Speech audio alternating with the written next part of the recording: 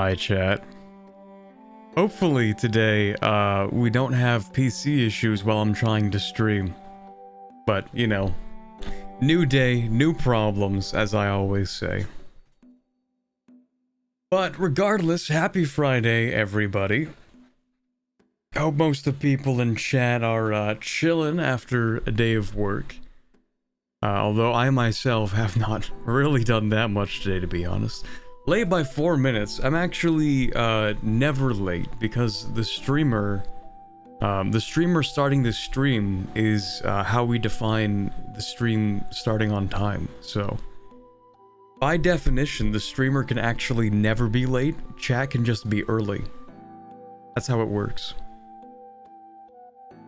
Hey, Mr. Overheat, stream time, let's go. Iced coffee, meaning sugar water with a drop of caffeine. Turns out, actually, that this iced coffee that I have in my hand right now is like 1.5 cans of Monster. In terms of caffeine. Like, it's actually a lot. Like, probably more than I should be having. You know, I said, oh, I'm gonna swap to iced coffees because, you know, it's probably not as bad as having a can of Monster. Wrong, it's worse. But it's also $1.50, which is a very reasonable price. I can't beat the price, you know.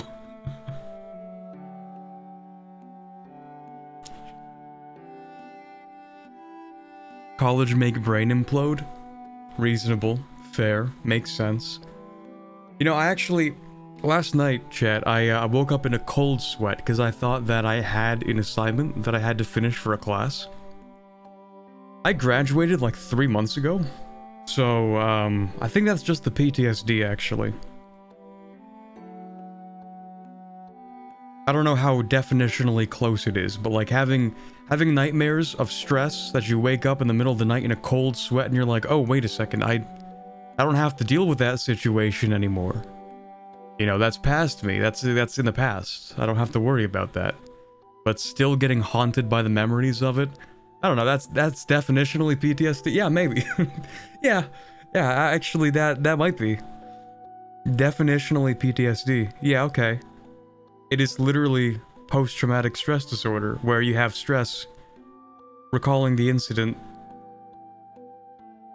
despite the fact that you're not dealing with it anymore, even though it's like far past. Yeah, okay, sure. Not in any actual danger. Like, I don't have to complete any assignments, but it's like a recurring nightmare I have at least once a week, where I'm like, oh my god, I have to finish this assignment that's due in a few days, I have to hand it in, and then I wake up and I'm like, I've been out of school for at least 2 months. Like, this isn't an actual thing I have to deal with. Anyway. There's today's therapy session with chat. Anytime you have a cringe flashback at 2 AM of something that happened 10 years ago, that is also PTSD. Yeah, I guess so. I guess, but it's like in kind of a different way. Maybe it depends on how much you've had character development as a person. Like, I have those, but then I remember, like I don't really feel that much stress from them. I do cringe at them a little bit, but I don't feel the same kind of actual stress that I do when I, like, have those particular, like, assignment that I have to hand in nightmares, you know? It was like a repeat of this one course I had in the 4th year. That, it was the only course I had to take 2 all-nighters in a row to complete an assignment for. Because it was just like that bad. It was such a tough course that I think like half the people who took the course dropped it in like the first 2 weeks, and the other people who remained suffered throughout the rest of the course. It was like one course that had the workload of like 3 courses. It was so bad. And I think it's like that exact moment is what I like recall back to, where I'm like, oh my god, my test cases are not working. I have like 6 hours left to hand this assignment in. If I don't get any of the test case working, then, you know, I get a 0 for this assignment, which means I insta-fail the course, because that was the kind of course it was. If you fail anything, you fail the entire course. So yeah, that was probably the one where I got the PTSD from.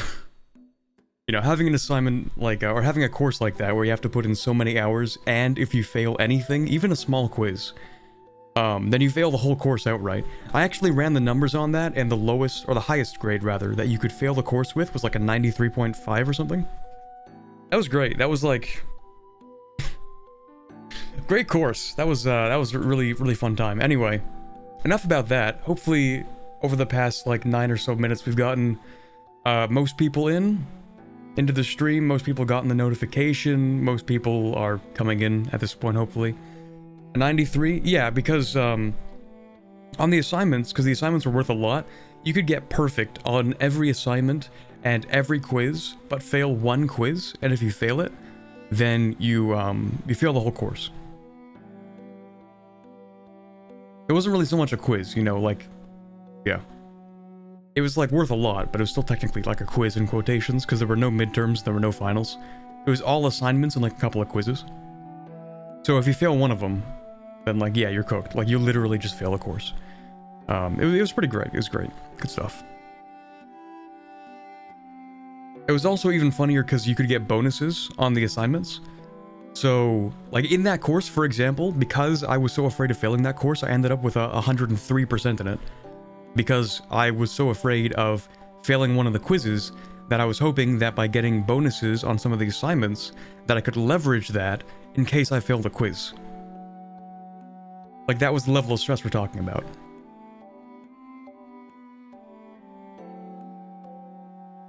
So, yeah, it was, that was a great time.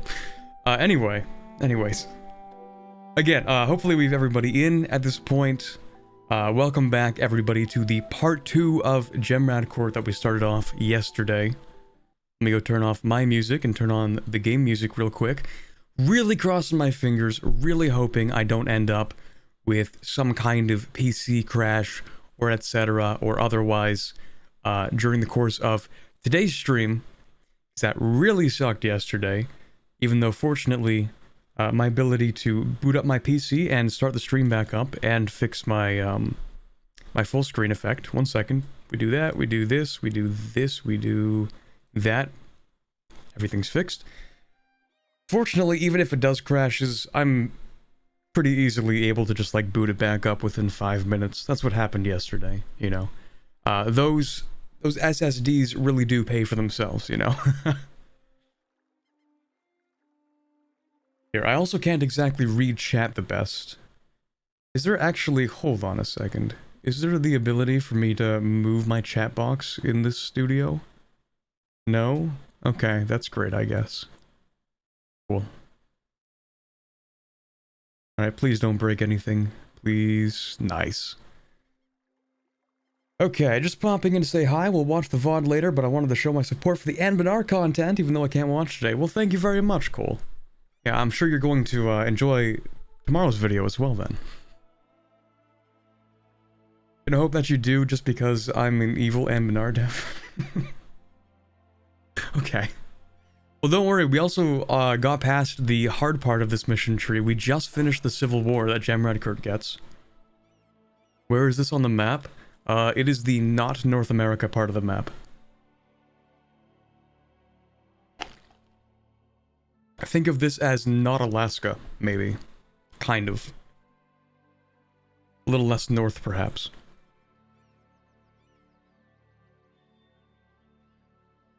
Anbennar America? Yeah, pretty much.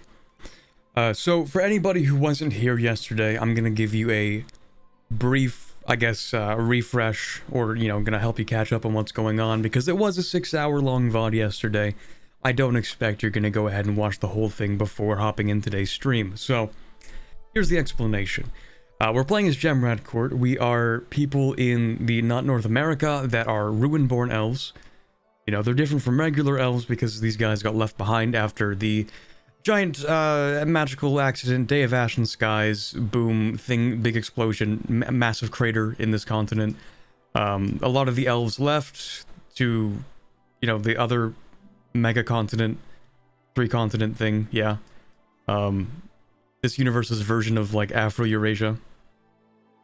And the people who didn't leave stayed behind and got a little bit of radiation, magical radiation.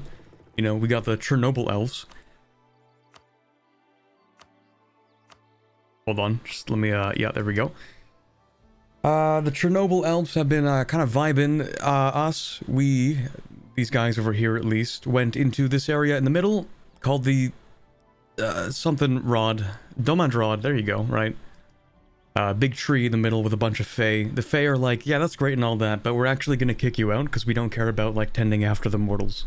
So get out. So they kicked the Ruinborn elves out of the Domand rod. We were left up to the north. Other people went to different areas.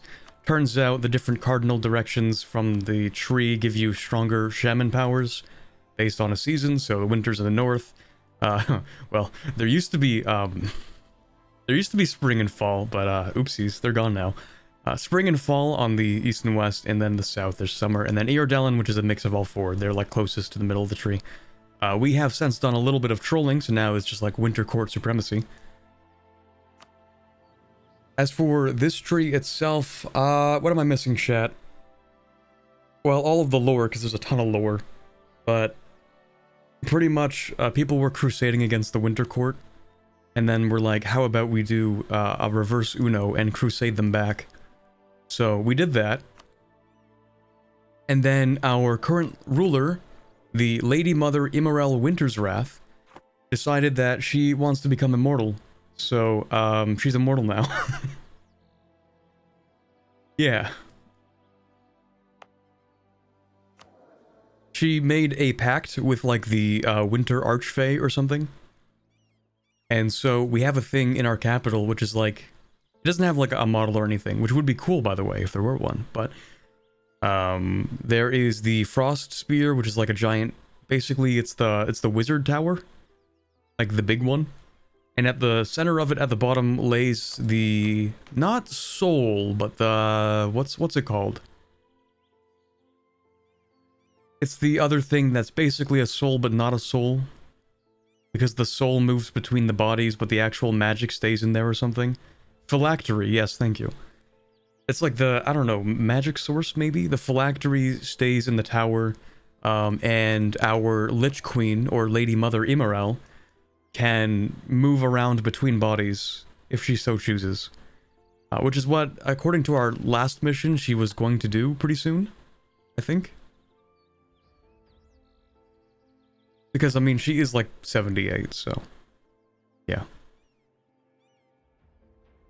It's a container for the soul? Okay. Yeah, we also had a huge civil war because, so the whole plan was going on, right? I guess she was a queen beforehand, Immorel. While she was planning on becoming immortal, the nobility were like, hey, that's kind of cringe. We actually don't want you to rule forever. We actually don't want you to become like a Lich Queen and rule for eternity. So they were going to try and stop her before she became too powerful. So we had a civil war, but we won the civil war. So right now, the entire area that we control, at least, I don't think it's everything. It would be a lot cooler if it were, but at least our entire region is contained in, what's it called? The Winds of Winter or something?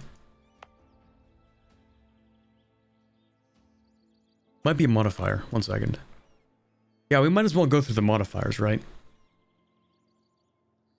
So the ruler is a Witch King, or a Witch Queen in this case, which gives us a bunch of modifiers. Everybody hates us because we are like, the magical pariah of the known world, and the known world is very small, so we don't care. Yeah, unlike a normal Lich, Immorel is actually not technically undead, but does possess living bodies. Yes. So, like, she transitions between bodies.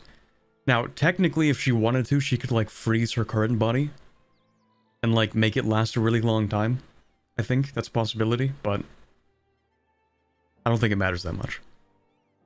Oh, right, yes, we have 9 months of winter out of the year now. That was one of the pacts with the Archfey. Is that we would change it so that everything we own has 9 months of winter. And, you know, 3 months of not winter. A fun little thing is also that we're called the Immorelian regime. Because our ruler is Immorel. So, yeah, of course we would name the entire regime after her. It's literally one person. Doesn't she also change to keep face for the public? Well, no, because she uses illusion magic, I think, to change her appearance, to make it look like she's always been the same. I'm pretty sure.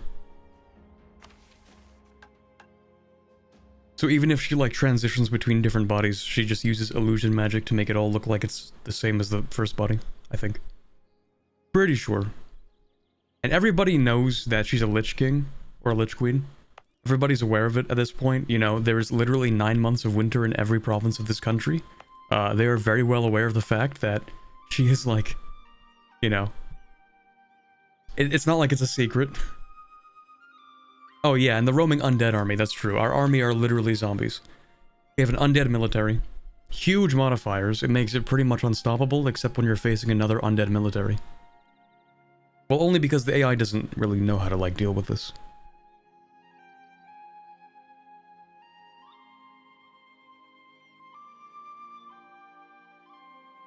We're doing necromancy economics or something, I don't know.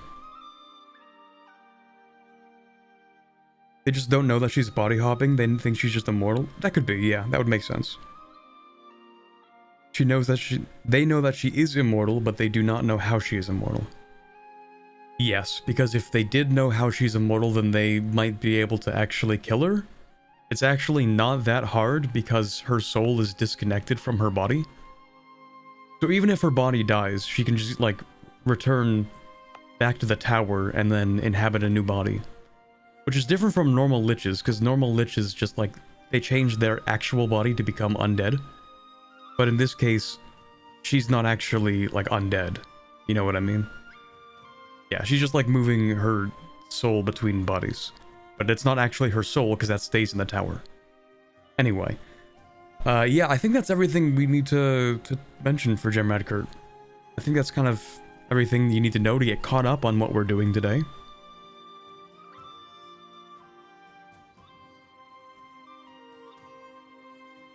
Necromancy economics be like minus 10 monthly income? Okay, don't worry about it. Yeah, that's another thing, is that we cannot take these forts down because they are the only thing protecting us from the eternal winter. So the Winds of Winter thing here, it's kind of painful, you can see. Minus 20% production efficiency and national tax. 20% dev cost. It's very painful.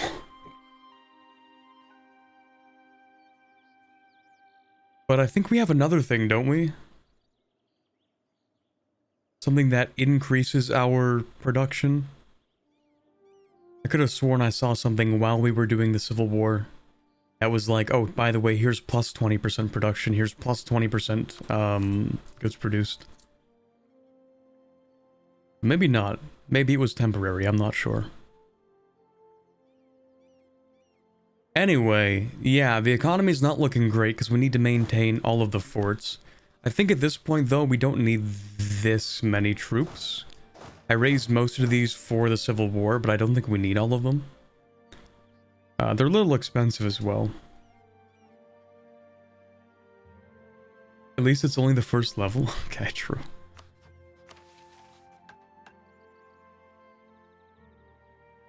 Yeah, and at this point, we actually do need to go ahead and take these two provinces and all of these provinces. We do actually now have claims on these.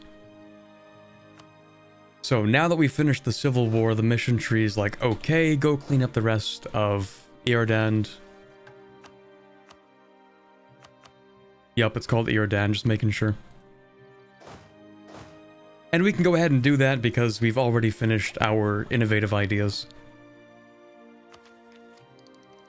So, other than tacking up, we're just gonna spend admin on coring, I guess.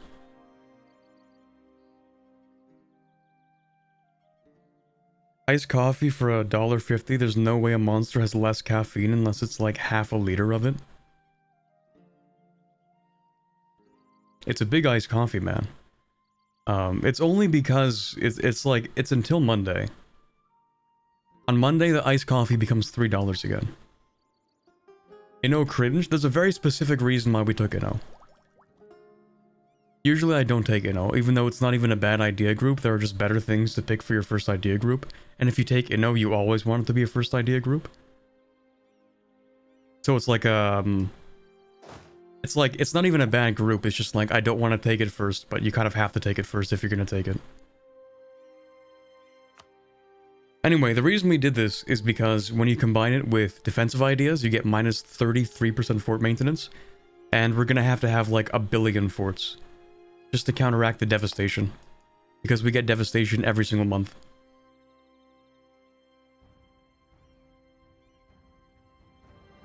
You can probably also just go bankrupt once you have truces with everybody. Yeah, I kind of hate going bankrupt though. I like trying to, you know, deal with the economy and that stuff. I can definitely do planned bankruptcy, but I just kind of hate doing it. It's annoying more than anything else. By the way, Corbett, what is the best way to support your channel? Donations here or some other medium? I'm not entirely sure what the actual best way is. I think it has to be a competition between Patreon and doing the Streamlabs donation link, which... Is that even in my stream? Actually, hold on a second. Do I even put that link in the description, or do I just omit it every single time? It should be there. 1 second. Do I not actually put the dono link in there? That's crazy. Okay, 1 second, chat. There's like a Streamlabs donation thing you can do, which is... It just like goes directly to my PayPal, so it doesn't cost as much money. Like when you send super chats, YouTube takes a cut, but if you do like the donation, it's like, yeah. Let me actually just put the link in the thing, because I don't actually ever do that.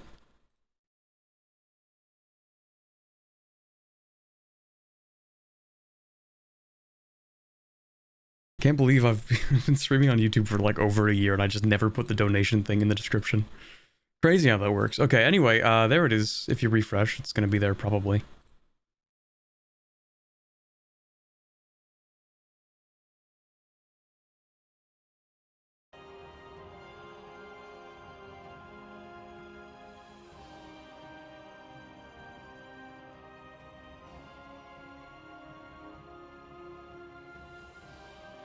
I love fort maxing and defensiveness maxing, making it impossible to get siege down. Yeah, but it's like, it's expensive for us because we need so many forts.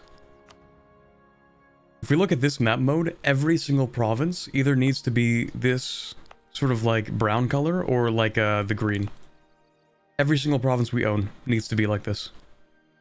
Well, the more important ones. Why is it Gemradcurt 2? Because yesterday was the first stream. Today's the second stream.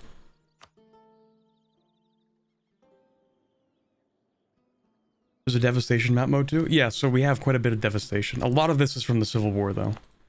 So, like we just finished the Civil War. In fact, if I want to make more money, I think I'm just gonna invade people, actually. I think we'll get more money from invading people than not invading people, so we might as well go on the offensive. Turns out war is profitable. Who could have guessed?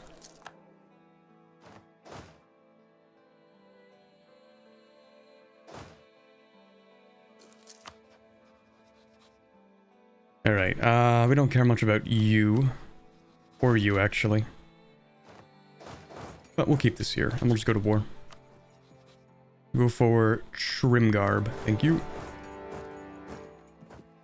When you get forts level 2, you need to upgrade all forts, else you get devastation. You get max devastation reduction, enough to stop the debuff, only with max level forts.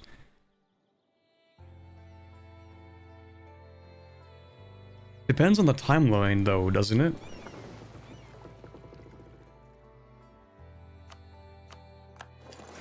Like, are you going to need max level forts the instant you get the tech?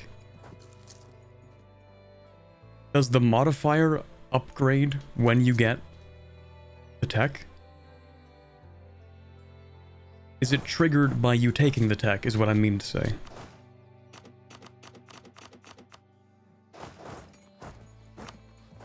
Your tech 5? Oh yeah, never mind, we do not care.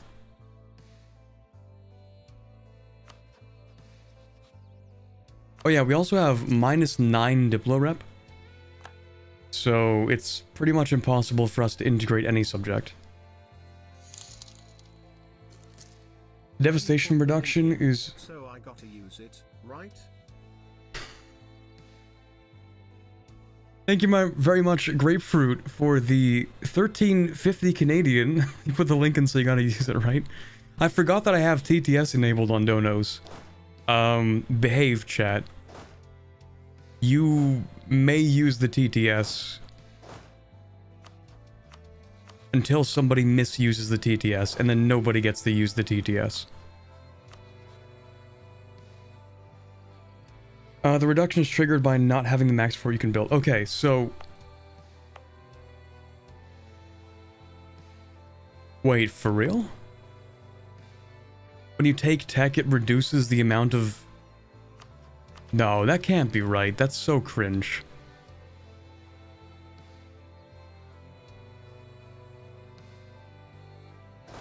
Okay, so...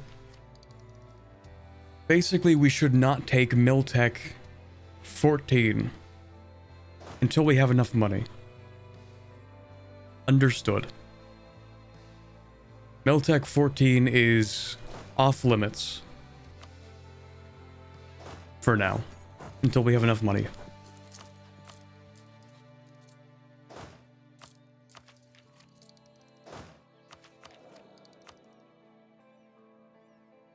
Also, I think because my national tax is so low, I actually will grab a national tax person.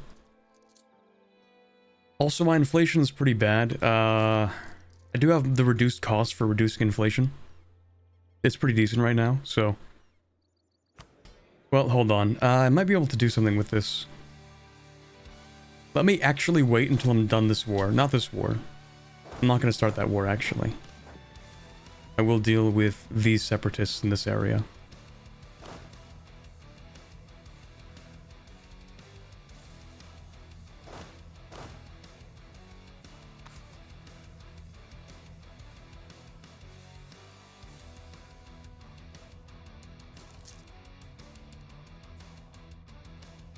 When will you have enough money with your frozen economy? Never. I don't actually know how this country is supposed to build an economy because we don't have one. I suspect we are going to have to do a lot of development, although...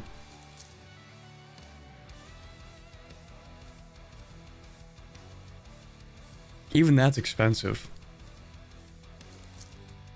We can mitigate the winds of winter, but that's not as good as, oh, by the way, we need to develop for the economy. You need to annex the south and transfer trade there?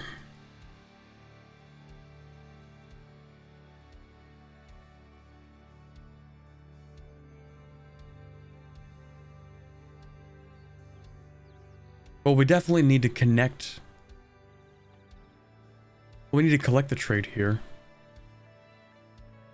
I mean, yeah, okay, so it looks like we can make another 4.5 ducats roughly in here, which is something, I guess.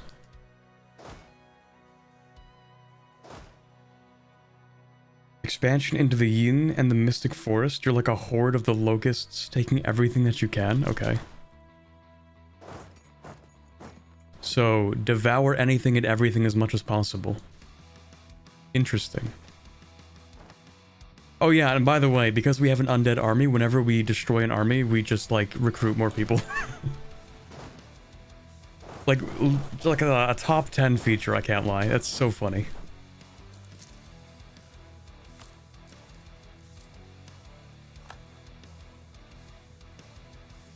Okay, we definitely don't need that spy network anymore. In fact, we're at 99, I might just annex them.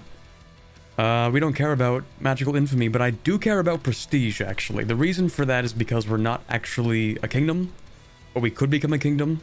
I need 50 prestige, though. So just in this instance, I actually do care about prestige. So I need to increase my governing capacity if I want to, like, fit everything here, I think.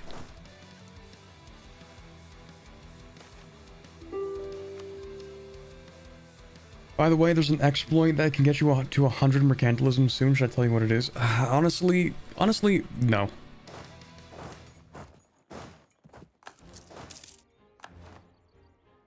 Only because I'm never gonna use it.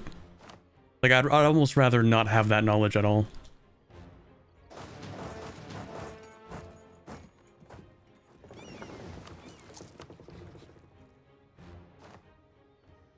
Like, the only exploits that I enjoy using in EU4 are the ones that are, like, in some minor way. Like, if there were an exploit that would get me to 100 army tradition consistently, I would not use that. But if there's an exploit, like the one I used for the Australia video, where it makes a game that would otherwise be very boring into mildly more playable, then yeah, I'll take that for sure.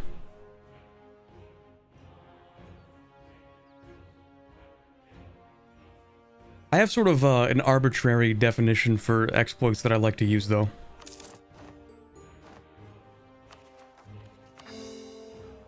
Because there's also that exploit where if your army is locked in, you can use a navy command to stop it from being locked in. But I feel like that sort of defeats the spirit of strategy.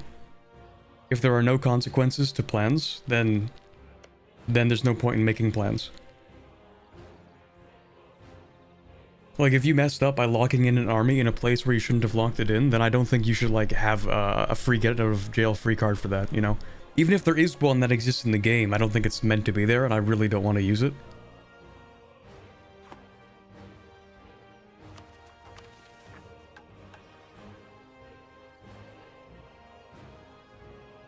My favorite exploit is Alt F4. See, that's one of the things that, like, I don't even mind using the Alt F4 so much. Which is why I'm like, yeah, it's kind of arbitrary, isn't it? Because on one hand, I'm like, oh, you shouldn't get a get out of jail free card. But I still see no issue with, like, save scumming. Maybe it's like the things that you save scum for? Maybe? I don't know. Is that where you have a navy attached to a unit in the province and you move the navy out when the provinces are locked in? It's like when, hold on, maybe I can just show it off here.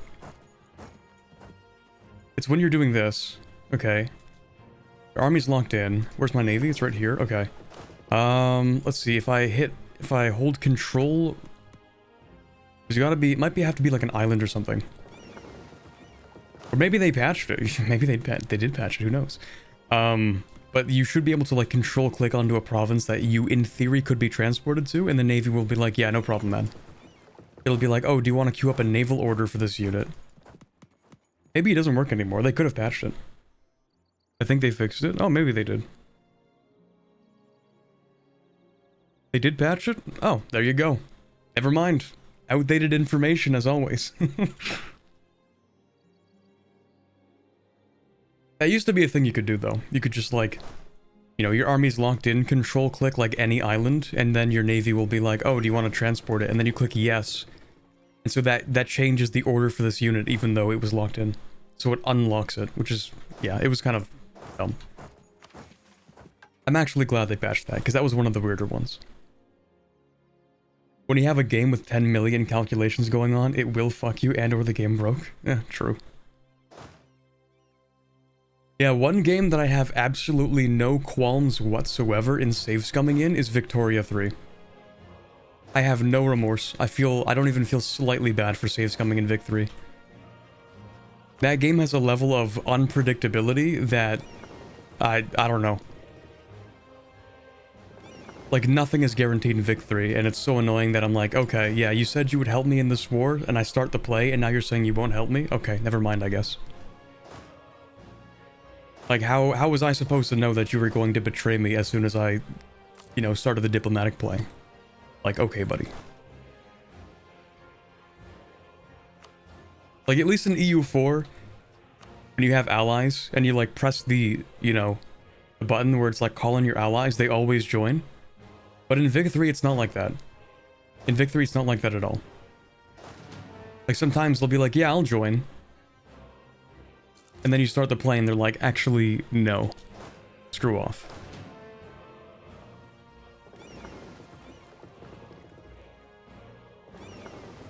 Let me move my army or my navy there so we can get repaired a little bit.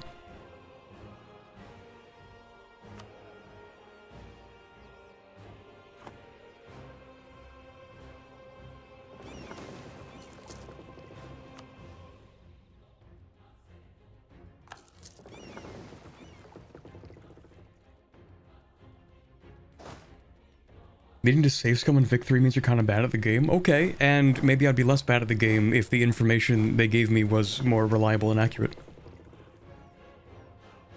Like, I'm not denying I'm, like, bad at the game, sure.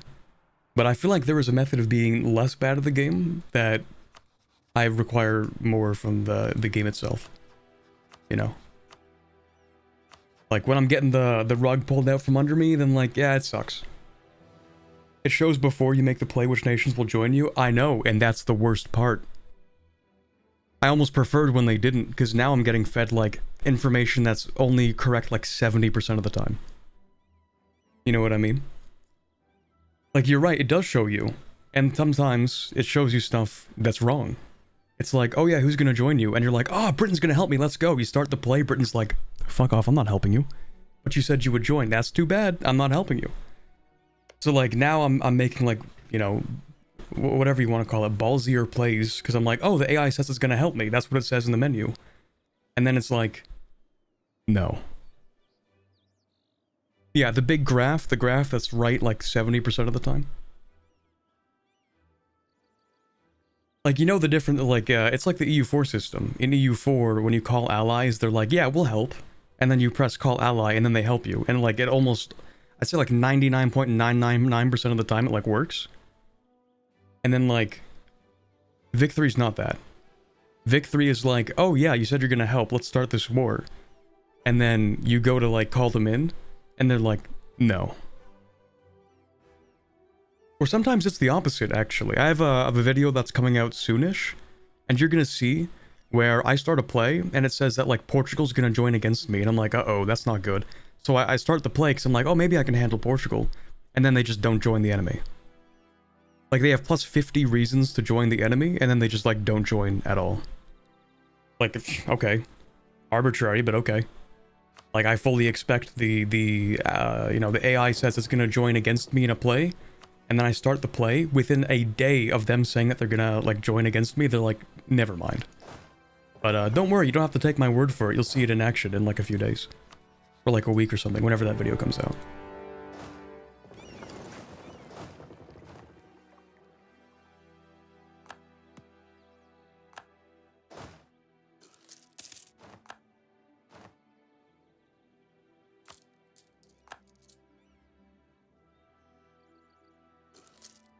It's correct as long as you don't add any war goals, right? No. No.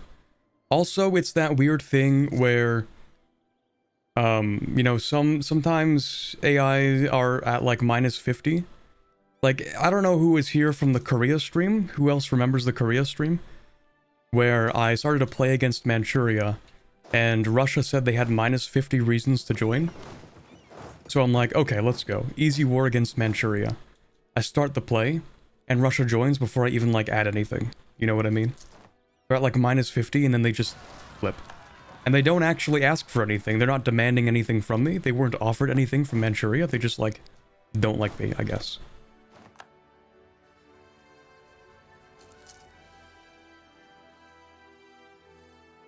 Have you been enjoying Gemradcurt so far? Yeah, it's difficult. It's kind of a tough run, but I'm sure it'll get easier as we keep going.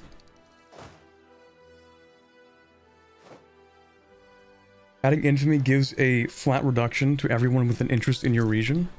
Okay, so do they just not calculate the infamy cost into the menu?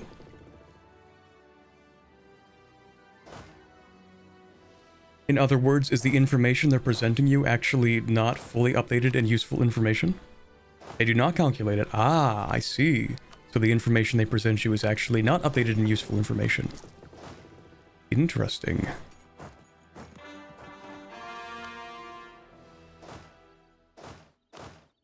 It's like if you saw, like, the AE calculations, and then when they actually do the calculations, it, like, doubles it. And it's like, oh, well, you should have known that when you take it, it actually doubles the thing. And I'm like, okay, well, how the fuck?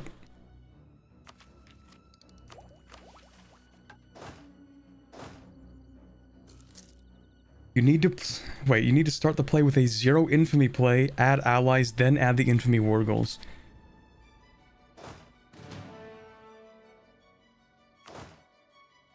I feel like you shouldn't have to, but it's whatever, because they're gonna change the system in, like, 2 updates or whatever anyway, right? Like, that's... Like, I'm sorry, that sounds more like a bad system. That sounds like a symptom of bad game-itis to me. More so than just like, oh, well, you should have known. Like, should I have known? Or is that just, like, bad game-itis?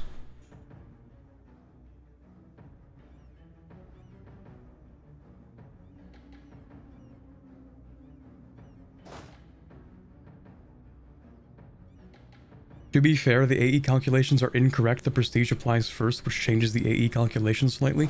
Okay, yes, that's true, but it's not like a severe degree, right? Because it goes up to 10% with prestige. So it might be like an 8% difference, but that's... Yeah, well, first it's like in favor of the player, so no one's going to complain about that. Like, no one wants to complain when something helps them, right? And second of all, it's like it's not like you're doubling your AE out of nowhere, you know?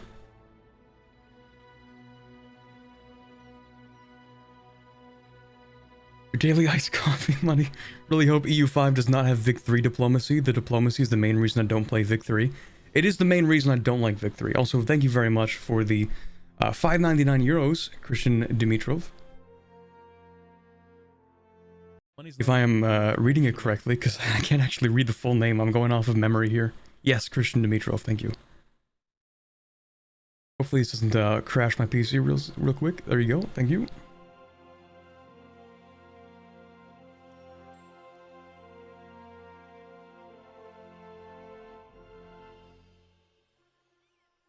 You could get rid of the skeletal ponies. I should get rid of most of my army after I'm done conquering this area. There's literally no reason to own an army after this, until I'm like invading somebody else. So I really want to just quickly clean up the whole area, and then just delete like an entire army and all the cavalry. Because I'm not going to need it after this, I think. I'm just going to be, I think, colonizing for the most part, and, you know, a few rebels every now and then I'm going to have to like invade these guys. But until then, I don't actually need an army.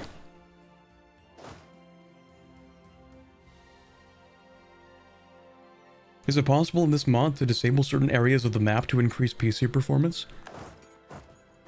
Yes, but like that question is so oddly specific that it almost feels like you knew that before you asked it.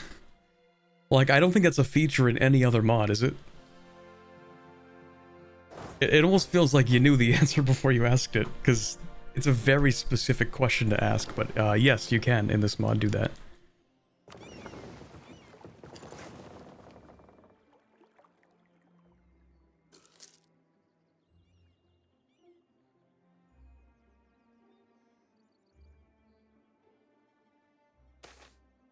For me, the reason I don't play Vic 3, I don't feel the effect of my actions like I do something and nothing happens.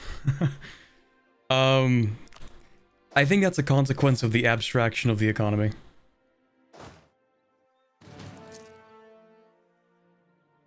Maybe. Also, yeah, I will get rid of that cavalry, actually.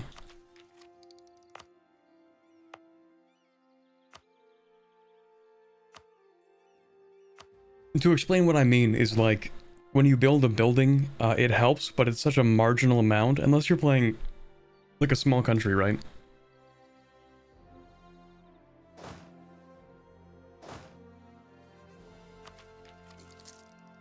It also depends on the play style. Maybe. I don't play Vic 3 because it feels like everything I do makes it worse for my country. I actually play like a lot of Vic 3. I really like playing Vic 3. I have like 1,000 hours in it at this point. I don't even know why I play Vic 3. I think it's because like number go up. I like number. It also has like a really great ability to tell like an underdog story.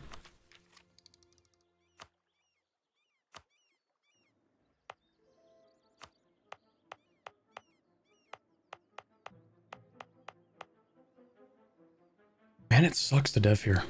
Maybe I should dev here. The second institution in this province. Anyway. Yeah, like you can play as a really small country and then like do big things with it, and then you're like, oh, you know what, this is actually a fun game. Like, oh, hold on, I want to give you an example. Because I posted it on Twitter, but... Yeah, we're getting derailed this stream, it is what it is. Let me find my most recent game that I posted. Hold on, let me save that. And then do... Why does it say it was a JFIF? What is even a JFIF? Be a JPEG. Anyway, and then I put this here, and then I do this, and then I do this, and then I do...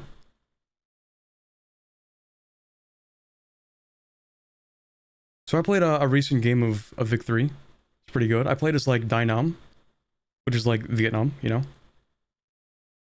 And I had like a pretty decent game. It's pretty good. I made like what if Dynam actually conquered all of China. I got like close to it. It's actually a really fun run to play, I can't lie. It's like one of my go-tos. I think I've played Dynam like twice or 3 times. It's actually a lot of fun. Anyway. Good stuff. I like playing the game. You know, I don't actually play like any of the major countries though.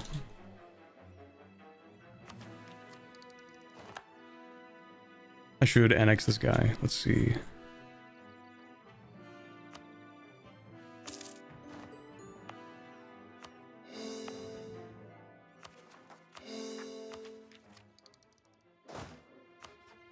It's very useful for me to that these guys already have a bunch of forts down here.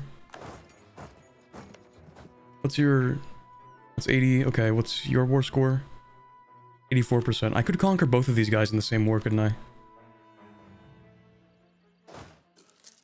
Maybe I will do that. Let's move you here. Move you here. Okay, yeah, let's just invade both of these guys. I don't think it matters that much. Because I would get claims in the rest of Aordand, but I could just annex both right now. It doesn't really matter that much. So let's go with this here, I guess. I also have reduced demands. Reduced whatever demands. Unjustified. Because I am a Witch King? Or a Lich Queen or whatever? Yeah, Witch Queen. Minus 33%, so I don't really mind that much.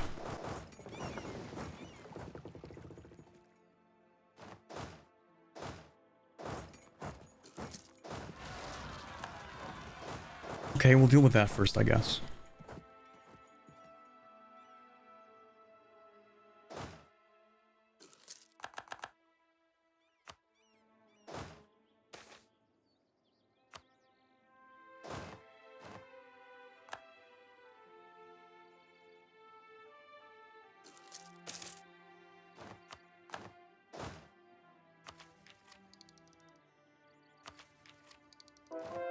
I will eventually have to spawn colonialism, which is gonna suck because everything's more expensive to actually, like, develop at this point. Actually, the attrition is so small. Yeah, we get 0.2%. Trade efficiency? Do I want that or do I want the money?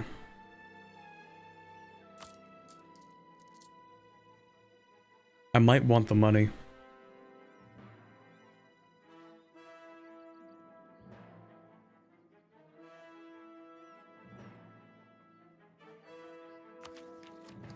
No, I want the Diplo.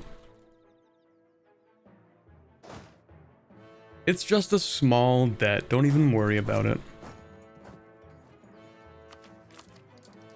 In fact, these are smaller loans, so I will repay them because I can take out larger loans. Same inflation, just like, you know, slightly more money.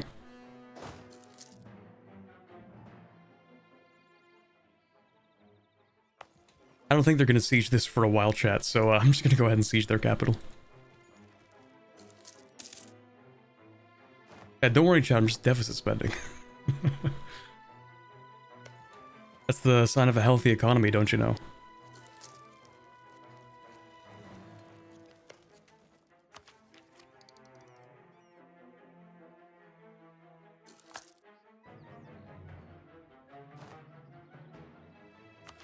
Victoria 3, I feel like, is the only Paradox game where you can actually deficit spend, unironically. Because EU4, you don't get larger loans based on the buildings you get. It's based on development. But I guess, well, technically, the number of loans you can take out... Like, the size of the loan is based on your development, but the number of loans you can take out is based on a function of your income versus your interest. So technically, as you get more money, you can take out more loans, but that just like speed runs your inflation. Because if you don't have that much development, then you can't take out that large of a loan.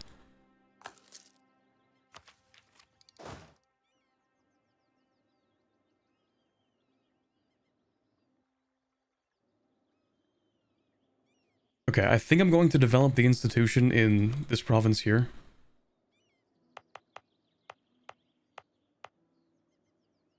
Oh, right, I guess this one province isn't covered through devastation. Like, I'm gonna have to build a fort here. Right. So we don't get prosperity in here, but it is what it is, because I have too much mill power, so... yeah, I'm gonna develop it in here. You know, farmlands, it's the best we're going to get, probably. Should do this, though, yeah. Also, the dyes are pretty good, so... Check your missions, you need to turbo dev some provinces. Uh-oh. Uh-oh, what have I done, chat? All provinces here need to be 4? Okay, that's gonna take a while. This doesn't seem that bad.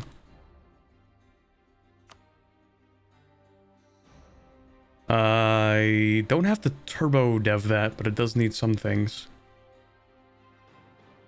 I need 60 provinces as Snackboth culture. That's crazy. That's crazy how that happens. What do you know?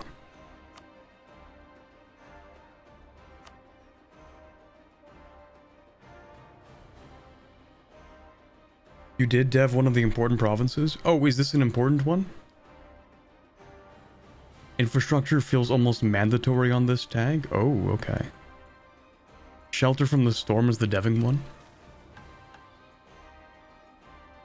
Shelter from the storm. 3 owned provinces that need to have an Aordan expedition site, 10 production development, and a mage tower. So this isn't one of them, so I shouldn't have devved this, but I need the institution. I've already devved some of it. Yeah, this is a sunk cost fallacy. We're going all in.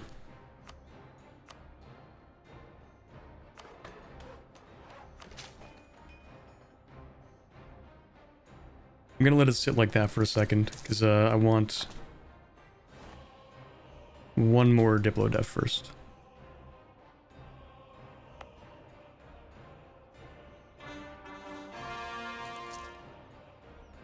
It's a fine province? Okay.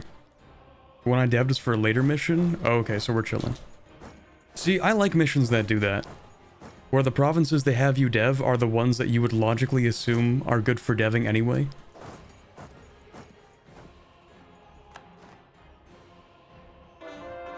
So like the mission tree sort of synergizes with the average player's expectations. I like that. Yeah, we do have a nobility fortification thing.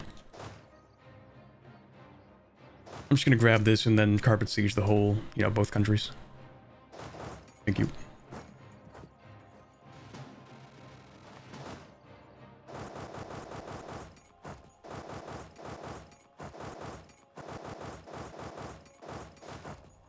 That should do it.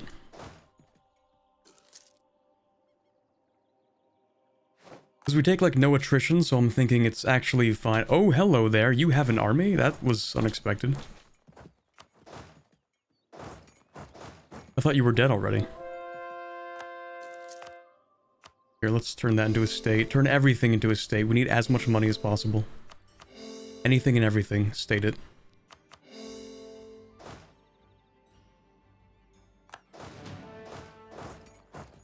And then I might even need to take out a loan for a fort. I mean, the economy's improving. We'll see after we finish these wars.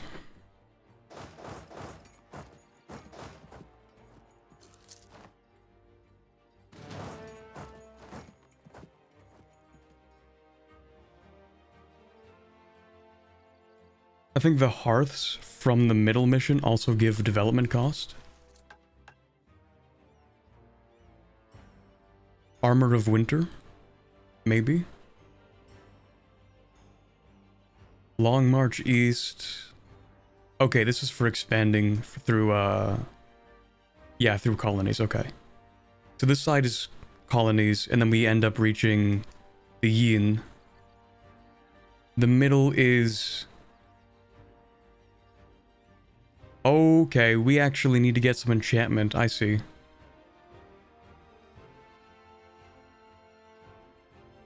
All provinces with Aeordan expeditionary sites will receive hearth wards.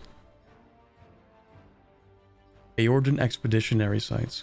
Oh, those are the... these ones? It should have a modifier, a trade modifier. Yes. Here, here, here. Okay, so all of these provinces are going to be like our main hubs. I see.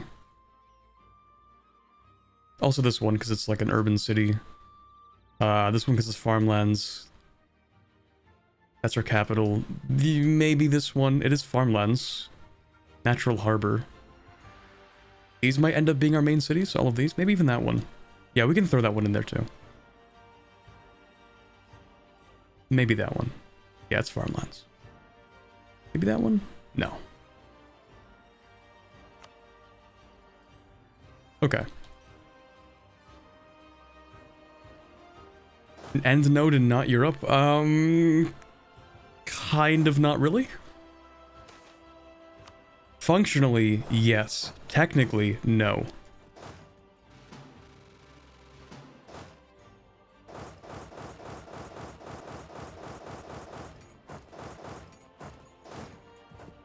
Because this thing in the middle, that's technically a portal. So, technically no. But until the portal is opened, functionally yes.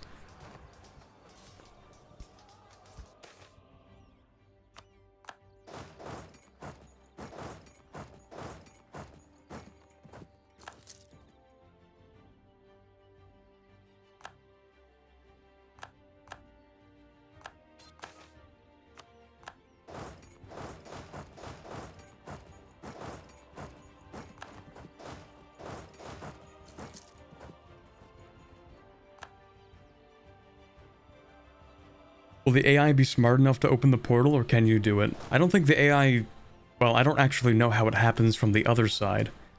It's not going to open from this side, because that would require somebody forming a country called Aeordan, which is the unified tag of this region. But because we're going a little funky with it, we don't actually get to form that country. I don't know, maybe they added something to this mission tree that lets you open it. I'm not actually sure, but I've been told, at least, that we cannot open it, and maybe eventually we can. But at the very least, on the other side, I've never seen the AI open it. Yeah, the AI could do it, but that would require forming Sirenvar, which is the formable in the Deep Woods. I've seen that happen, so that's not that crazy, but then it would require Sirenvar not getting obliterated, which is much harder because they're so weak, because their trade node is technically a starting node, the same way that this is technically an end node. So if the portal opens, then this is no longer an end node, and theirs is no longer a starting node, but until then, that's practically the case, which makes it pretty hard for any AI Sirenvar to have enough strength to, like, stay independent and not just get annihilated.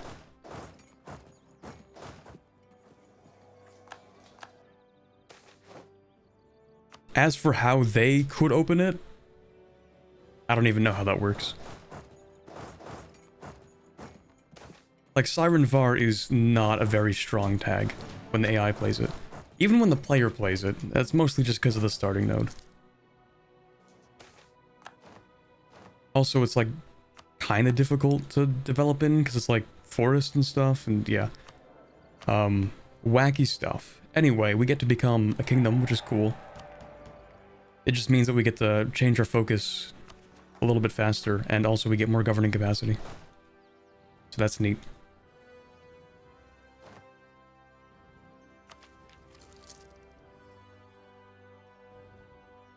Okay, so I can fully annex you, but not you in the same peace deal, of course. I could, because you're co-belligerented. Do this. It will cost 69 Diplo, but I don't actually care. 69 just to get this over with is totally okay with me. I also get a bunch of land from it, which is nice. Actually, here's an idea. Ooh, that's aggravating. Okay, give me 1 second. I'm gonna go deal with this. Because I do want to sell Crown Land before I finish this war. It will give me tons of Crown Land if I do that. Don't you have a unique first level government reform already? It's not unique, but it is majocracy.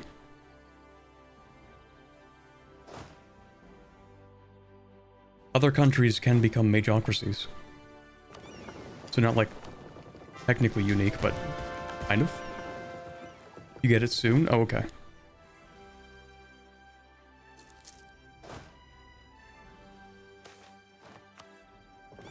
Okay, we got a free ship.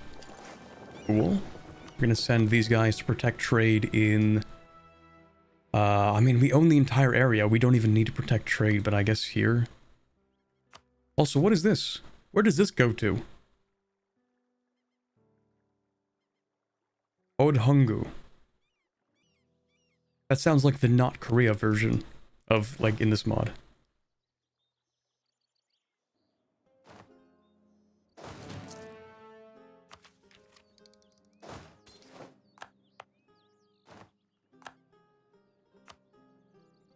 Okay, let's finish deving this a little bit.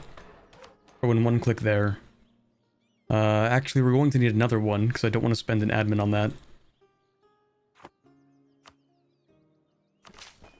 We can do this. Slap another one of those. How close are we? We're still going to need like 5 clicks. Maybe 6 clicks.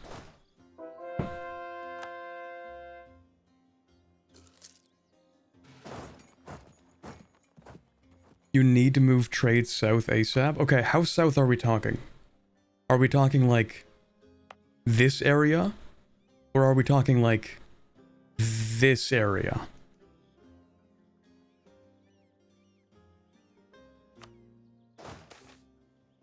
Oh, nice.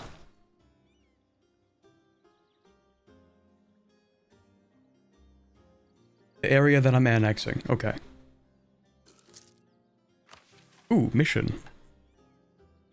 Oh, right, yes, that's the colonization mission. I guess we should start that, shouldn't we? Is that admin, or am I spending military power? Admin? Okay, not yet. Need to finish, like, coring and stating all of this first. Okay, so the reason I did that is that I could sell titles. I'm selling titles because that gives me less crown land.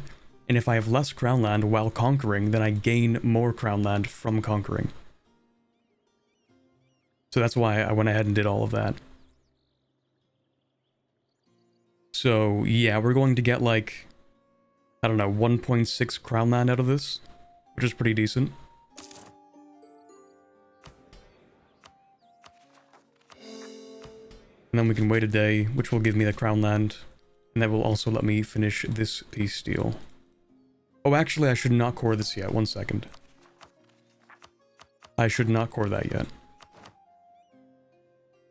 Should finish this peace deal, take all the money, get some more crown land out of that. Then I finish this mission, which gives me permaclaims, and those permaclaims make it cheaper to core. So now I can core that. 108... Boy, that is awkward. 100.8 chat. Well, that sucks.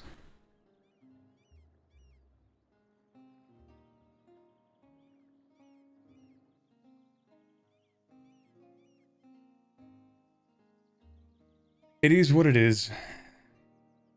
It's fine. Yeah, it's fine. Can't you concentrate dev in this mod? No.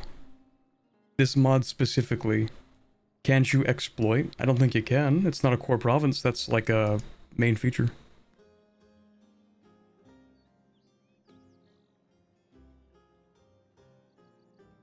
Yeah, concentrate developments removed in Anbennar. It's just annoying, you know. Concentrate devs with holds was too OP. Yeah, you know what? That's fair. That's very fair. I understand that. If possible, though, it would be really nice to have a type of feature where it's like, yeah, you can concentrate dev, but just not on the holds. I understand that might not be possible, though. But it would be nice if we could do that. Anyway, we're gonna get a bit of our crown land from that. We can also press seize land, get even more crown land back. And in fact, we do have some money that we can spend on. First of all, actually, we're gonna get rid of the 1%. We're gonna take out one larger loan, pay off the 1%, take out the 1% again because they will be larger, and then use those 1% to pay off the smaller 3% loans.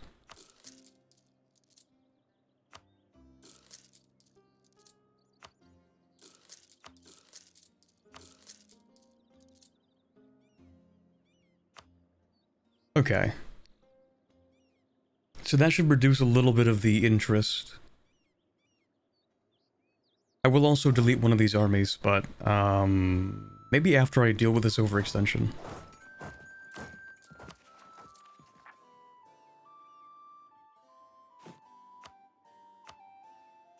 We can also just generally decrease autonomy in all of our areas, because the Civil War was kind of painful for that.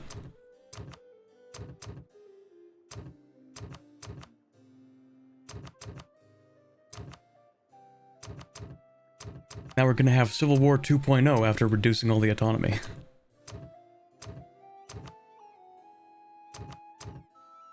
Nothing below 20 though, that's my reduction policy. Okay, average autonomy of 52%. Well, to be fair, we did just conquer like 200 development, which has 90, so... yeah, we are the number 4 great power, which is nice. I bugged the menu, cool. Yeah, I'm gonna get rebels anyway, exactly.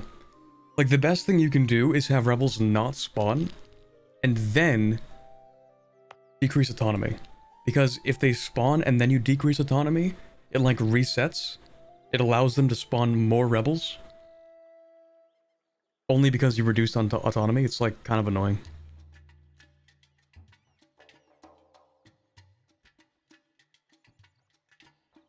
So if you can just get all of them together in like one fell swoop, it's really nice.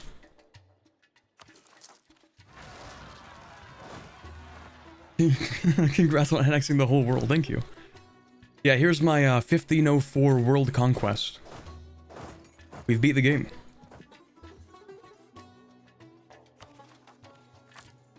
That's not actually positive income.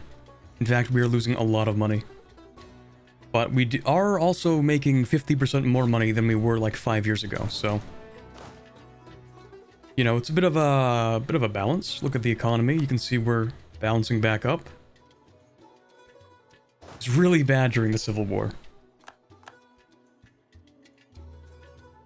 Gonna wait for colonists to arrive or what? Well, we are actually going to be the colonists. But for that to happen, first I need more admin, which requires that I finish coring everything. And actually, coring stuff isn't that bad, because we have minus 20% core creation cost.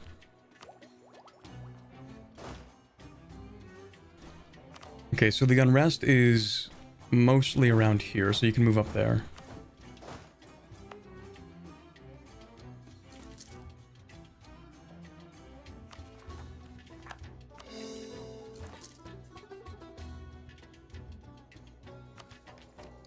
Yeah, we could take that, but we're not going to yet. Well, actually...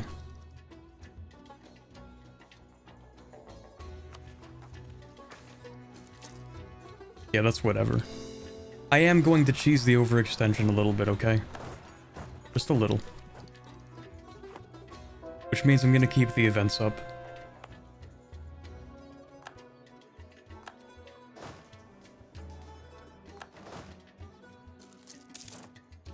Yep, a big loan. We love loans. Let's go.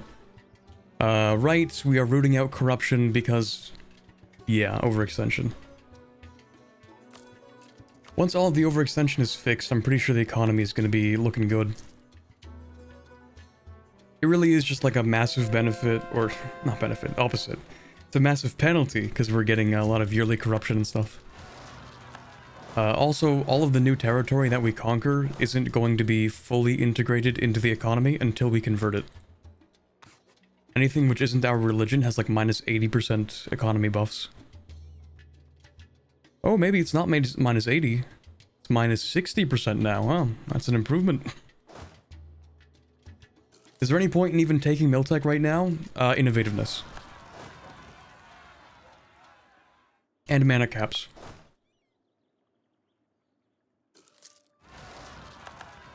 And also because we don't really need to develop any military points. Because we have infinite manpower. We literally have an army of the dead. So, you know, as long as people die, we have manpower to work with. As long as there remains one lich in this entire queendom, then we have manpower to work with.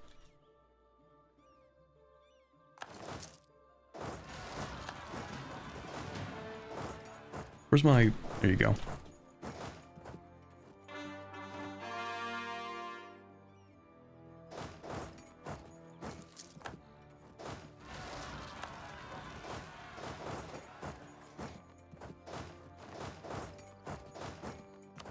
Alright, no rebellions over here. You can move down south then. Actually, you don't even need to move down south. I could just delete the entire army. How much am I spending on that?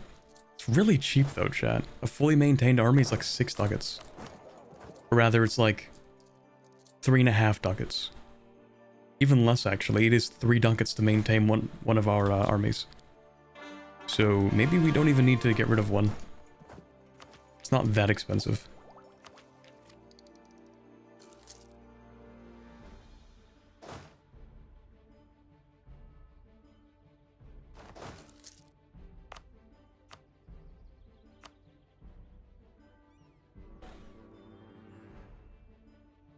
Okay, we'll turn this off for now. Just a waste of money.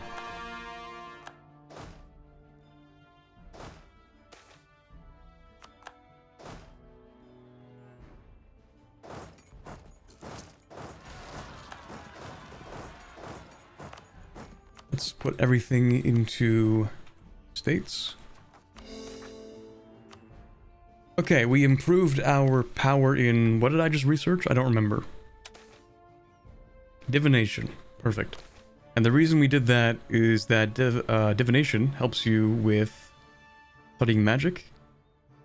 But we need to have another level of it. So maybe we should study more. But also... we need talented in enchantment. So we will eventually need to research enchantment. In fact, maybe we should just do that right now.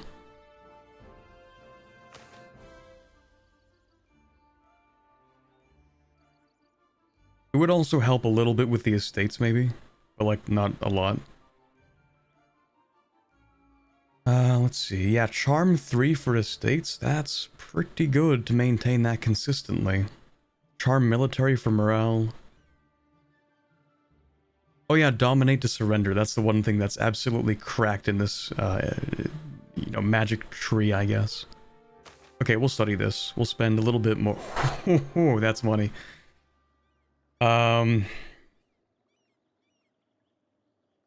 Yeah, we'll just eat the cost, I guess. We do need to start studying it.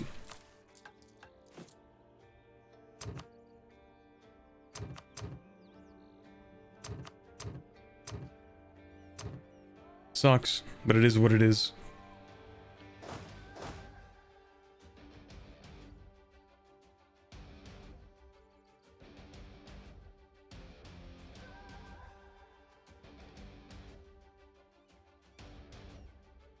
Enchantment to legendary. Yeah, ideally. Is your undead army just infantry, or do you have undead horses and cannons as well? We do have, in theory, we can get skeletal knights as our horses, or as our cavalry, so yes, we can get undead cavalry. Actually, are the horses dead as well? Created from the corpses of knights fallen in battle, these reincarnated creatures strike fear into the hearts of many. I don't know if the horses are dead. Heavy skeletal knights, clad in jet black armor and midnight mares, these heavily armored bruisers are often the last thing people see. So goated. I love the lore in this mod so much. Except the cannons all have the same lore. That's one of the things that I'm kind of disappointed with, is like artillery doesn't have variance in EU4 at all. It's not just an Anbennar thing, it's all of EU4. The artillery is always the same. Like, really? You couldn't have, I don't know, made different artillery sets? I mean, I guess... I guess a giant cannon is a giant cannon, but... You know, they have, like, different doctrines for artillery. Like, even if you think of artillery in the modern day, you have, like, different ways of using artillery. There's, like, siege artillery, there's, like, creeping barrage, there's, like, a bunch of different things.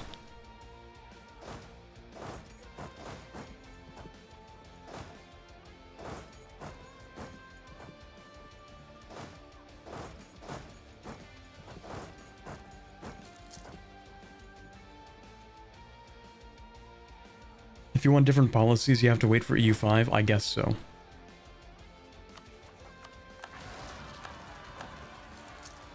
Like, you have anti-infantry kind of artillery, like grape shot, that kind of thing.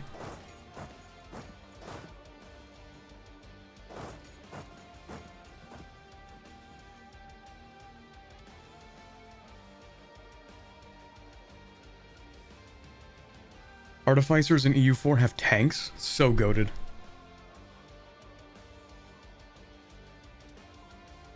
In case you're interested, there's a submod that adds unique artillery, same pips, just other names. I might actually go for that. In terms of a submod, you know, it doesn't actually change the gameplay, just adds lore. That's kind of goated.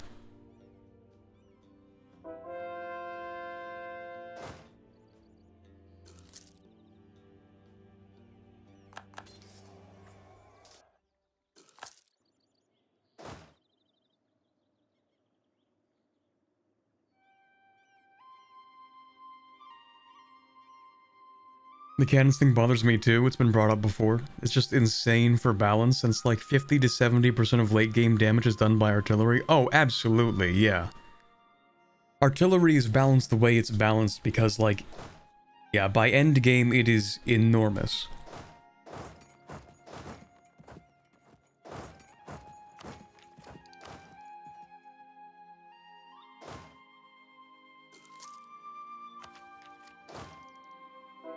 But like, what if somebody just has a worse artillery doctrine? What about that? What if it's not about the quality of the artillery? Maybe it's about the way they use the artillery. Maybe there's a better way they could be using it.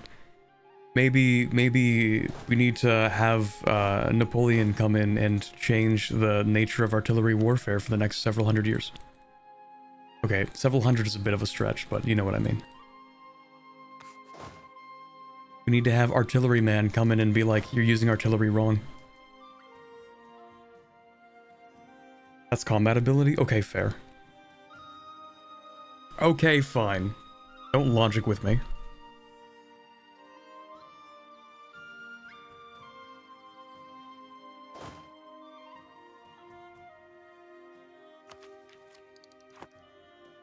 Dwarven armies in the game have like double artillery power? Sheesh. Meanwhile in vanilla EU4, Spain with +1 artillery fire. Oh, is that what they did to Spain? I actually didn't play any of the domination countries for real. I guess I played Japan for real. But I didn't really play any of the other ones for real. By the way, chat, look at this. Positive income? Positive money? In this economy?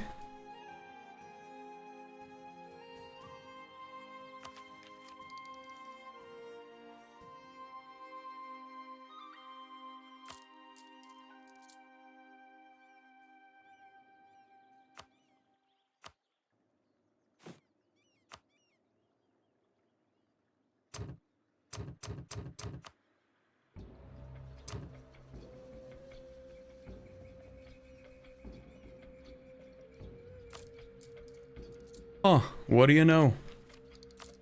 Also, I might just reduce all of my inflation at this point. We are actually, at this point, ready to have an economy. So I should use my points to decrease inflation. Also, because I'm not going to war for the next, like, multiple years, I'm just gonna turn off war taxes. Because I know I'm going to forget when the next age pops by. So we have reduced cost for reducing inflation. Actually, is there a way I could get these guys to like me? Oh, yes. First of all, I need to build this. And I need to do it in like the next few years. I could... Yeah, I'm going to debase that tax because it's a lot of money I can get. I'm going to use that to build that one church in here for that mission. And then get another thing here. And I'm going to try to make these guys happy. Because the happier the merchants are, then the lower I'm paying to reduce inflation.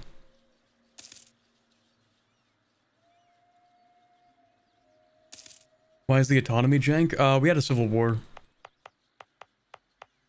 And also because we conquered the entire area. Religious resistance in my winter supremacy country.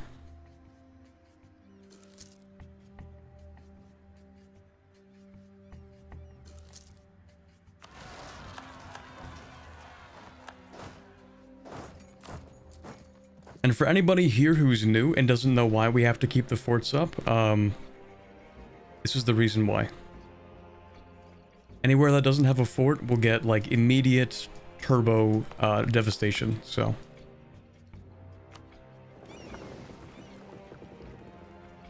Bendeving a 60 autonomy province, it is what it is. That's life. Do we care about prestige right now? No, we don't, because we can't become an empire. Inflation will reduce the debt.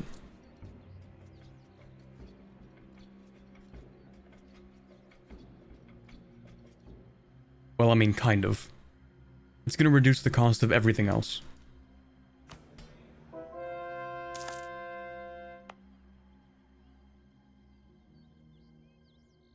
Also, remember, chat, we're still converting this stuff, so once everything here is converted, we're going to be saving a lot of money. Saving money on missionaries, also saving money because these provinces give me minus 60% tax on goods produced. So the economy is still on the uptick. We're going to be making more money as we keep going.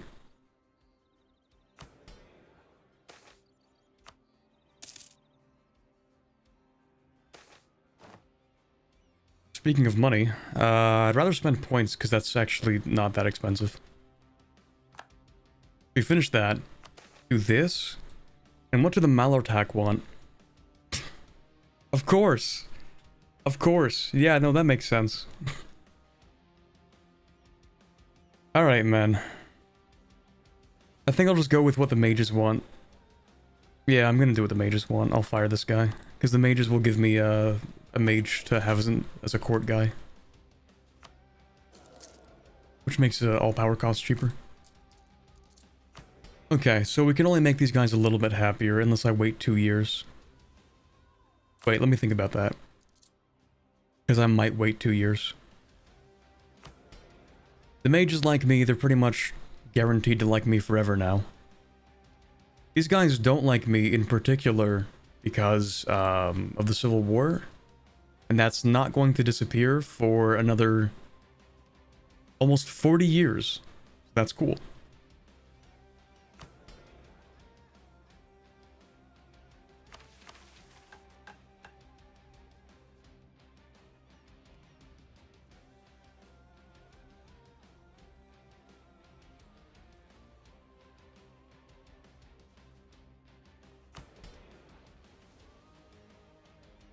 Okay, so I have an idea. I think what I could do is... We're gonna wait 2 years, I'm gonna sell titles, then I'm gonna reduce my inflation, and then I'm going to take land back.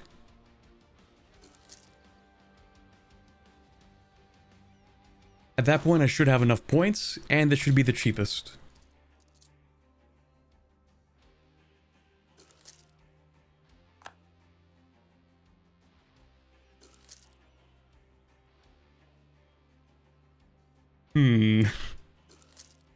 Well, at least we're kind of breaking even on that.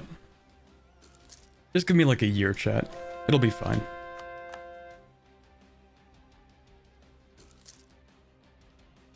See, the economy's going up, kind of. Remember to move trade south. Okay, let me actually analyze this. We do need to collect here. That's inarguable. We'll move the guy from... No, we cannot move the guy from Eerdand. Because if we don't, it'll automatically split among all the nodes. We can move the guy from Agras to collect here, and since nobody else has trade power, we should get the full amount. Which is something, I guess. Yeah, okay. I don't think we need to move trade here. Move merchant from home node. Yeah. I don't think we need to move any trade because we're collecting 100% of all of the nodes we have access to. So we don't actually need to move trade yet. We're collecting 100% of the money in this, what do you call it, peninsula, subcontinent? Yeah. So based. Let's go. The archface smiles upon us today.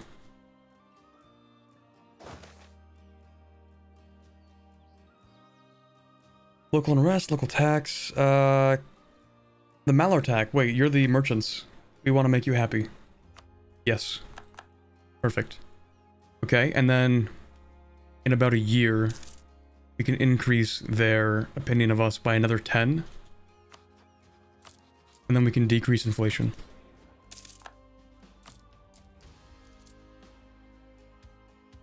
10% of your total income from one moved merchant is kind of big. Yeah, it's pretty good. A force costs money. Yeah, it's gonna be a bit of a process. So what I'm doing right now is I'm gonna try to make sure I pay off my debt. Then after paying off my debt, I'm gonna use extra money to build the forts. Because I think building the forts is not going to improve my income as fast as maybe just paying off the debt. Like, it sucks that we have this devastation, for sure. But also, it's like not going up that much. And also, its effect is... I mean, it sucks because, yeah, it's the goods produced. But it's not like I'm losing tax on it either, it's just the goods produced. 17% inflation, damn. You should see, like, all of my campaigns start off with high inflation before I hit the snowball phase.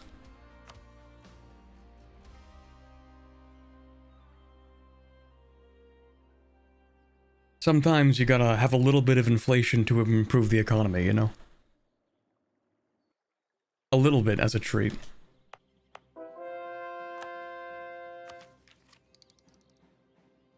Okay, so do I want this right now? I think so, because that's 386 admin. Also, it means I can spend mill power because I'm going to get defensiveness. That's obvious. Everyone knows why we're getting the thing, right? Defensiveness.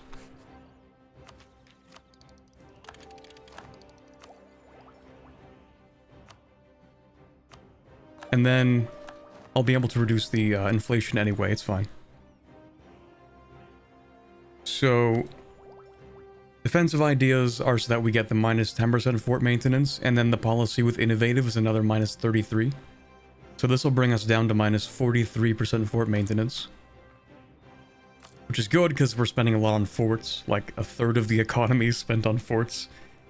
And it's going to be even more if we have to build more forts.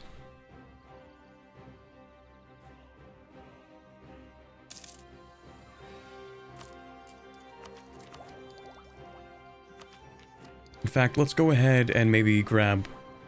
Well, hold on. I do need to finish deving this.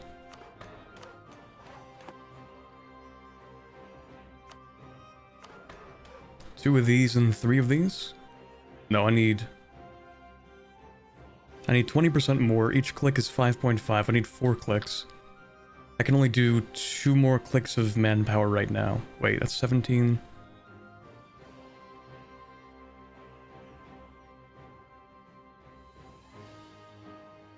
I don't remember the ratio. You can't have more dev than the others combined, right? Or can you only have 1 more than the others combined?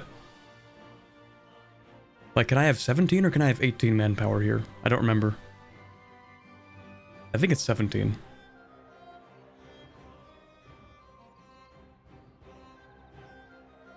Inactive forts reduce devastation at a half rate, don't they? No. It's worse than a half rate. It actually doesn't.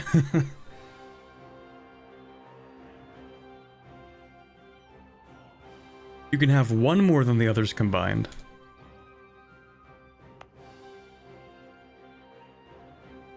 Money's not even real, actually. Hey, thank you very much, The Watcher, for another US 199 CK3 MP game request 2. Let's go crusading. I am not particularly acquainted with CK3, especially not enough to play multiplayer. Sometimes in, like, you know, doing like collabs with other people. But like an actual MP, I don't know about that one. You can have equal to the combined of the other two plus 1. Yeah, that's kind of obscure and kind of niche, but if it's true, then you're still going to need 1 click, but yeah. That's fine.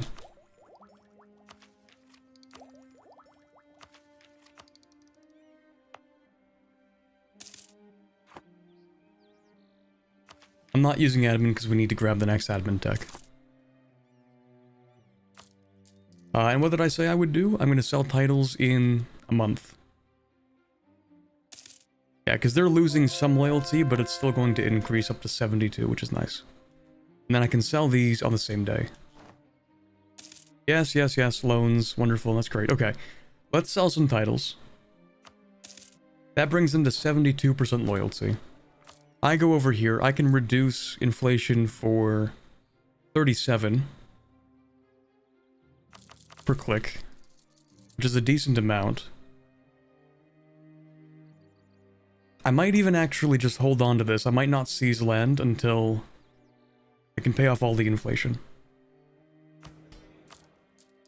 Speaking of money though, or in terms of like inflation, loans, whatever, we can turn off, or at least pay back the smaller loans.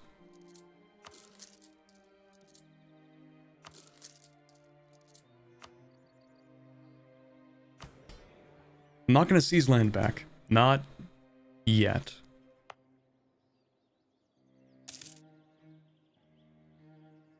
Colony mission needs 300 admin? Yes.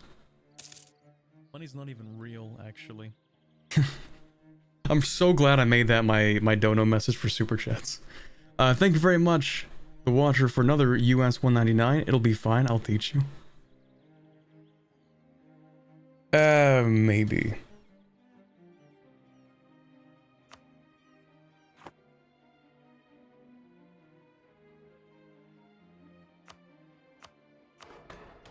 There you go. That should be colonialism. Now the problem is going to be getting this to actually spread enough, but ooh, that's a lot of spread.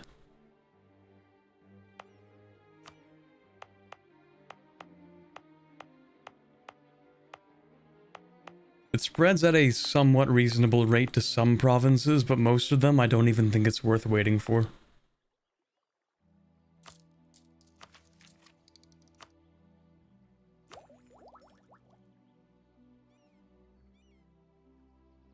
Is this West Alentir? Yes, Northwest. How many decades will it take? Too many. Okay, well, listen. I'm impatient.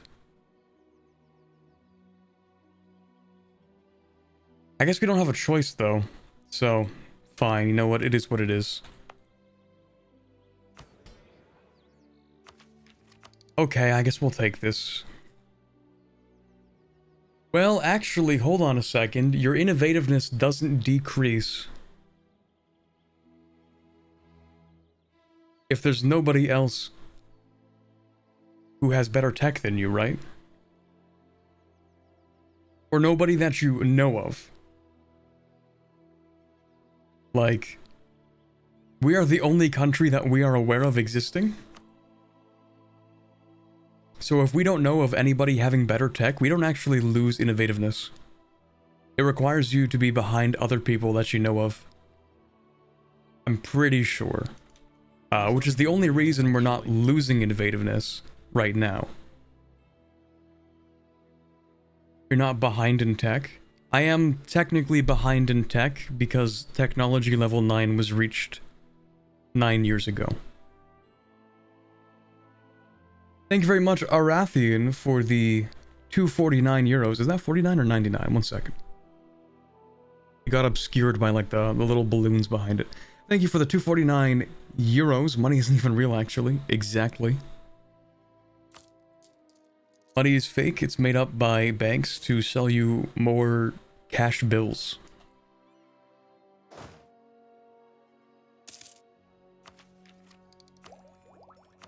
So if we're not losing innovativeness, then we can just like upgrade these, right? We can just take these with no problem. This is irrelevant, by the way, because we're never going to change ruler, but that's cool, I guess. The whole point of this is to go all the way through, grab our thing here. Also, it kind of sucks. I would have liked to be able to grab this, but I guess we can't, because Renaissance is going to take a while. Actually, maybe we could grab it. In fact, we definitely can. I'm just being weird about it.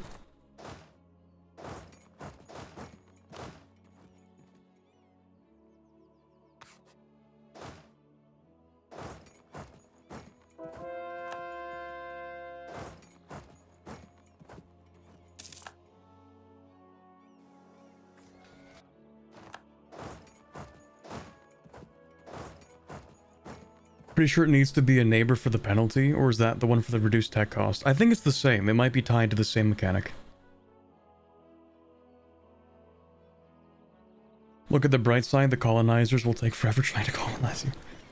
I mean, that's true, but that's the exact reason why we're going to be the ones looking to find them first.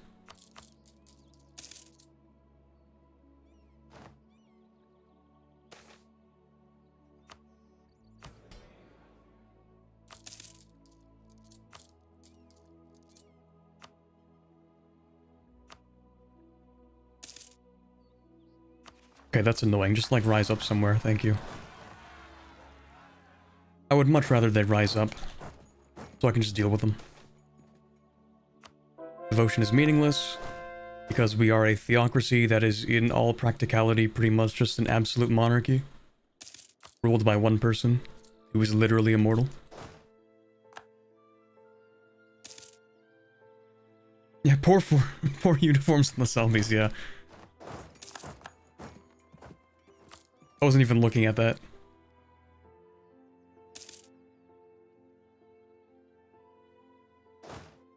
Okay, more rebels. They're all over here, though. That's fine. Just rise up. Anything else? Nothing up here. Okay.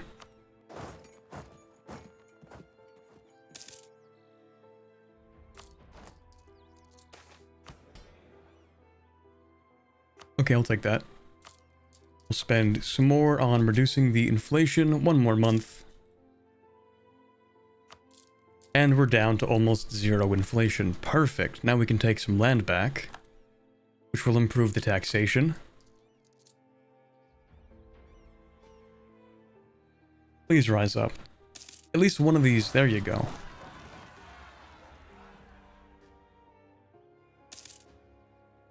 My favorite thing is when you have like 4 stacks of rebels that are at 90% and none of them are firing, and then you get a 5th rebel stack at 90% and then they're not firing, and then you get a 6th one at 90% and then they all fire at once. That's my favorite.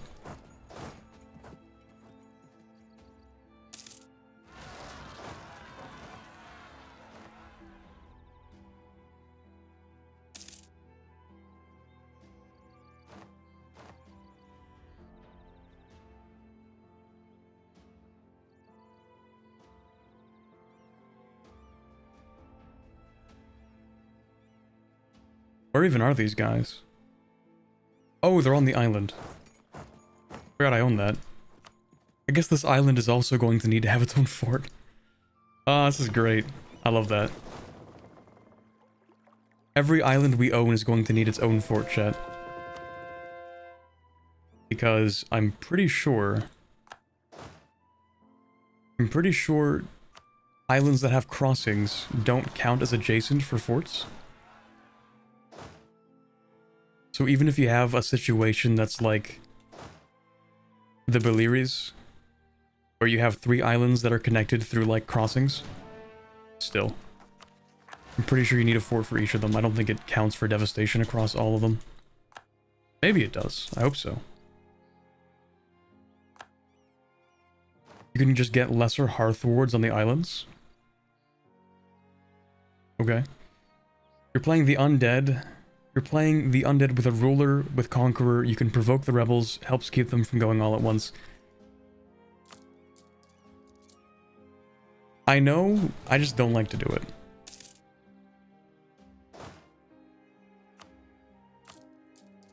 I haven't quite changed my playstyle to fit the country yet. Like, in my mind, I'm still trying to avoid attrition, even though I get minus 75% attrition. It's just hard-coded into my brain after so many hours of EU4 that I'm like, yep, we need to not have attrition, ever. Always reduce attrition as much as possible. Because attrition is actually like the war killer. The amount of losses you get from attrition is more than you would think. Not in our case, because we have the undead army, but like pick any of your normal runs. Check the AI's attrition. That's when you know how bad attrition can get. Normally players are better, but not always. Okay, I think we could start building forts. The thing is, before I start building them, I kind of want to reduce the maintenance. But that's gonna take a while. So, you know what? We'll just start building them now. Let's check the adjacencies. We're going to need to have a fort right here. A fort right here. I don't feel like moving this one. Although, it is a city. Maybe I do want to move this to here. This would give me here, here, here, here, here. And then I could put one here. If I move this one. Just build a fort in every single province. We don't have the money for that, so we have to be efficient. We're going to need one here for these 3 provinces, but they're not worth a lot of development. These ones are worth far more development down here. Put one here. 1, 2, 3, 4, 5. We'll have to put one.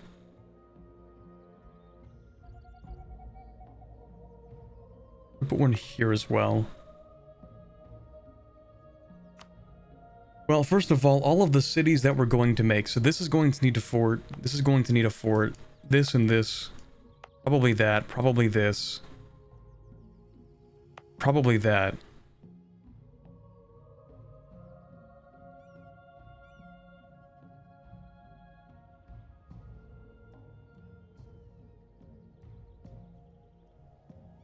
For what do you need to cover every province? What causes the devastation?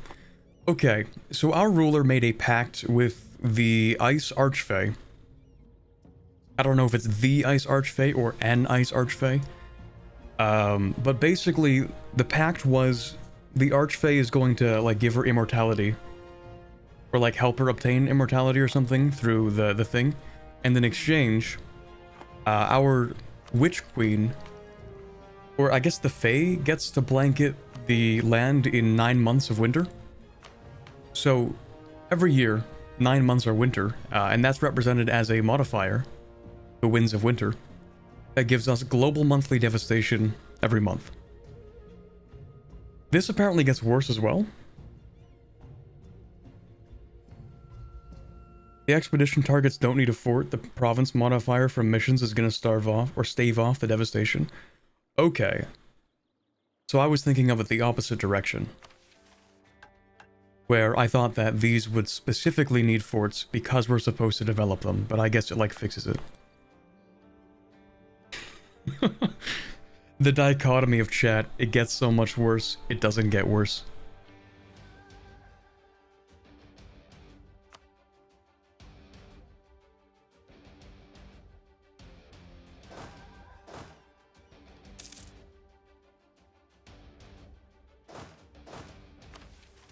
So, yeah, we're gonna have to build more forts in places.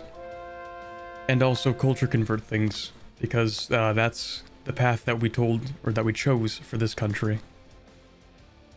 Actually, do I even need to... I don't need to culture convert, do I? Because the culture region... what?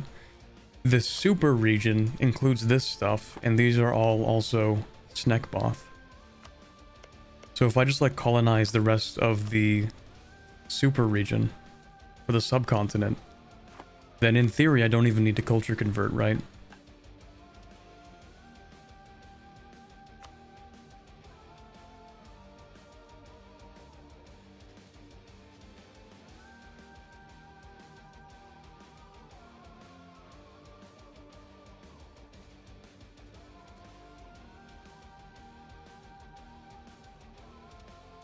You just need to cover the provinces you conquer with forts? Yeah. So we have a few that have been given to us. That's pretty helpful.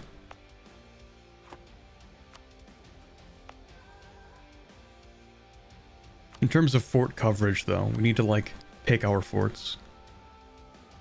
Like, one here wouldn't be so bad, but then we're going to need one here as well. But do we really need one? Because it's a desert, so we don't care that much. You have to pick which provinces you care about. Sometimes, like, covering the 3 dev provinces, like, that fort is not going to make you that money back. Unless you have, like, practically free forts, in which case, then yes, it's worth it. What's the cap, by the way? Or I guess, what's the floor for fort maintenance?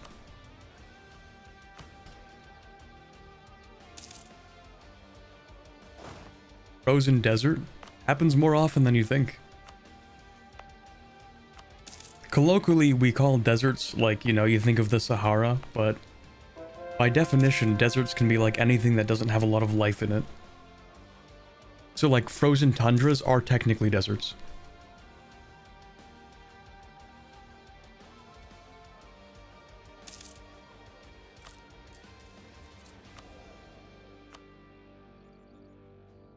I should also probably get advisors, because I do have some money.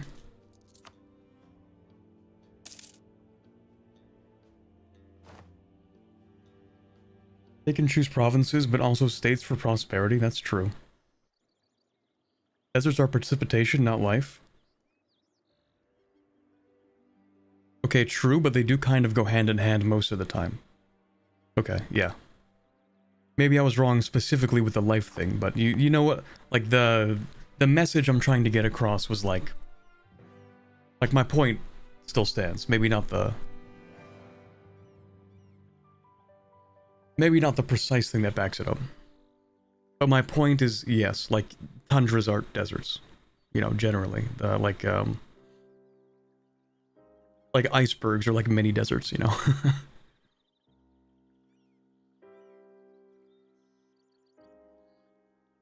If you want to think about it like that.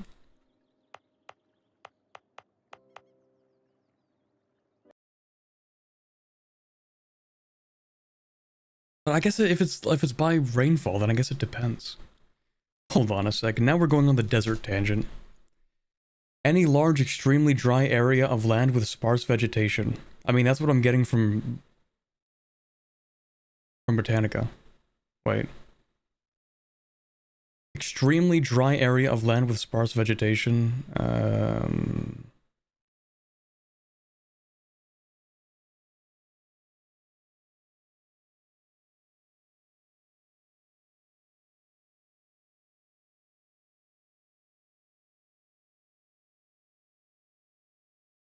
Yeah. My main point was yeah, I'm getting stunlocked by deserts. Okay, we're not doing the desert stunlock, okay? We're not doing that. Iceberg is many layered deserts. True.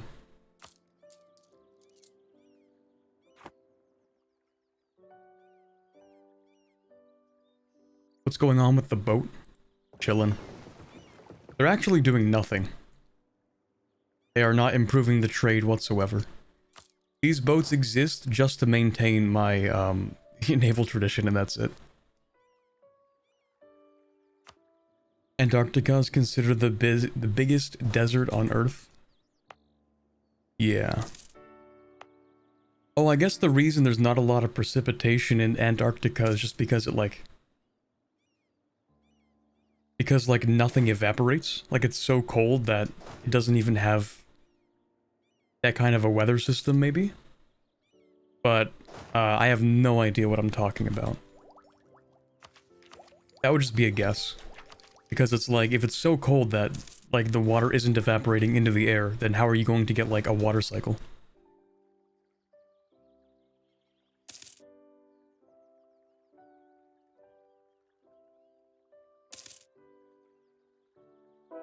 Deserts are everything cartographers label. True. Deserts are actually whatever I think a desert is.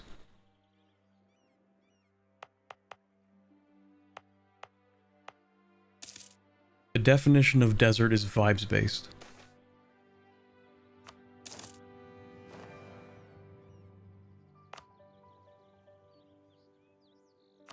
Okay, so you know how I mentioned that we couldn't do this? Like we couldn't get the golden era? That's actually a lie. Because I could just improve this, and I could improve like this, and we would immediately be able to grab a golden era. So I think I'm gonna do that. It would be nice to grab a golden era, because then I can finish this for cheaper, and then tech up for cheaper as well.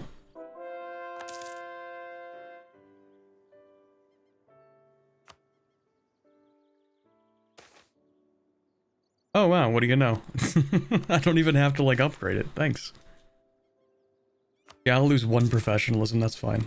Wait, I didn't read the other half of that. Wait a second. That's also tech cost, damn it. That was really dumb of me. That sucks. So does my house pass the desert check? Yes.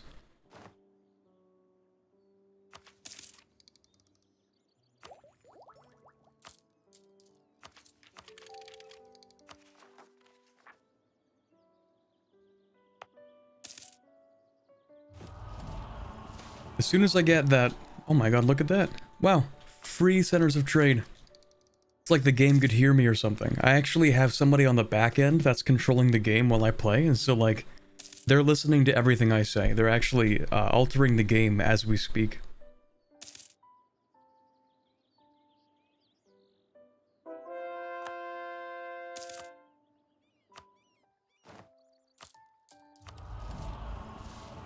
Okay, this really doesn't matter, but I will take higher developed colonies because that's the only thing we're going to be doing.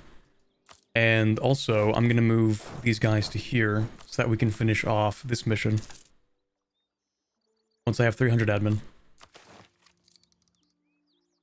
Take the money, thank you.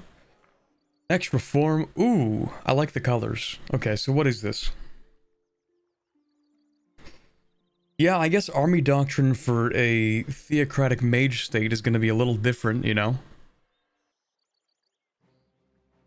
Bottomless bags?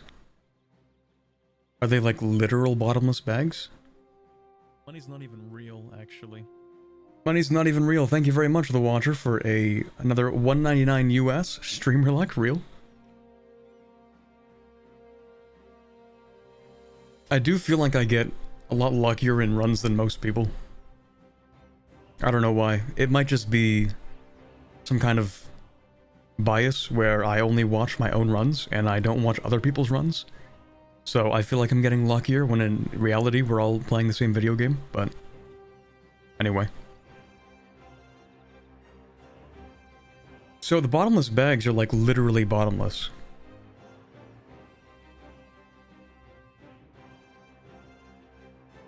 We can store a whole army camp or food silo in these bags without having to fear the weight or dimensions of what is stored within. It literally is an actual bottomless bag. Alrighty. Cool. Wind shapers. It's a whole trade thing. Cool.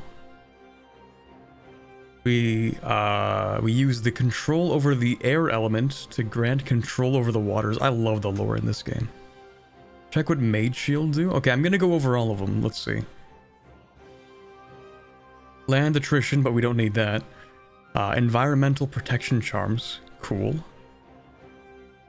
War games. That's pretty normal. Adventurer contracts makes mercenaries more usable, and that's cool, I guess. Specialized troops. Special unit force limit. Well, we don't have special units, so never mind. Do we? No. Fodder. Just having more food, I guess.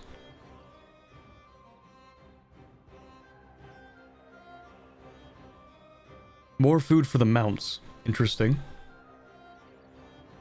Mage shields. Siege warfare. Let's see. Employ mages in creating extra shields around our walls, creating a strong extra layer of protection. These shields will be able to deflect artillery bombardments, hostile assaults, and even magical attacks of our opponents. Goated. Fort maintenance decrease, yes please. Yup, we're taking that. Yup.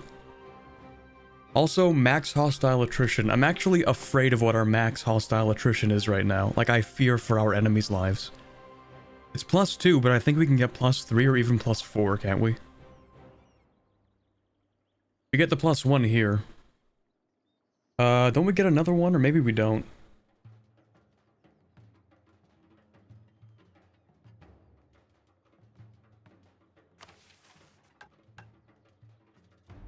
Okay, maybe we don't.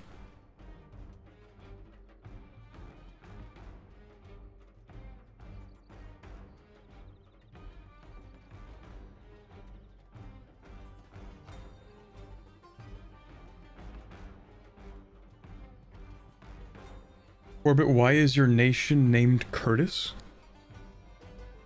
Gemradcurt? Yeah, I get +1 Diplo rep. That is super funny for us. It's okay if chat wants to like go ahead and spoil this for me, but an actual real question. I'm gonna keep these because they're 1%. An actual real question would be one that I immediately forgot because I got sidetracked. No, do we get new missions? Or not missions, ideas?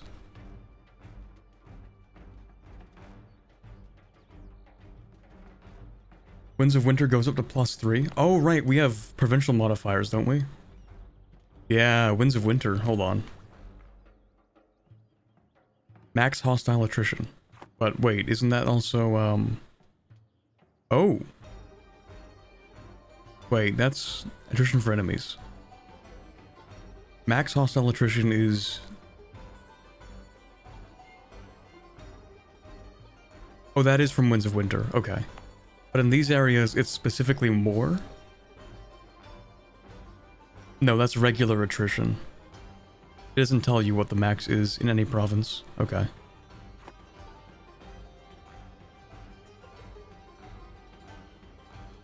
I never understood how max hostile attrition actually works. Okay, I'm gonna see if I remember it myself by basically explaining it like I know what I'm talking about and seeing if chat corrects me. That's the best way to learn things. That's why you always like go to Reddit and say something wrong, because people are more likely to correct you than to help you. So, max hostile attrition I think is capped at 5 in the base game, by default, right? You can only take up to 5% per month. Increasing your maximum hostile attrition means that they can go above 5%. So, we can have up to 7% attrition per month for enemies.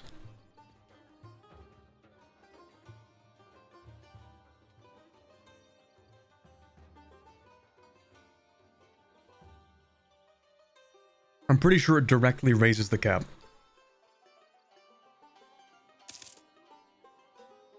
And also, no, we don't get more... We don't get new ideas? Okay. Let me go ahead and pay some of the... I guess these are all the same size now. We're gonna finish paying off these 3.75% loans. Look at that, chat. The economy is, I dare say, it is booming.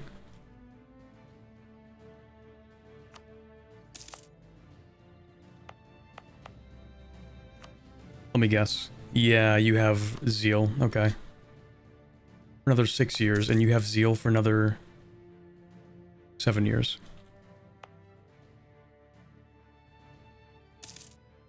Wait, no, this is 5 years. I'm dumb. Oh, because time passed, right? 5 years, 7 years.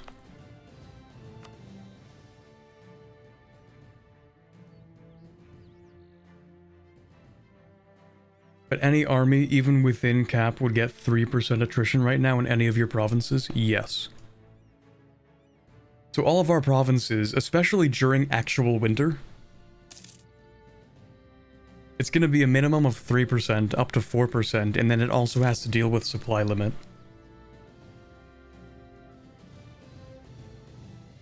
Like, you can really easily minimize attrition by managing your troop size or your stack size on forts correctly.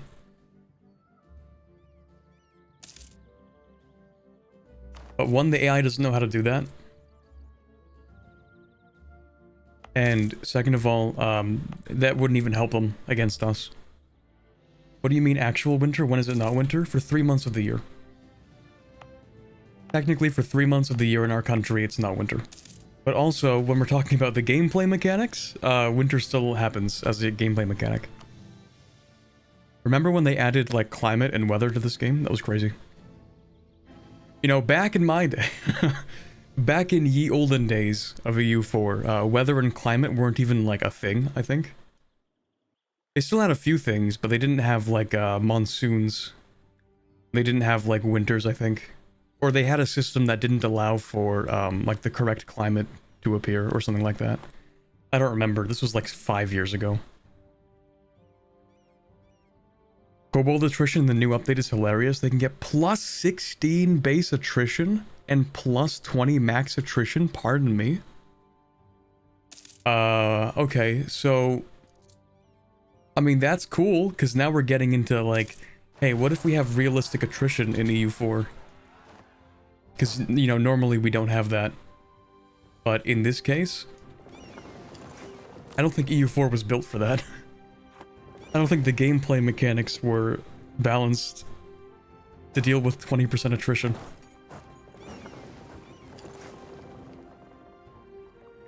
Can't wait to play the new kobolds, though.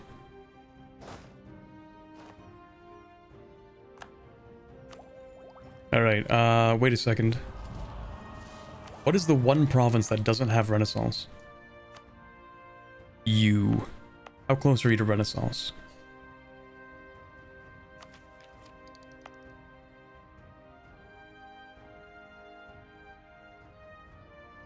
I'm not waiting 5 years just to get the golden era. I'm not doing that.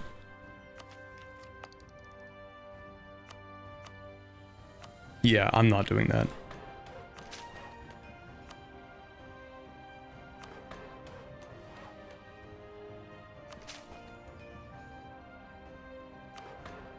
I will spend a few points.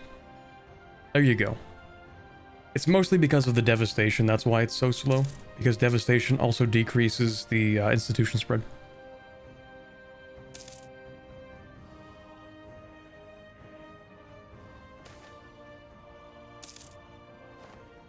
Yeah, we can spend money because we actually do have money this time. Long march east. Yeah, we'll do that. That works. Lose 5 units, 300 admin, and give a little bit of power to somebody. We get a colonist. Perfect. Let's start colonizing. We need to set our policy. We will go with repression for the faster spread because our spread is terrible. So we can almost double it with that. And then we just need to, like, put a bunch of zombies in these areas.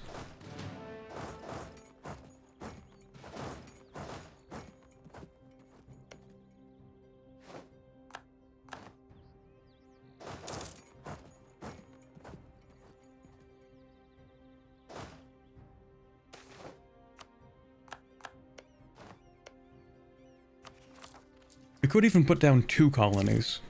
I think I will. Also, do I get to have the thing? I do not, because that actually requires exploration ideas. Okay, fine. Do I get the thing here? I do get the thing here. That's good.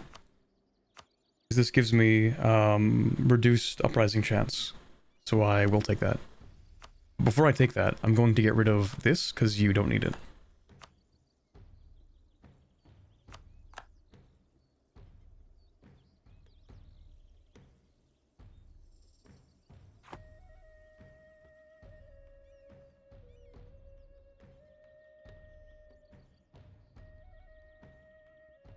Do I get the one for this? I do. Colonial charters, perfect. Do I have anything for this? Pioneer initiatives. Yes, please. Thank you. Anything for the mages? Nope. Okay.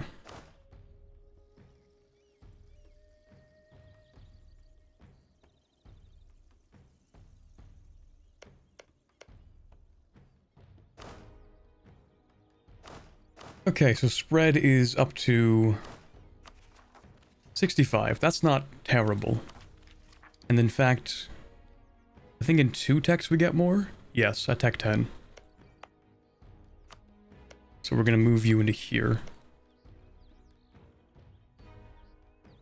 You can actually start exploring at sea now because of that privilege.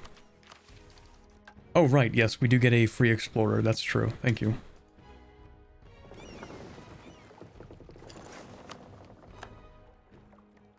Oh. Split off. 3 people. Use the explorer. You go there. These guys, again, exist only to protect my naval whatever. Oh, hello there. All of a sudden, we have competition.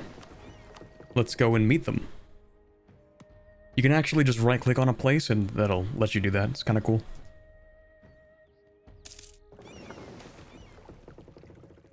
Uh, 20 prestige. Yeah, we'll take that. That's cool. There we go. So that's done. Any other school of magic, not enchantment?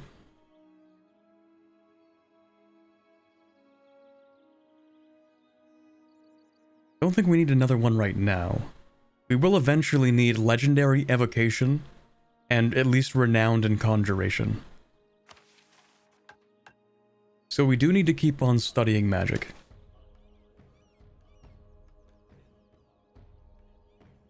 You can hire explorers normally to get more exploration done if you want. True. I could do more at the same time, you mean, yeah. You have rebels? Do I own rebels in a place? Wait. Oh my god, I forgot about that.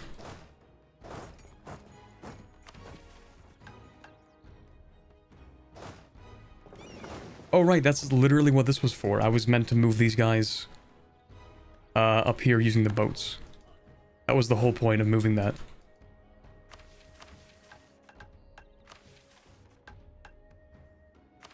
Okay, so for the magic that we're going to study, we're going to need evocation or conjuration. Evocation or conjuration. We're already renowned with evocation. We have nothing in conjuration. What's good about conjuration? A selected province gets the construction of a magical fortress at 0% the cost. Okay. Siege. Magnificent feast. Elemental. More feasts. Kind of seems like a mid-tier magic thing. I'm not sure. Maybe divination too? Yeah, we could do divination too. Make it easier to study. Okay, yeah, we can do that.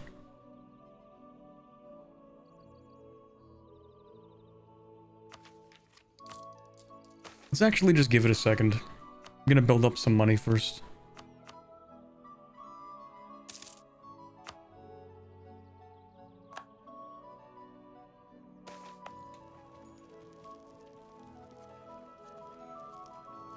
Okay.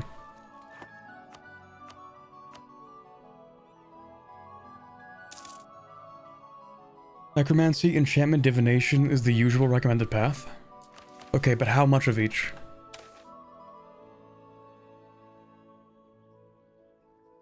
Like, we're already legendary in necromancy, so that's done.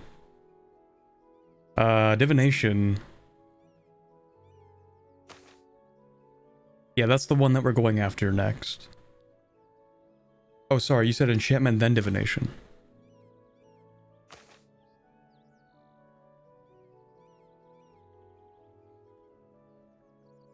I mean, we're already like one level, right? Divination, you go renowned. Enchantment, you go legendary.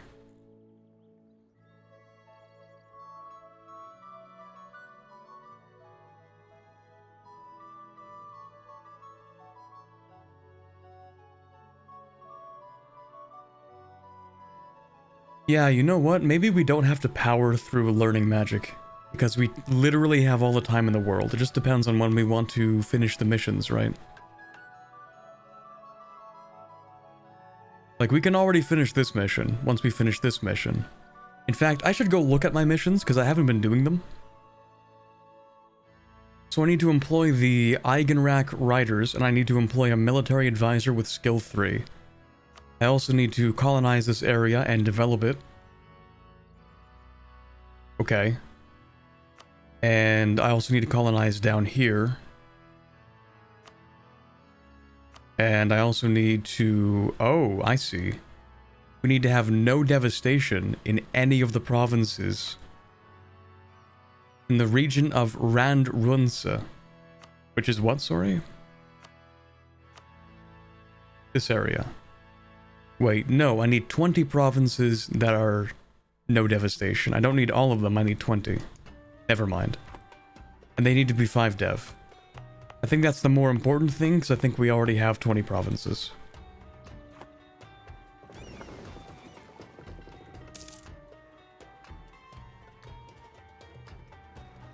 Transmutation is a spell for lower development cost?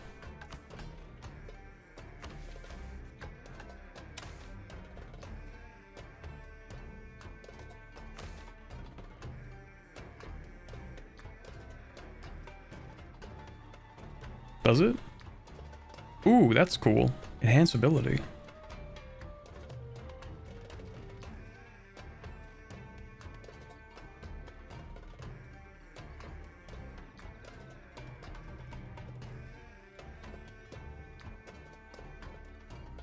Would you want to save before using it? It's an all power cost thing? Oh, yeah. Yeah, the divination thing where you have a 1% chance to go actually insane for the rest of the game. Knowing my luck, that's definitely gonna happen. Oh, there's another one actually. Where if we spend 160 admin, then for 3 years, we get all power costs minus 10%, which is actually massive.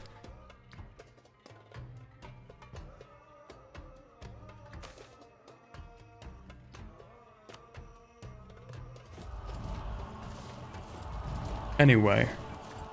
Wait, don't I have 5 centers of trade? 1, 2, 3, 4, 5. Yes?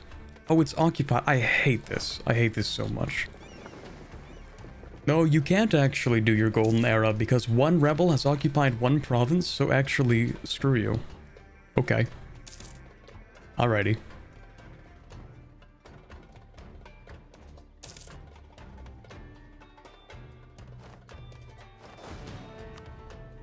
I guess I could have just moved the guy over. Now that I think about it. It's fine. Okay, we're done colonizing, or rather, we're done exploring over here. Time to explore over here.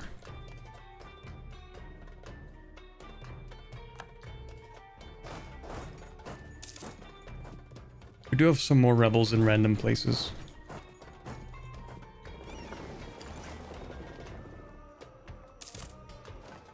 Okay, so now we can start our golden era.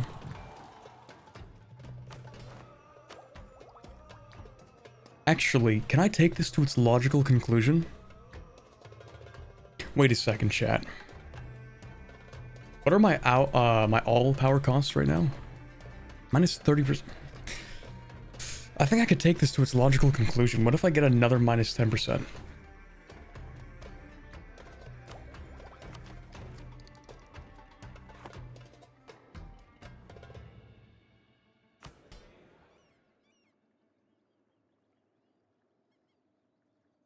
Yeah. Can I take it? Before asking, should I take it to the logical conclusion? And of course I should.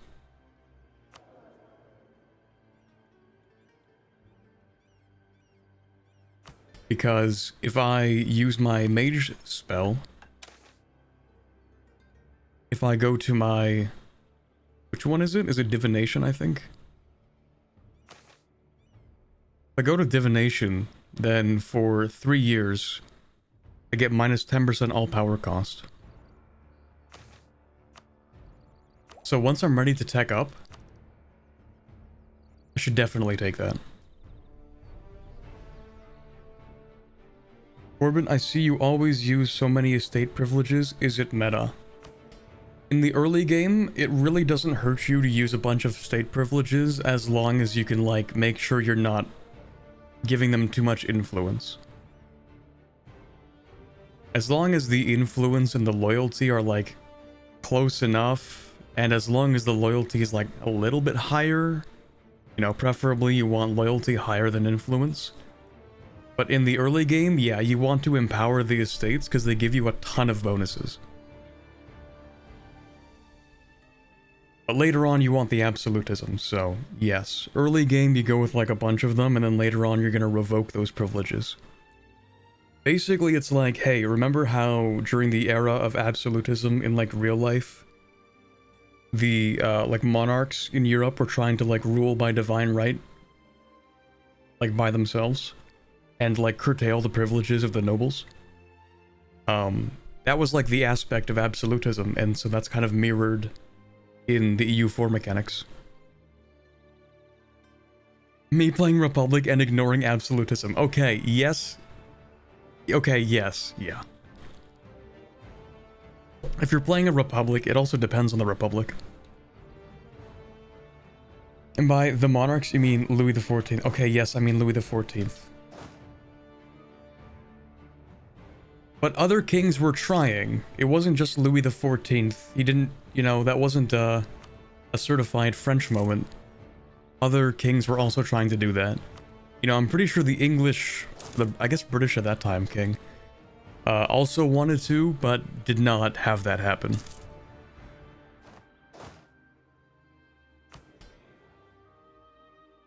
But that's just something I might be remembering maybe from a history class that I took in the 12th grade. So, I don't know if that's true, but... Yeah, Henry VIII, he tried to go absolutist. Henry VIII was in it for the grift? I don't know. Do we have civil wars for the grift?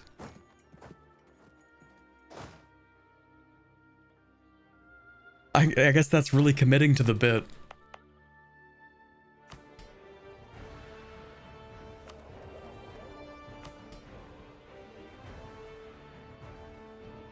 I will also do, I think, one dev click. Let me just... Yeah, I'm gonna sell titles once, seize the crown land back, and then do one dev click, just to make sure I'm not sitting at, like, the worst imaginable penalty. So Varn seems pretty cheap to dev.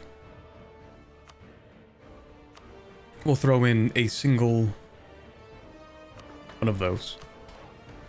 There you go, 10%.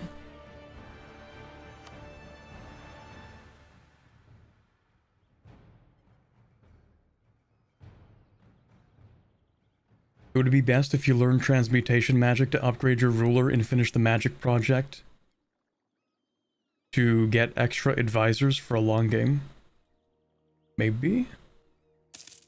Possibly. So far I'm just like taking advice from chat on which things to do next.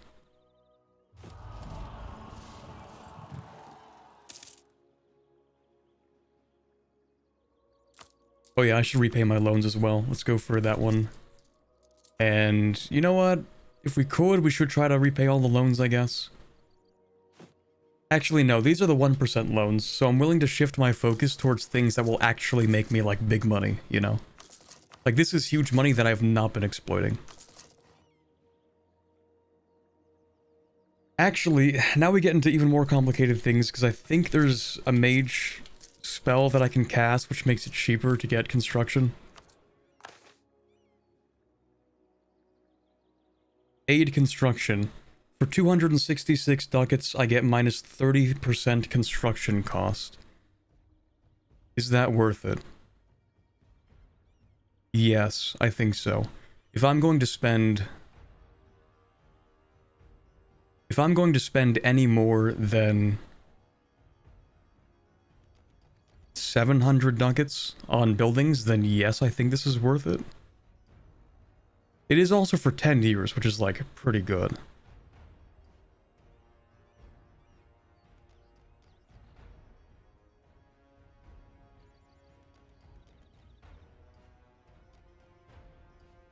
Yeah, let's do this. You know what? They're already like spell strength is strong. That's amazing. We're gonna go with aid construction. In fact, if I can further reinforce that, what's our construction cost? Minus 34%. Okay. Do I have a spell for that? Can I help with construction? I don't know how I would. Evocation, maybe? No, that's like fireball war magic. Enchantment? No, no, not that. Okay, never mind. Divination? No, we're gonna use that at some point, but... Okay, I don't think we have any magic we can use. I don't think we can have, like, undead workers help you to, you know...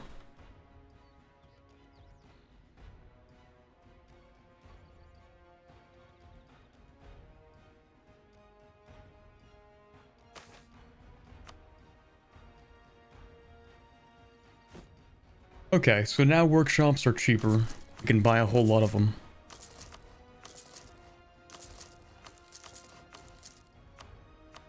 And then whatever taxation we can also get. That's pretty good.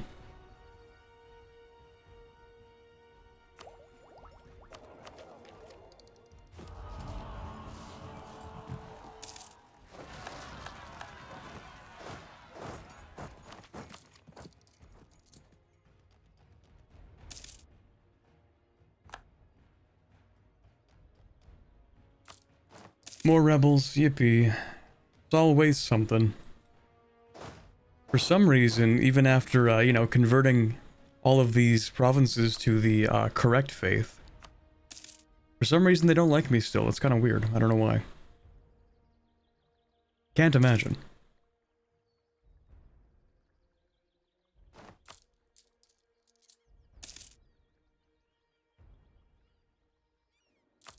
I'm a really big fan of the construction time as well, because then I get more money faster, and then I can use that money to buy more buildings to get more money faster.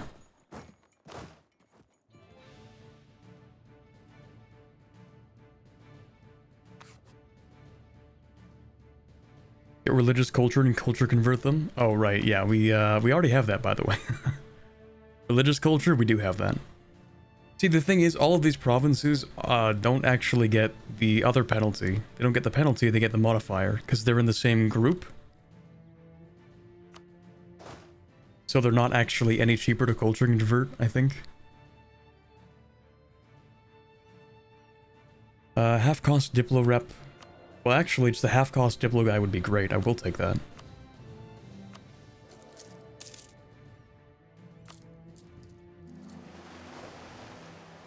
Alright, more things have been explored. Oh, hello there. You must be from, not around here. Zurzumexia. You sound like you would be, like, a Gnollish kind of name, you know? This gives me big Gnoll vibes. Oh, these are kobolds? I've been outed as a fake kobold fan. That sucks.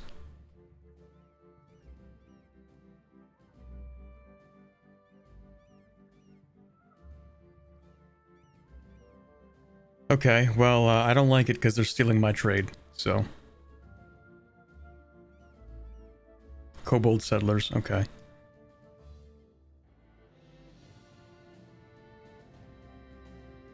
I'm still content with our current setup. Import the kobolds? What am I gonna do? Buy them? I don't think the kobolds support slavery. I don't know, man. Import the kobolds. I don't think it works like that. Actually, wait, don't they keep kobolds as like pets in the east? Well, I guess to our west, don't they keep kobolds as like pets here?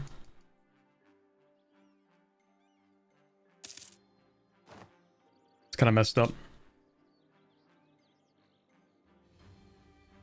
Try luring them with a pot of gold.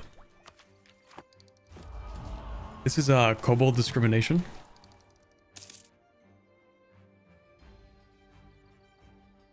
Half-cost military engineer? Sure. Tolerance of... Tolerance of heretics. That's funny. That's good. It's gotta be in that one province, right? In Sidpar.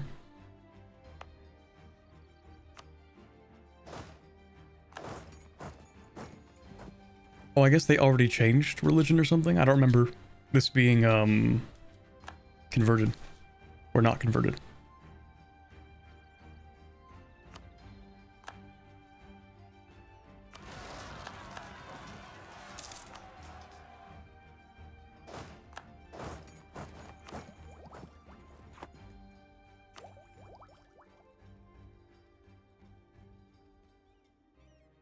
Alright, let's see. So I'm paying minus 10, 20... Wait. All power cost minus 29.3%. Yeah, that tracks. Okay. So if I want to finish these, I should get... I think 700 military power, and then I should be able to finish all of them. But we'll see.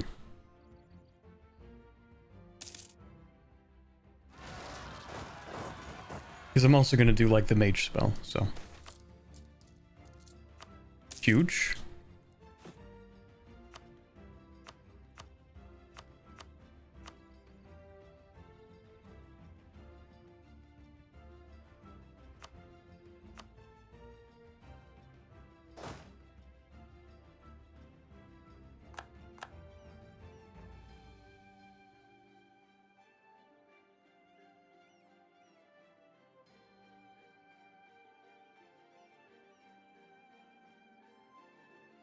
At some point, you'll probably want expansion or exploration because you have a lot of colonizing ahead of you. Yeah, probably. I've heard that the order in which you want to do things is like, you want to make sure you reduce the fort maintenance first. And then once you've done that, and you've built forts everywhere, and they're pretty much free at that point, then after that you can do whatever you want. The main thing is the forts.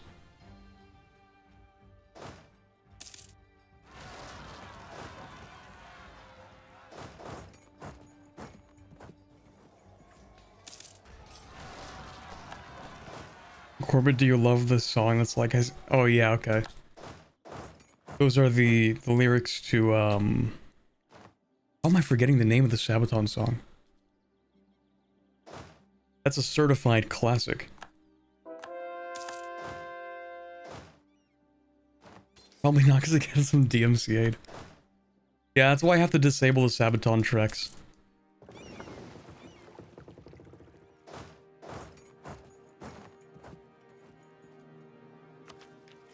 Oh, what did I just do? What was that modifier? Oh, renewed loans. Okay, that's fine.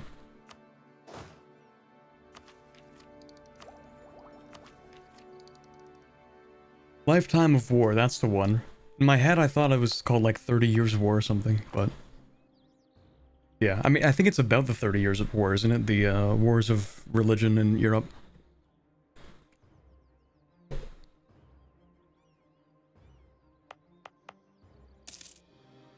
I mean, some of the lyrics are literally like 3 decades at war or something, so I think it's about the 30 Years War.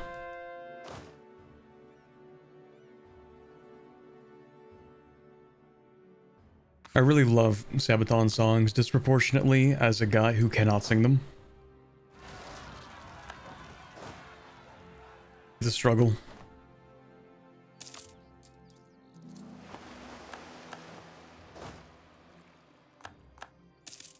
30 years war could not be 30 years.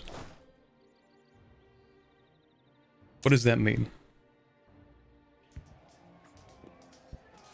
30 years was a lifetime back in the day. So real.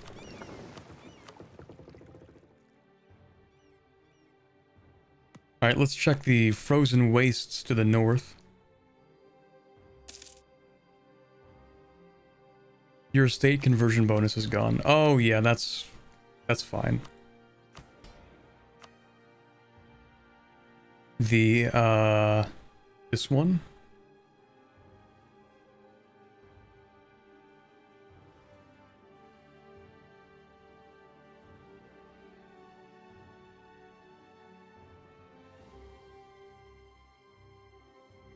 I mean, I might as well take it back. It doesn't really matter. It does give me tolerance of the true faith.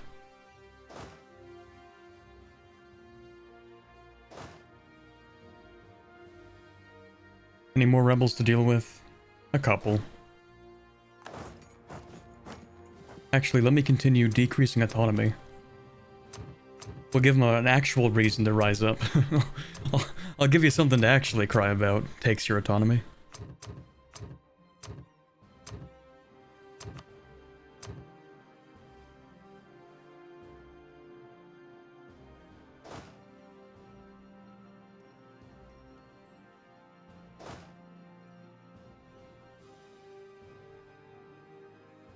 Isn't that Lion of the North? I mean, I think that's also about the 30 Years' War, but specifically Sweden, isn't it? I don't actually know that much about Swedish history, at least not in like a continuity. You know, I know little bits here and there. But wasn't that the whole Gustavus Adolphus thing? Or was he like the Swedish Empire? Was that the same time? I don't know. Maybe. Why was Sweden even invading Russia? I'm not sure. I don't know.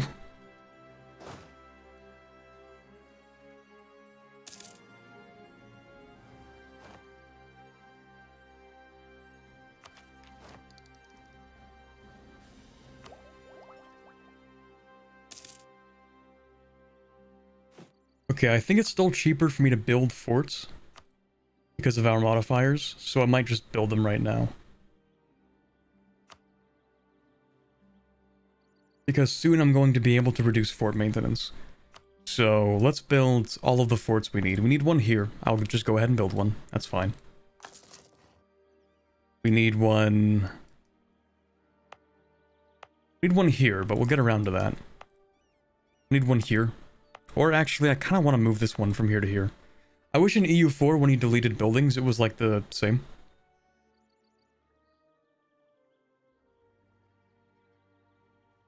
As Imperator. I don't know why I said same and then just stopped my sentence there. Same as Imperator, as in like when you delete a building, you get the money, and then you can build the building somewhere else. Like you don't get all of the money, but you get some of it. In Imperator Rome, when you delete a fort, you get some money back, which is really great. It doesn't make sense. I don't think it would make sense, because you have to pay somebody to tear down the fort, but you do get money back.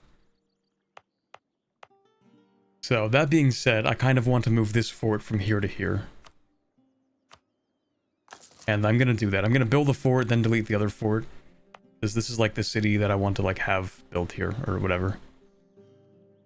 So this will be 1, 2, 3, 4, 5 here. This area, I can build the fort here. Cover these provinces.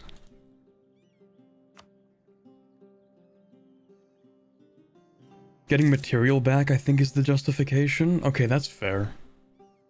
You do have to pay the labor costs of tearing it down, though.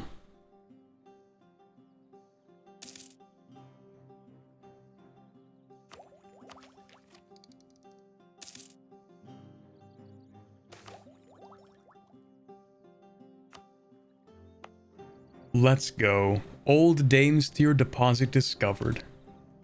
Boy, I love Dame's Tier. Huge money. We don't even have to like sink a lot of dev into this yet. Just slapping this down will immediately give you a bit of money.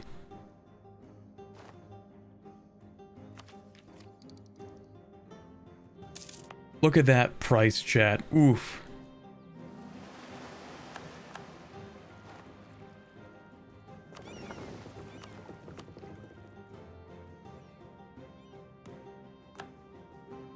I like how this area, like, partially freezes over, and then it thaws in the summer. This is kind of nice. See, look at that. Absolutely frozen. But it's no problem for our 16th century wooden ships. We just use, like, a magic barrier to break the ice, I'm sure.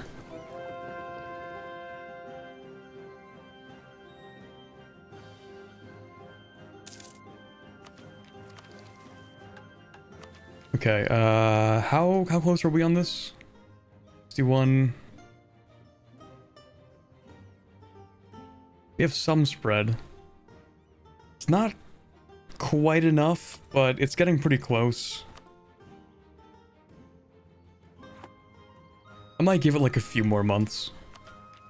Because all of this like coincides together, what I'm planning here. Free Dames tier, another case of streamer luck. Thank you, Watcher, for another US 199. Appreciate that. Yeah, famously, nobody has spawned Dames tier before. I actually hacked the code of the game. Made it so that only I can spawn Dames tier.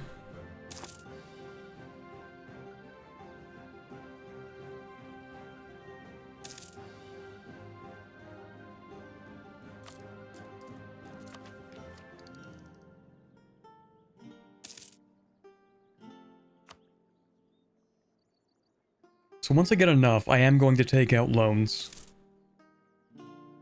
And embrace the institution. Actually, can I decrease your autonomy? No. When can I decrease that? Oof, not for a while. Never mind. Money's not even real, actually. Oh yeah, my delayed response thing. How are these looking? Not bad, okay. 90 per year, 65 per year. Oh, we had an event, right.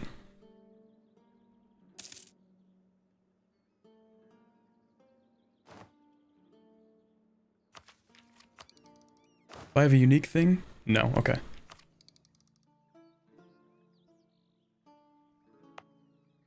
This is going to take another few years. That's going to take another few years. I might even just dev that a little.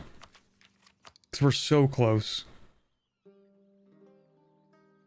Embraced in 5 provinces, totaling 8.6% of the development.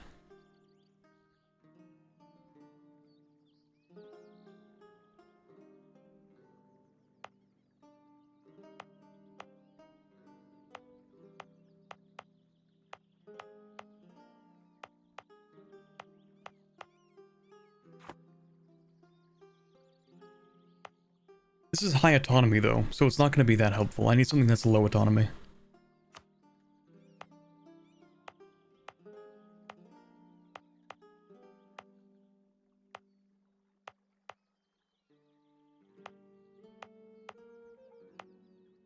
This might not be that bad.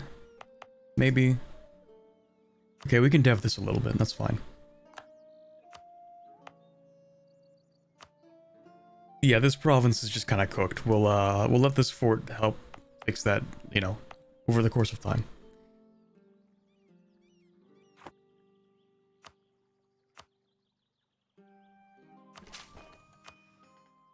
Just a little bit, you know. Not too much developing.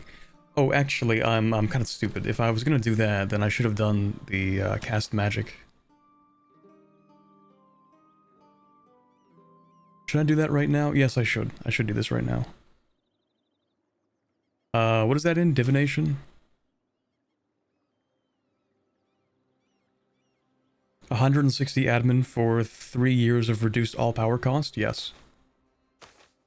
And that's very helpful for us because 1, we're going to take tech soon. And 2nd, because we're also going to push through our last few ideas.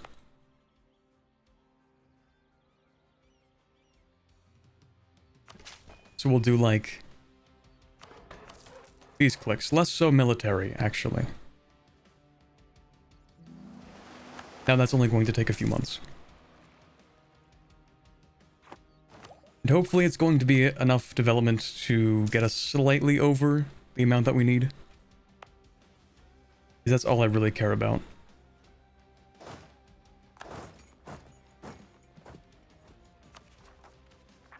If these guys don't rise up, I'm just gonna force them to rise up. Yeah, okay, just whatever.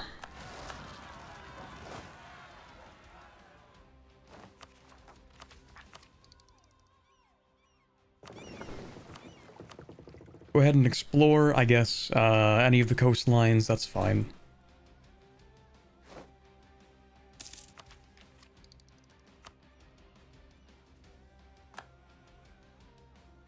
Just one more month. One more chat. There we go. Oof, that's expensive. Okay. I've already taken out the 1% too. But this kind of requires that I do it right now, I think. Don't you still have the Miltech debuff?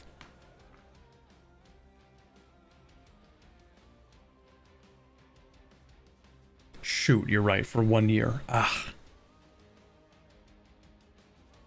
Okay, that's actually not so bad. Instead of taking the Miltech, what we can do is just take the rest of defensive ideas and then wait for the Miltech cost to decrease. That's not a big deal. Because the thing lasts for 3 years, so we're fine. It is expensive though, which kind of sucks, but I'm gonna take it because it's like the right time to take it, I think.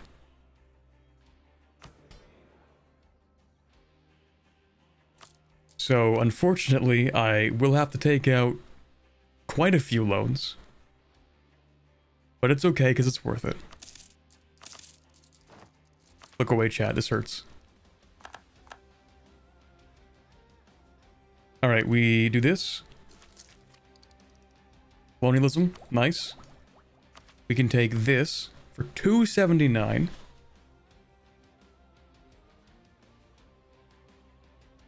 But can I make it cheaper? No, I don't think so. $279 it is. Alright, then we can take this for $423. Oh, right, because the mages are upset, but... the mages can cry about it, it's fine. I did use the spell, yes.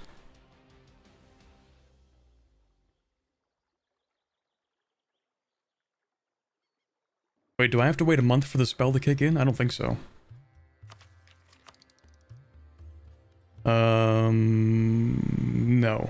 Realm magic, scrying general affairs? No, we're good. Is there anyone you can spy on for tech cost? That's gonna take too long to actually kick in, and also, as far as we're aware, we are the only country that exists.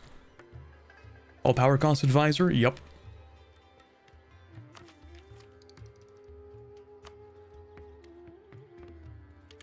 Okay, that's pretty cheap. We will take this. We will...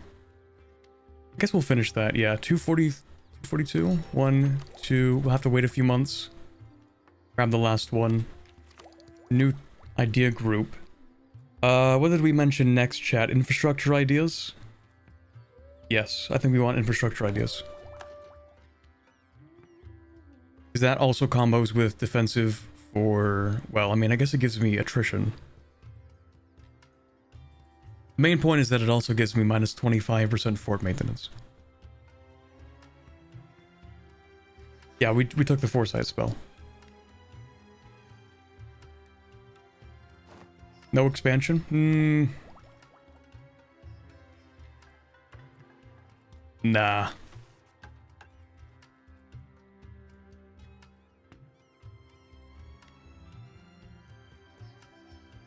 Why not expansion? Fort maintenance.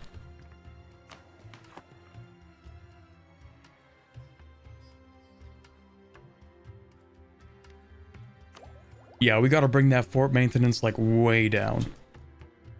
Because, well, like, expansion's great, but, I don't know if it's gonna earn us more money than the forts we're going to need. Will cost us. I wanted to keep this one, that's why I built it, so I'll get rid of this one. And then I'll build another fort right here.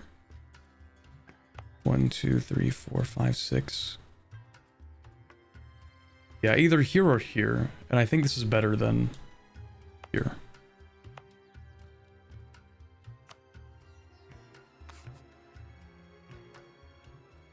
Also gives dev cost reduction. True, because at the moment we have plus 20% from the Winds of Winter, and we want to decrease that.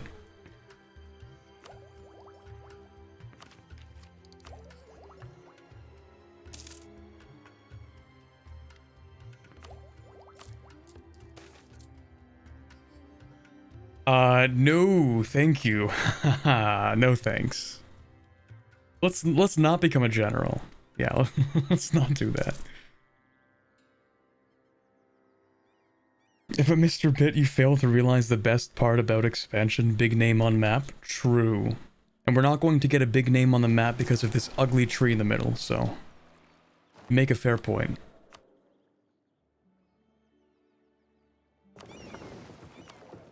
Did I actually hire the half-cost fort guy? Nope, I should do that. Alright, let's go and explore more things.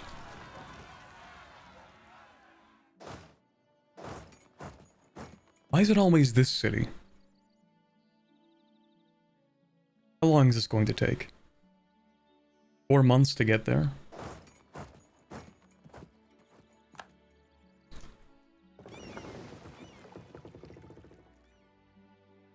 It might actually be faster to just move the entire army. In fact, we're gonna do a test.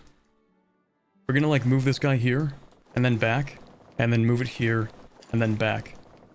Because that's what would have happened if I don't move it manually, and we're gonna see which is faster. I'm pretty sure this is gonna be faster.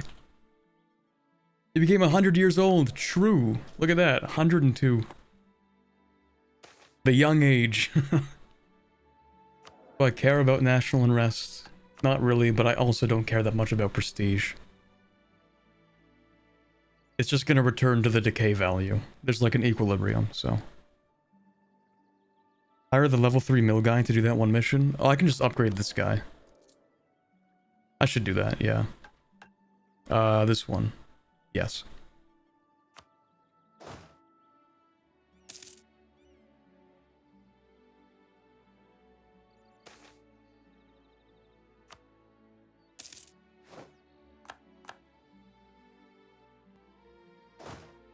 Okay, so this would be the first troop movement, all the way back up. I could build more transports to make it faster, I just don't want to.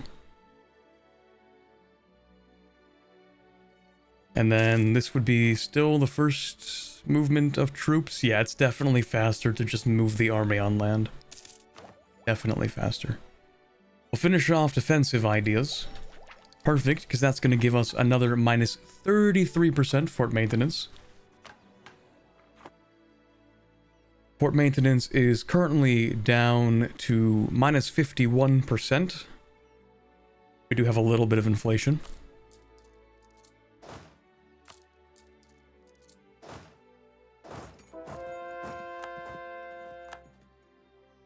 And every province has been converted. We just need to continue... yeah, we just need to continue colonizing, and we should be able to finish this without actually having to culture convert.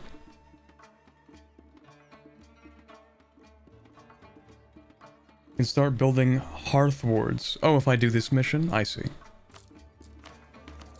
Okay, we'll do that then. We'll promote this advisor. It's level 3 now.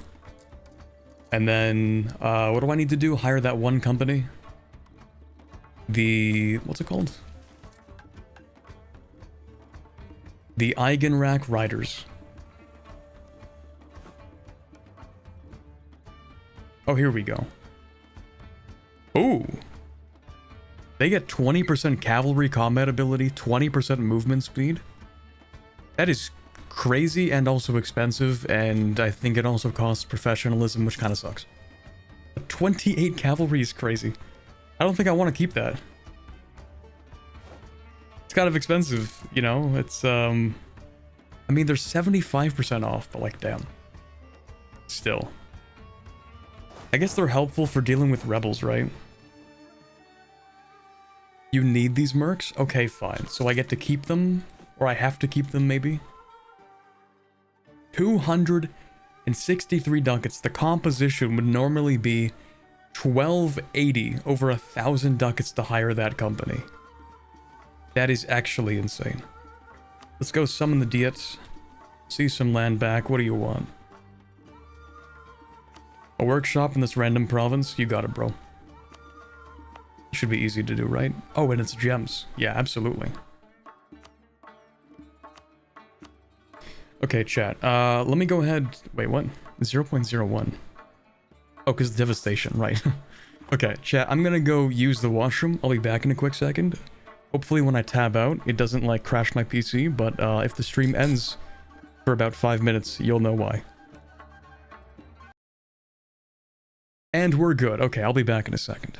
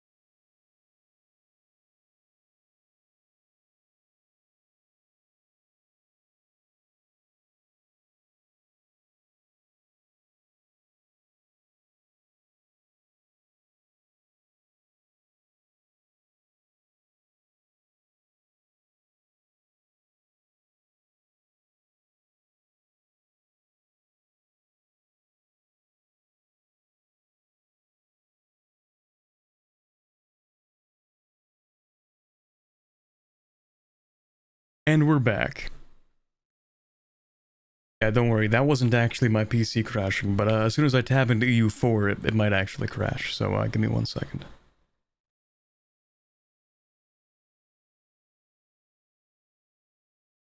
Okay, hopefully this doesn't crash my PC. Hopefully. Let's go, no crash. I hope it's not him. I mean, it's his evil clone. Okay. Evil Corbin be like, do not gamble, be financially responsible. Alright. Where was I? Dealing with rebels? Yes.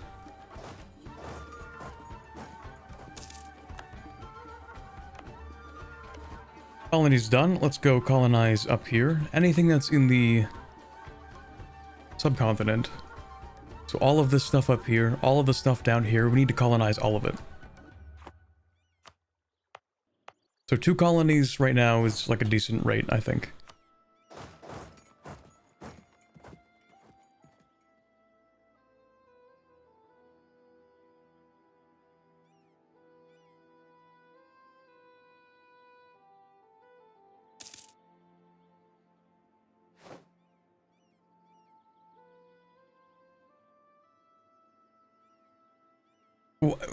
Why would you say that, Batista?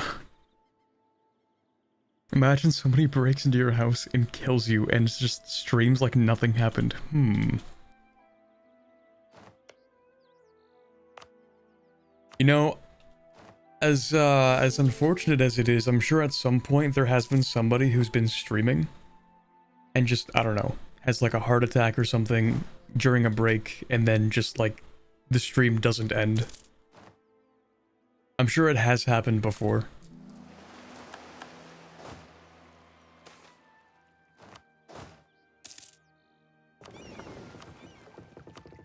I mean, people get swatted on stream.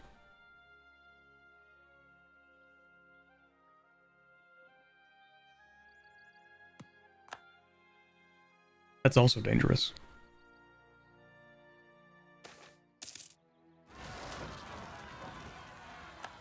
Urbanization in Gemradcurt. Okay. We'll go with production because of that manufactory. It's gonna end up being like the naval supplies one, because we're not gonna care about impressment offices, so.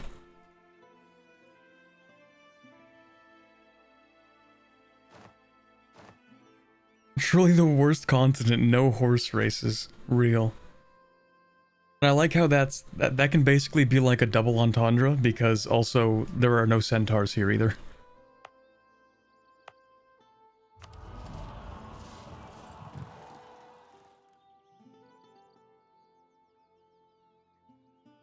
I guess none of these really matter, I'll just take that.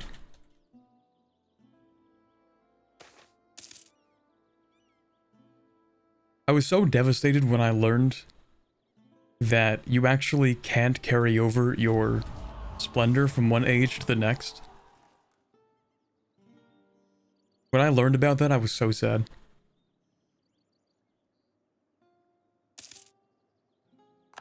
We're just gonna let it time out because it costs money that I don't have.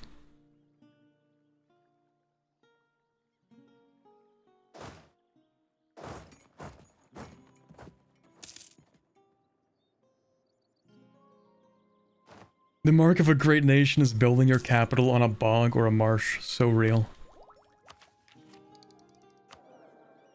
Marsh maxing.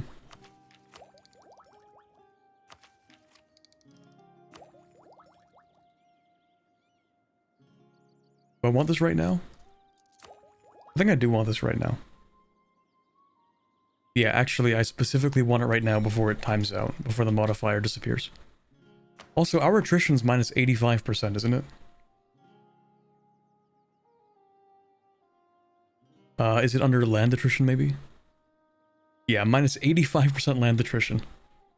I love this. How do you know which of the two it chooses? It's the top one. It's always the top one. It doesn't, like, pick between two, it always defaults to the top option. What I like about Victoria 3 is that it does the same thing, but it like tells you which one it's going to automatically pick when it times out. EU4 doesn't do that, it just always picks the top option.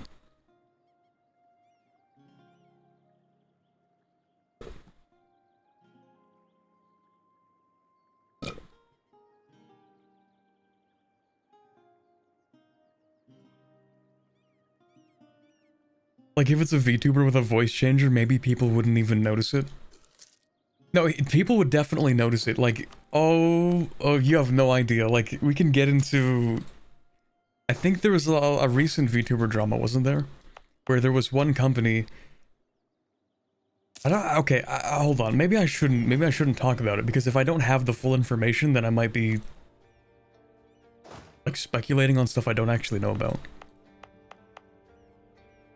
But as far as I have read, meaning take it with a grain of salt, there was somebody in a company that had a tweet that they were going on like a 2-week break, and then at the end of the break, they just replaced them. They just outright replaced the streamer and used the same VTuber model, which is like the VTuber equivalent of like spitting on someone's grave. Like it is so bad for PR. It is so bad.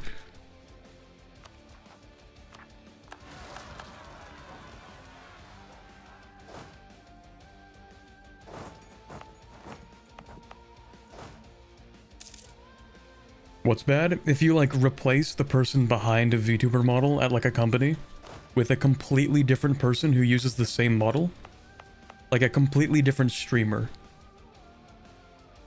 then like, yeah, that is like, okay, time for your company to get buried. Because nobody likes that. Nobody wants that. You mean what they're doing with Kizuna? No, Kizuna's been doing that for a while. I don't think people cared as much because Kizuna is more of like a scripted content channel. But to a degree also, I think people don't like it with Kizuna either. But I thought Kizuna was done. I thought that channel closed like years ago. I don't know. I haven't heard much from Kizuna, so I thought they've like been gone for a while. Why did the OG streamer leave? They could have been fired. Like, I don't know. I don't know why they left, but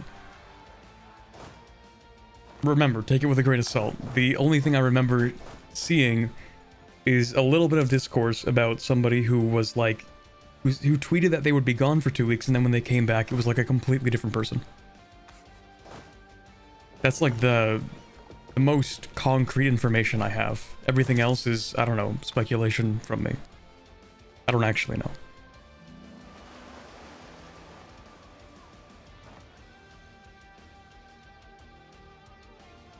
They could have just come up with a new VTuber model for the new streamer too. Yeah, and usually they do that because to do the other thing is like horrible. So normally that is what they do. That is the case. Oh shoot. We mined up all the dames tier. That sucks. It's okay.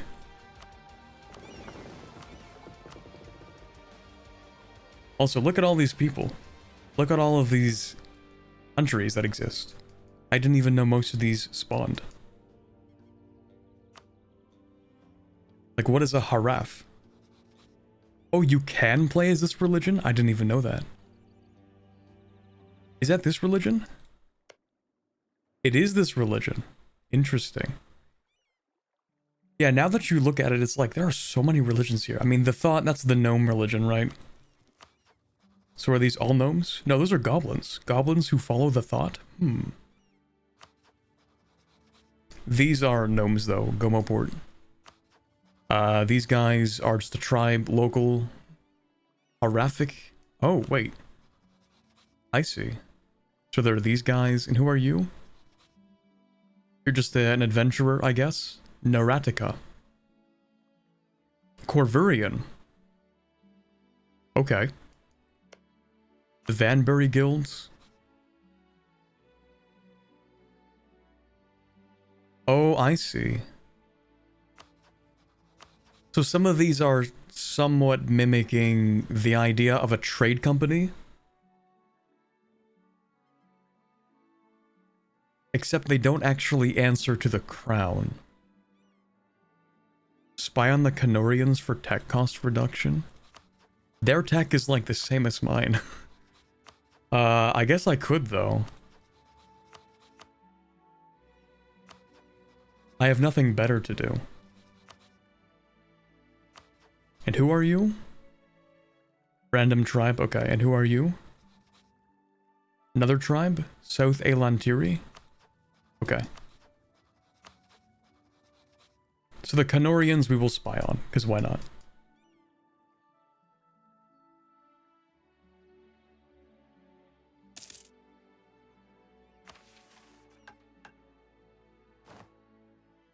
Goblin, kobolds, and gnomes form some super artificer union, usually pretty cool. Vanbury also has a cool mission tree.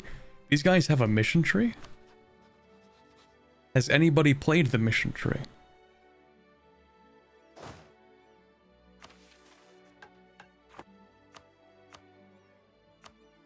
I feel like it would be hard to get into the mindset of being like, yeah, I'm gonna play a country for 50 years and then swap to a different country for the rest of the game.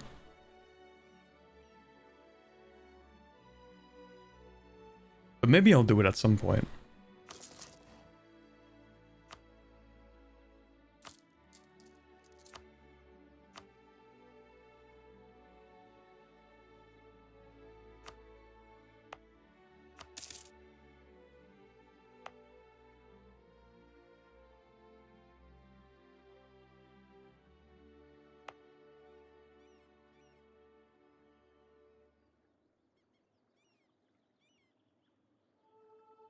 You just described colonial Brittany? No, because if I were to ever play Brittany, I would just conquer France. I mean, maybe. Maybe you could do that, but...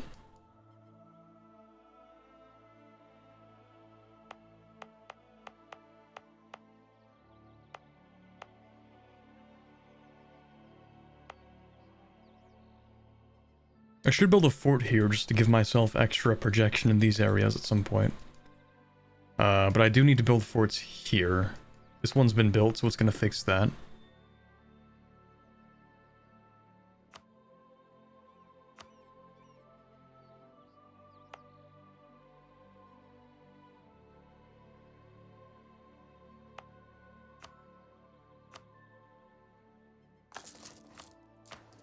How long is this cheap for? Another 2 years, okay.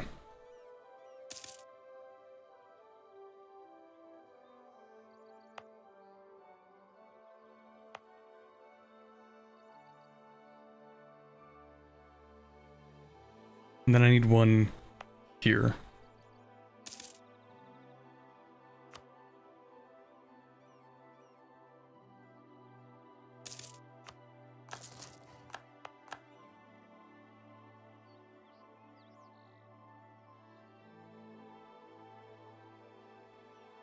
Technically I need one here as well. Need one here, need one here.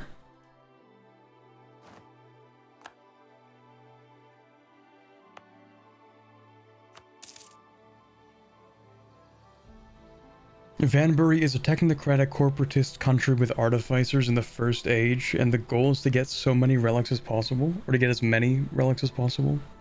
Also has unique artificer inventions. Okay, interesting. Highly recommend Vanbury. Okay, maybe I'll check it out. It feels like one of those things that I'd probably do in my own time, because I don't know how to make interesting content out of it. I guess it depends on the tree. If the tree's like super interesting, then maybe that's easy content. Do I have that modifier for the text still? No.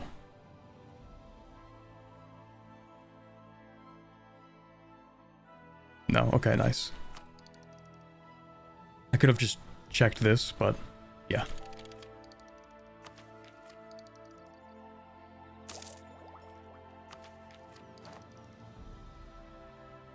New units. Oh, look, Zombie Horde 2.0. New and improved. Have we made it to Lichdom yet? No, our current ruler is just like really healthy. She has a great lifestyle.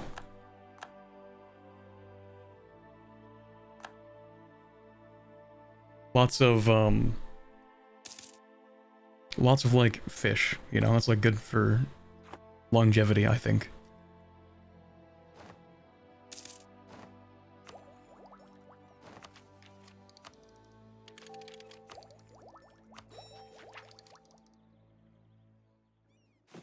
Alright, even cheaper forts.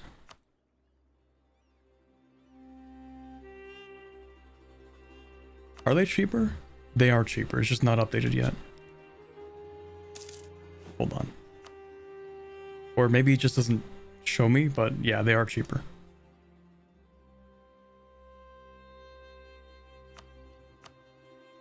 So I think I said one here. I think I said one here.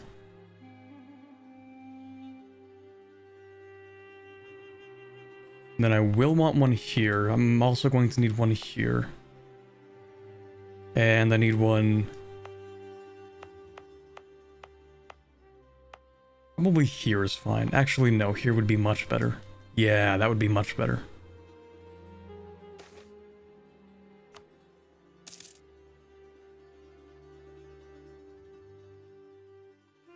For videos, it would be easy content, just leave out the years before the switch.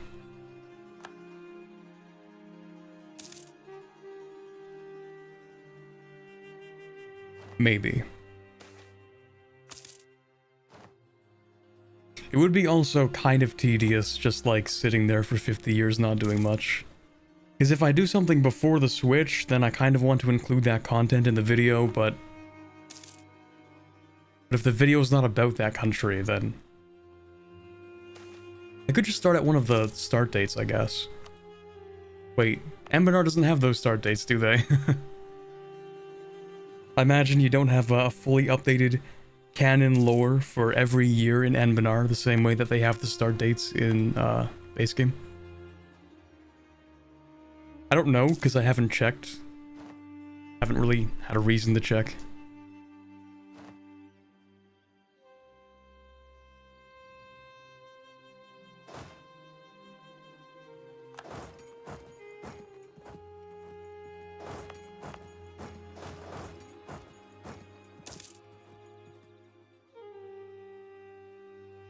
Speedrun montage of forming Vanbury. I was asked to play a new nation called Corin's Field in my game, but they just had the standard mission tree. Wait, didn't... Is Corin's Field one of the starting adventurers and in Escan, or is it one of the adventurers in Elantir? If it's one of the ones in Escan, then don't you form a country that gives you a mission tree? Corin's Field is Elantir? Okay.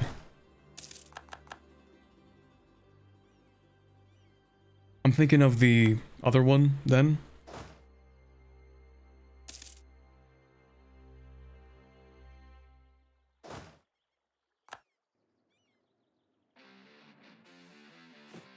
Okay, you know what? Maybe I actually should build some things. Some other forts. This would be a good one. It gives me all of this. Technically that, but that's already covered. And then I could build one here. And then I could build one. It would probably be fine. And I think that'll be mostly everything covered, except I need something here too. I'll just put one here, that's fine. Once I have the money. Speaking of money, I'm actually going to wait until I can seize land to sell those titles, and then I'm not sure if I'm going to spend, or rather, I'm not sure if I'm going to take any more titles after that. You're thinking of Corintar, okay. Corin's Field is a completely different country, I see.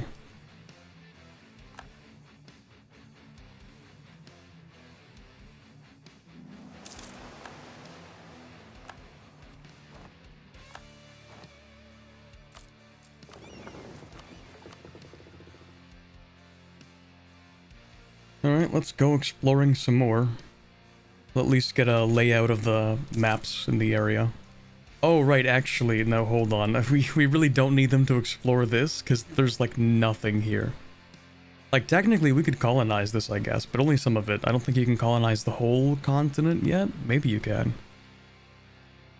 I do see some provinces here. Maybe you can. Wait, those might be rivers, not provinces. Yeah, never mind. I think maybe only this stuff up here is actually colonizable. Because this continent has not actually been implemented yet. There's one more that they're still going to add.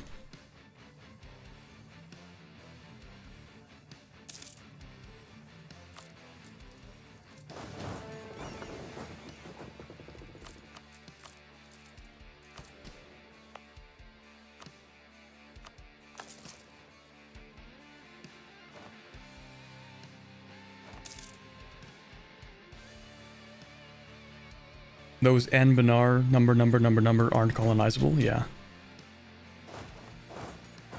Oh wait, these ones. These ones aren't colonizable?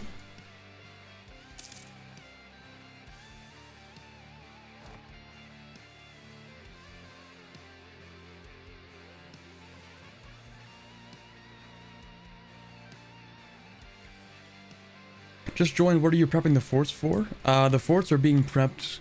Well, they're not being prepped for anything. I should have built them already. It's because of this modifier that gives me monthly devastation in every province.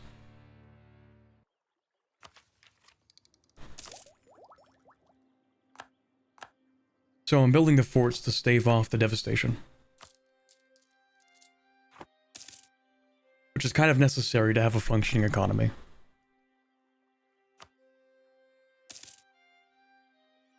And I'm also stacking reduction in fort maintenance. We're going to get another minus 25%. And right now, we have minus 50% of fort maintenance. So we're trying to get it as cheap as possible. Because I'm going to have so many forts, right? Also, I think I have a plan for infrastructure ideas. Oh, right, I need to be studying stuff as well, don't I? I completely forgot what I was meant to do with my missions. I've just been, you know, off doing my own thing. Right, I need to actually hire that mercenary company. I completely forgot. Let me go ahead, sell some titles, see some crown land back. I'm already building the fort in here. That's fine. I'm going to use that to hire the mercenary company that we need to own the Eigenrack riders, which are still rather expensive, but it is what it is, I guess. Put them there. I'm not going to grab these yet, actually.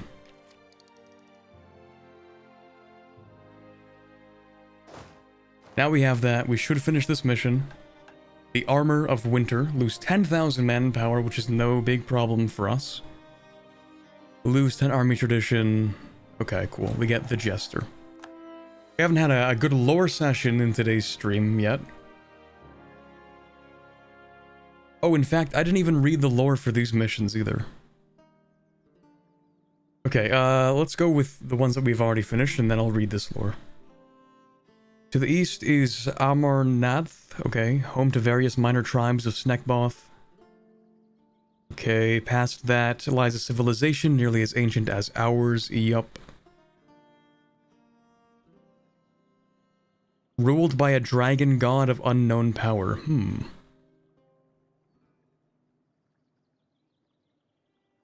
If winter is to be protected, we must embark on a long march east in order to claim the resources of those frontiers for ourselves and deal with any threats to Gemradcurt that may exist beyond the mountains. Okay.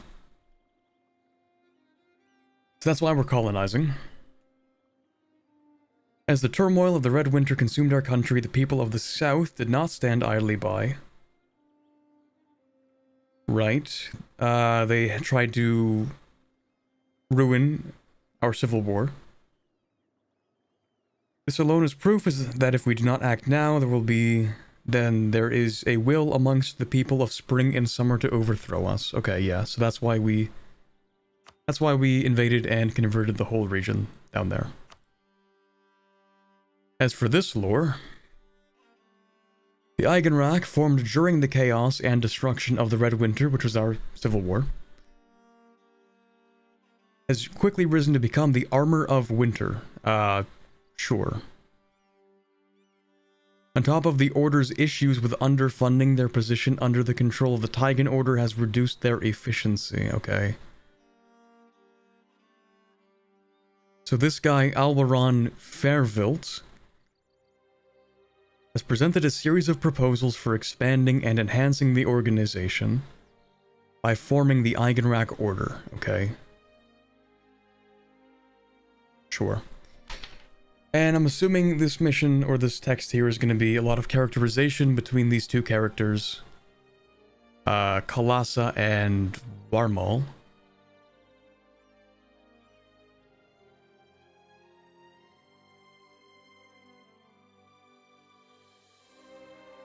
Trying to get the TLDR for you guys.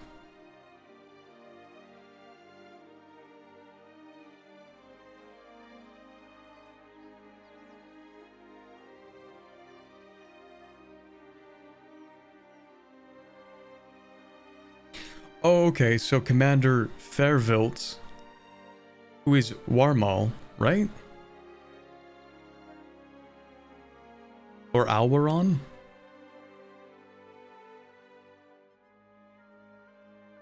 I think he just did like a little bit of betrayal, maybe.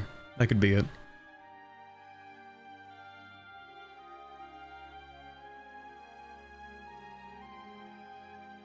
Cool, I love betrayal. It's not actually Warmal? Oh, right, okay, I see. It's an imposter. Imposter? Sus? I'm so sorry.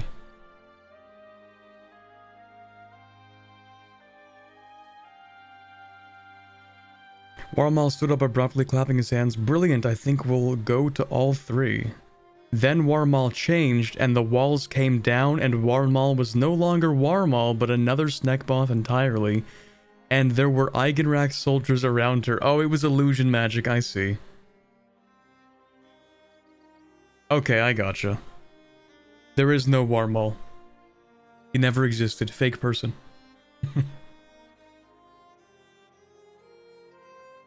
Cool. We get a half-cost level 3 morale advisor and foreign spy detection and spy network construction for the rest of the game. Cool. Next, we have to do a little bit of development.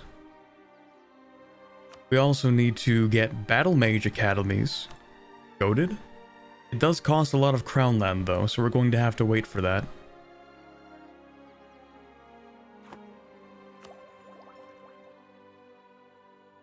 Also, before we do any developing, I think I'll just finish off infrastructure ideas very quickly. Shouldn't take too long. But yeah, I don't know if I even want these mercenaries. I feel like they should also have a leader. Instead of me hiring one, but whatever. Okay, I'm gonna wait until we stack up a whole bunch of points, and then I'm gonna do the thing again. Also, this unit should move, like, much faster. Let's give you to that unit.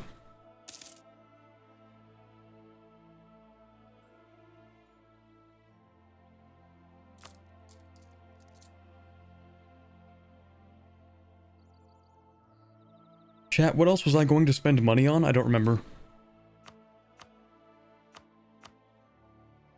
I guess more production is fine.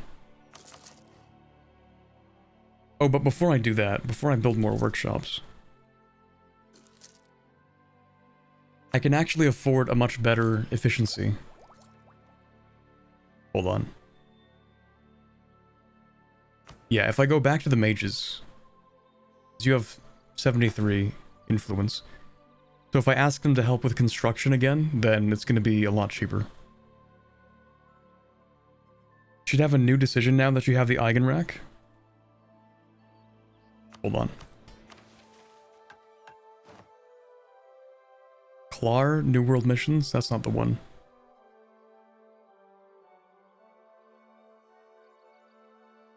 Well, I do want that. That's a free explorer, right?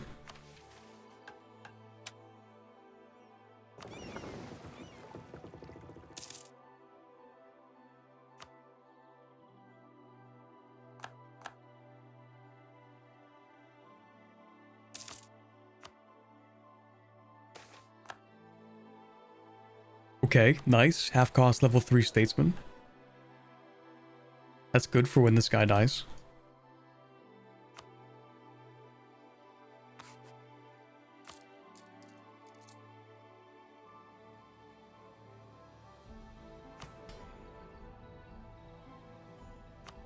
Right, let's go and cast that spell for construction.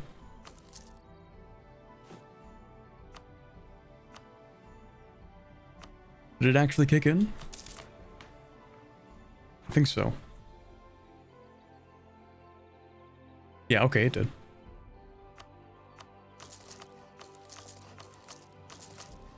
I can actually preemptively build a couple of these. Because they're half cost, they start paying for themselves earlier at a lower production. So I don't mind building all the way down to like maybe 5 or like 0.05 ducats. We don't really have many factories we can build right now. But we will in technically a year, but kind of not really. After you do the Hearthward mission, Corbett, that cav stack makes provinces lose devastation via decision. Oh, okay. Wants you to explore to Kaonai. Yeah, let me look at my missions. So we need a little bit more development.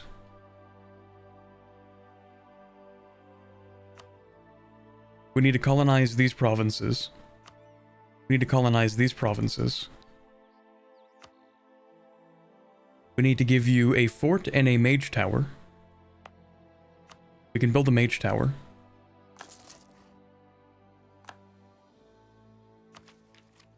And I'm not going to take this tech yet.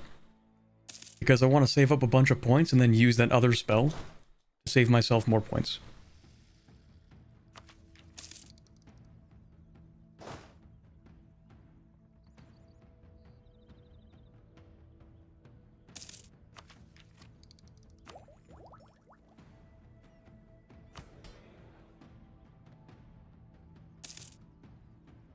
early for work. Well, thank you very much for stopping by, Grapefruit. And also, thank you for the donation earlier. I appreciate that.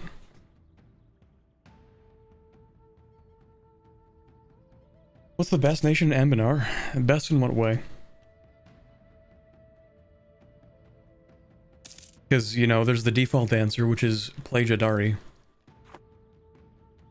Or Command is... I don't know. I think they're strong. I haven't actually played Command.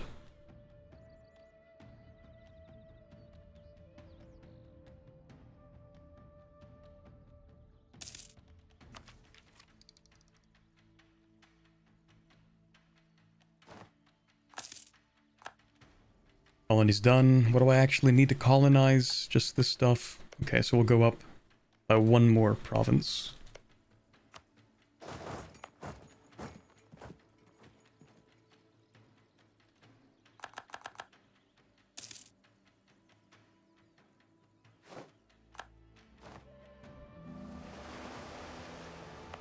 And then when that's done, we can move you into here. Okay, so I don't actually want to go over here. This is fine. We'll go and colonize... Wait, isn't this Kaonai? Yeah, this is.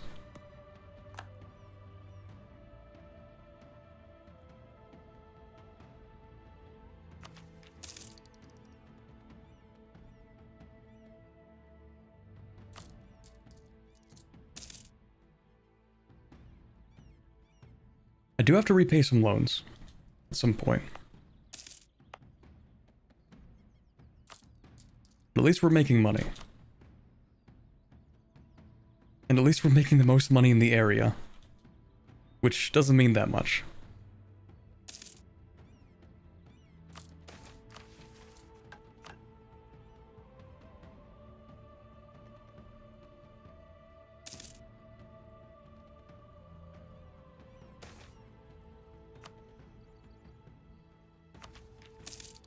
Okay, in one more year I'm gonna take the mage thing. I keep forgetting to study magic. I'm so dumb. Hold on.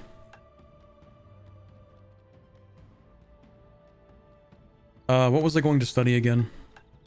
I should have been doing this so long ago. I think it was...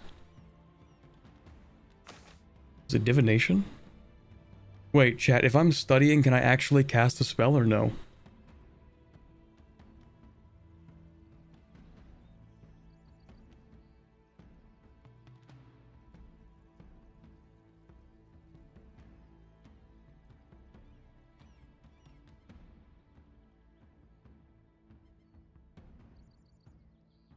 Command can culture / religion convert per state edict? Yes, you can. Okay, nice. Okay, we'll study divination then, and then use that to, like, speedrun going through Lore Seeker. Or other things. Besides, don't we need divination for this? No, we need evocation and conjuration. Okay, well, we'll get to there at some point. We'll put in money, because we have money. Just give me 1 month.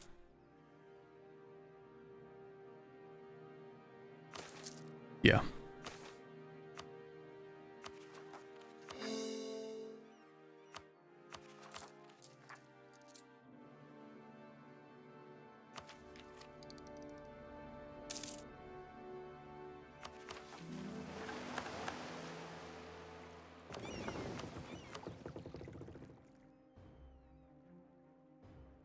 Okay, let's...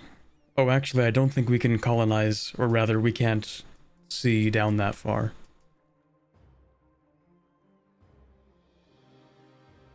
So we don't care about Hales.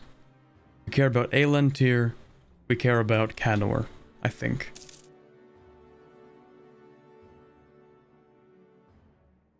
Will I ever play Road Warriors or Horned Ogre Oni? Probably the Ogres at some point, because I hear they have a good mission tree. As Kajuma, or whatever they're called. Colonize what area?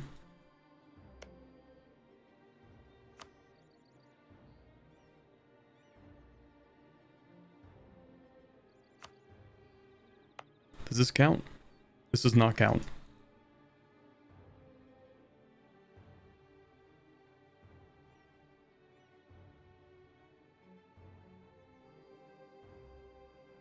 This is not worth it. I don't think.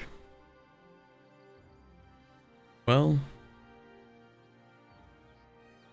25 global settler increase, which is 25 per year for 10 years, which is 250 over 2 colonies. That's 500, and I have to put in 1,000 just to get this.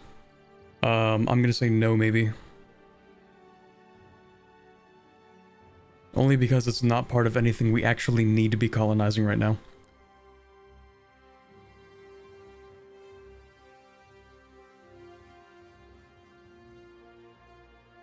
But everything else doesn't matter either.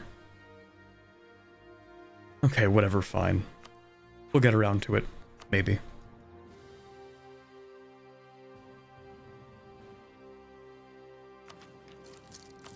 Oh, losing money. I love corruption. Give me a little bit.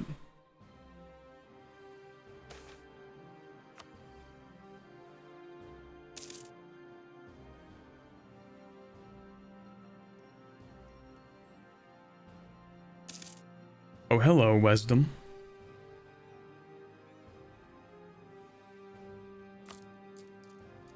Actually, don't I have enough passive decay that I shouldn't care that much? Well, I might as well decrease it a little bit.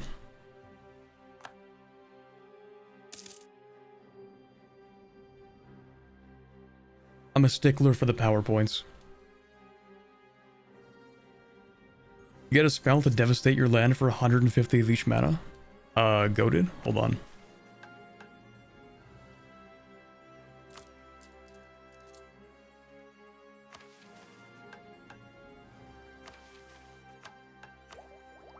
Chat, is this real?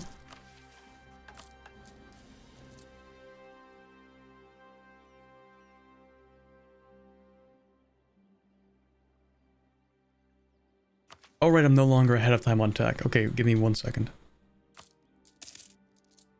Yeah, that's fine. Okay. How many spells can I cast at a time? Any number? Because at this point, I want to use the divination one. I want to start with this. Oh, that's more expensive than it used to be. Okay, well that's fine.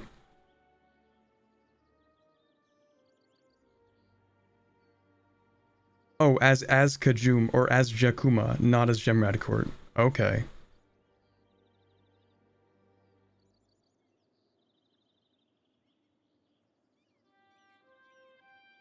As much as you have the mana and money? Okay, perfect.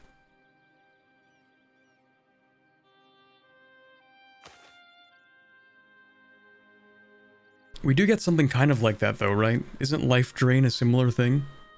The life force of an heir, consort, advisor, or city will be traded in exchange for points. I'm just gonna look at it. Lose 1. Oh my god, this is huge. Wait. Is this technically, is this free development, chat? Because if I get 50 points, and I develop something, let's say it costs like less than 50 points, then on average, I am gaining points and or development from doing this, right?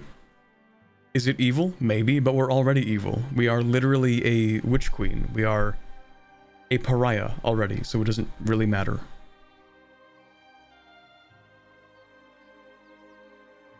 That's kind of broken.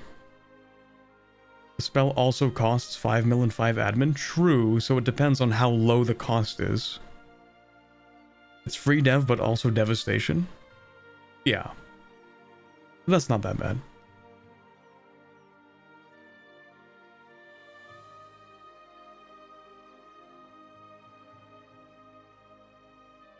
Losing 3 development takes 3 clicks. But there's a 33% chance of losing 1 development, right? 1 of 3 will happen. Either I lose a tax, production, or manpower in Fardock, and in exchange, I will either get 50 admin, diplo, or military. So... And where's Fardock?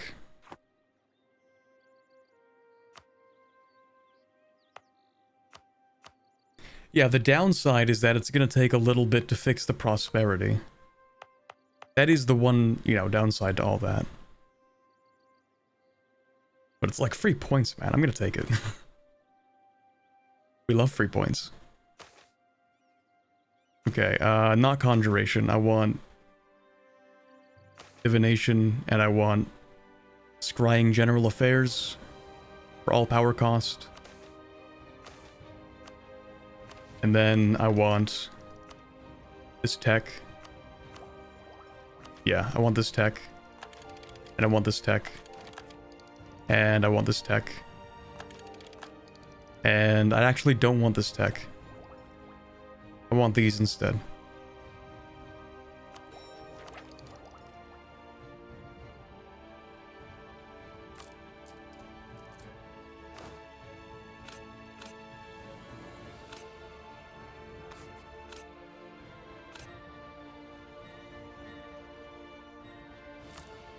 Okay, nice.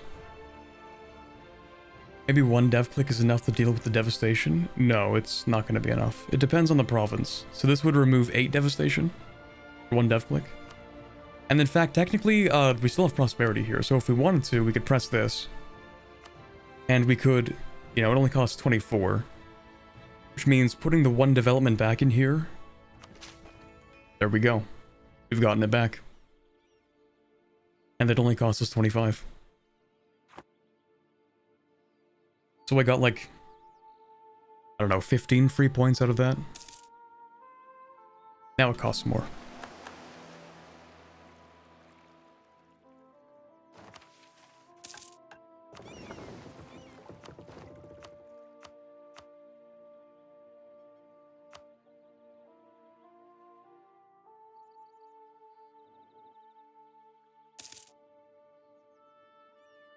It's one dev that you lose and you don't really care about mill dev. I mean, that's true. I don't know why I slapped it in there. Mill dev is pointless for us because we have so much manpower, it's actually ridiculous.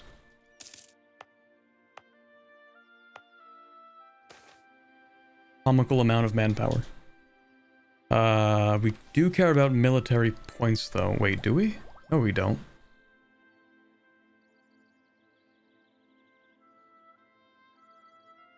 Do we?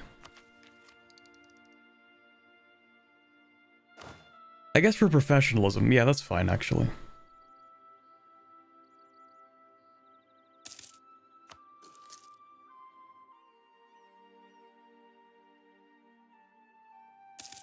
Dev is dev, I guess. It does give me crown land, think of that. Think of the real benefit, chat, is that it gives me crown land.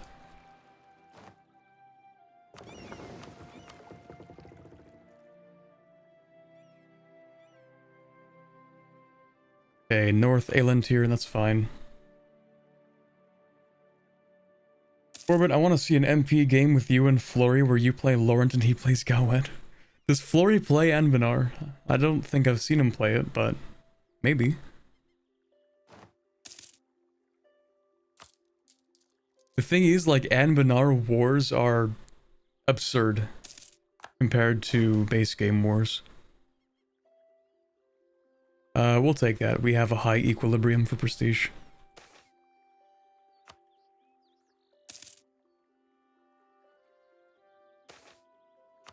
Anbennar wars are like you're squaring up with somebody and then they pull out like a plus 50% discipline modifier from nowhere. It would steamroll me? Maybe. You know, I did have that, it was like 4 years ago. We did have a 1v1. It was part of a tournament. It was a long time ago. Yeah, they pull out the 11 shock general.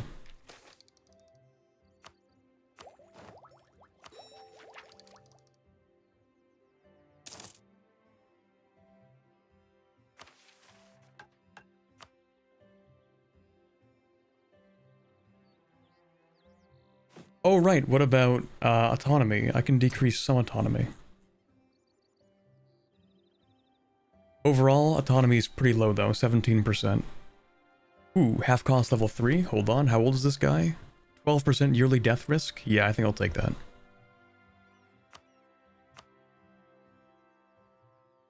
In fact, maybe I should just hire them. We'll see.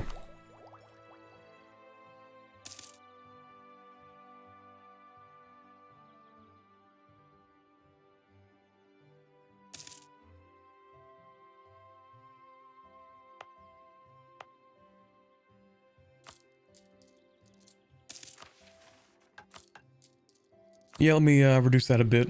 I like how it costs a third of what it normally costs to reduce inflation. I love this game so much. At this point, this nation is just boring. We're in our middle phase, where we just have to do a lot of maintenance until we get stuff done.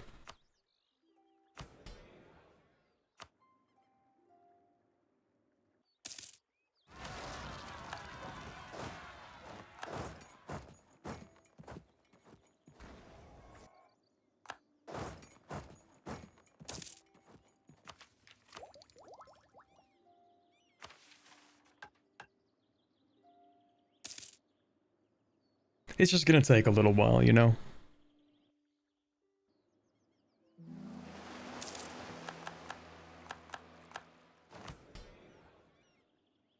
Alright, we're gonna seize land. These guys are going to be upset, but they can cry about it.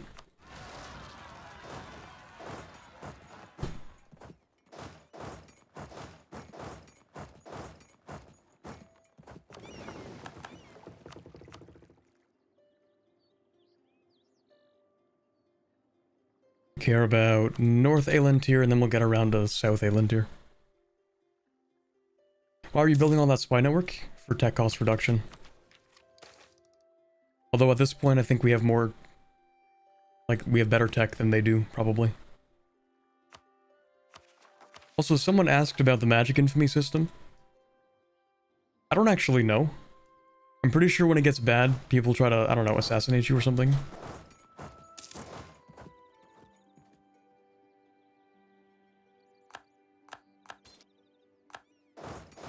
I'm not actually sure.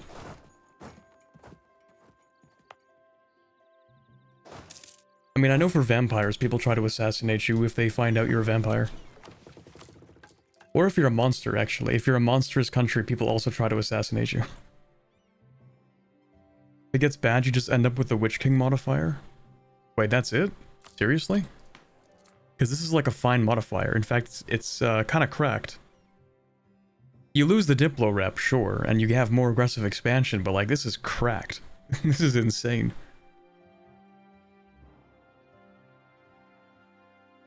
Oh no, I get 25% manpower recovery speed and 25% manpower recovery speed. Oh no, half stability cost.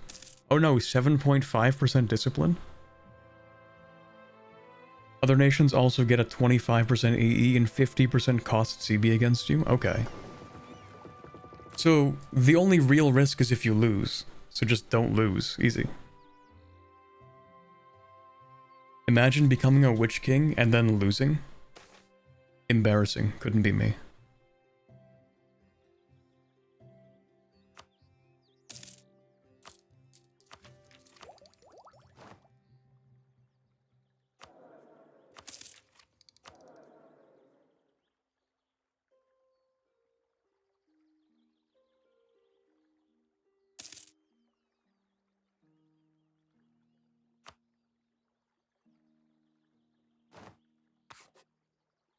Okay, I guess I'm gonna replace this guy at this point. The 13% yearly death risk. I kinda just want my half cost level 3.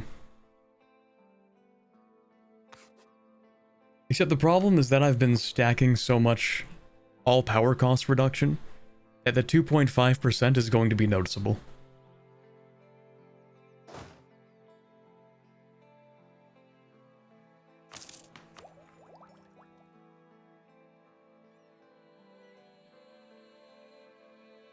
You could just life drain the advisor instead of just replacing? Wait. Well, then it kills a random advisor though, doesn't it? I don't get to pick the advisor I drain, do I? Would it be worth accepting those other cultures instead? Oh, right, you just reminded me I actually need to culture convert those. Yeah. Or colonize.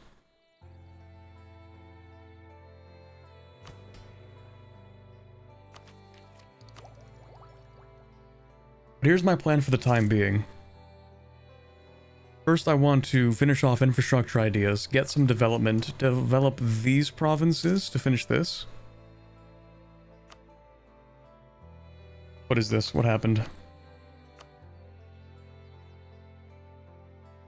Unrest lower than 0. Oh, you have... Yeah, okay. Particularists.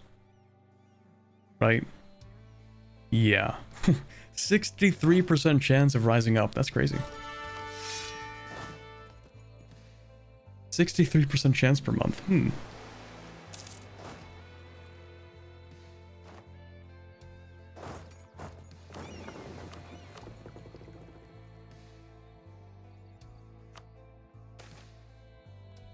Nope, you will not be a general.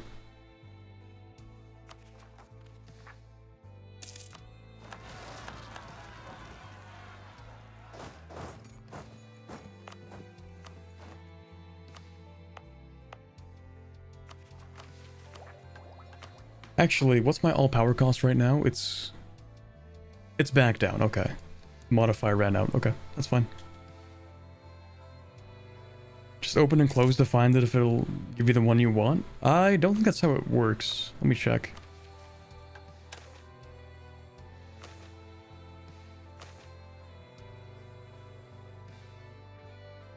%25 chance of killing a random advisor.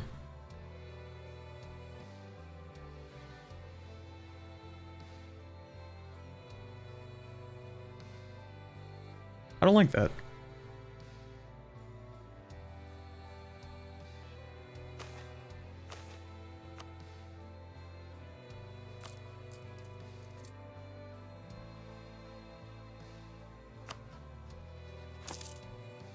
Yeah, so everyone we're spying on actually has worse tech than we do. Kind of embarrassing for them.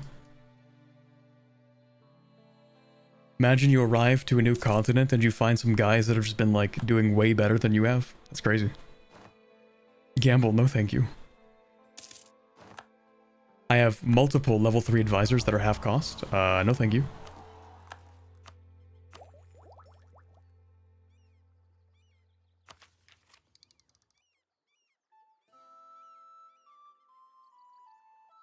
I'm cooking up another plan. Hold on.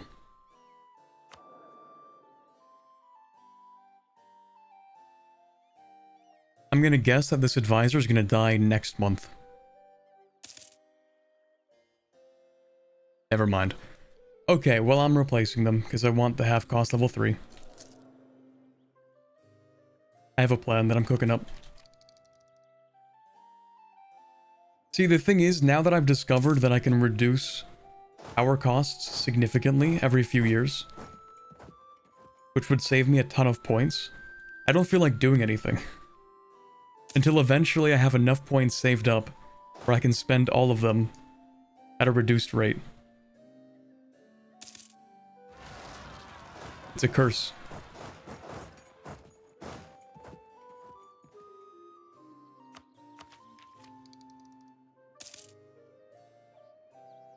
Yeah, other people existing? Other people who aren't under the dominion of winter? That's pretty cringe.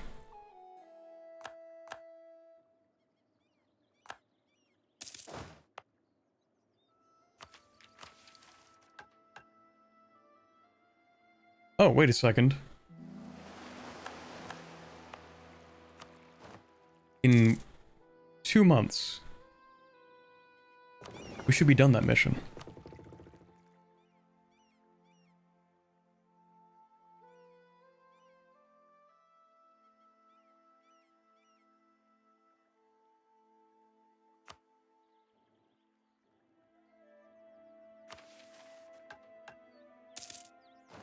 Yeah, I didn't even have to do anything. Okay. So public relations, we gain a stability, which is great because, you know, we're already at 2. And it would be cheaper than getting a 3rd. We also get Diplo rep for the rest of the game. Wow, that's great, chat. It's gonna solve everything.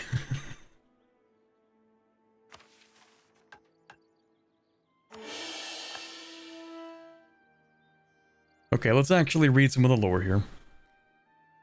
Though the enemies of winter have been vanquished and Immoral's rule restored over the entirety of the country, a significant portion of the population still views Immoral as an illegitimate tyrant. Oh, that's crazy. To them, her armies are nefarious. Oh, really? The undead ones? Her intentions, villainous. And though they have been beaten into submission by the Taigan Order, Eigenrak, and Immoral's own might, this is a situation and attitude that cannot last if winter is to survive. So, in order to mend the relations between state and subject, Immoral has decided to embark on a campaign of restoration and recovery. And with this, hopefully, one day the people will see her not as a malevolent conqueror, but a benevolent ruler. You actually get quite a few Diplorep modifiers as Gemradcurt. Interesting. Alrighty, Cold Command. Immoral's new powers have given her complete immortality, the power to both rule over Gemradcurt and improve her own magical ability for all time. However, even as Immoral's arcane ability grows, there still exist limits to that power, knowledge outside of her reach. To this end, the Lady Mother has sought the power of her patron once again, so that her cold command over the nation may grow even more. And that's from us getting enchantment. So next we have to colonize this one province and then invest a whole bunch of money into it. We also need battle mage academies. So in 3 more years we can see some more land, or we can just develop and then, you know, do whatever.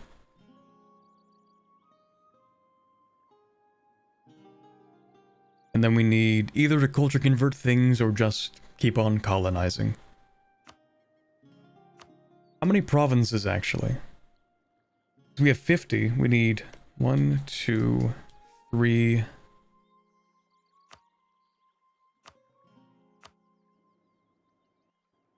Oh, okay, yeah. Never mind. I don't even have to count this. We just keep colonizing down here. Eventually we'll finish this mission without having to culture convert. Which will be nice. We can grab another reform though. Oh yeah, let's go into Republic. That would be a great idea. Complete tone shift. Become Republic.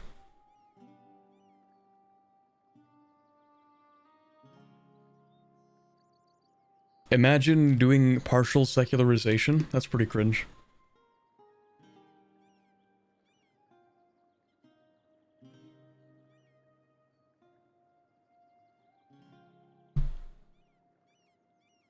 Alright, we'll go with this. Of course, unless there's something I need to change. Port defense, missionary strength. Well, to be fair, it's not like we're exactly conquering people.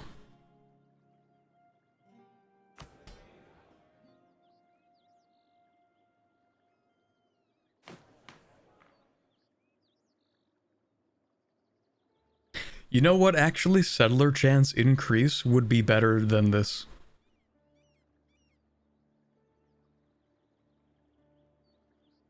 In fact, minus 50% native uprising chance and settler chance. That means that I'm going to have no chance of uprisings. Because right now... Oh, wait, never mind. Don't I have that minus 50% one? Oh no, never mind. That requires exploration. Yo, pardon me? Did you guys see that? Am I hallucinating?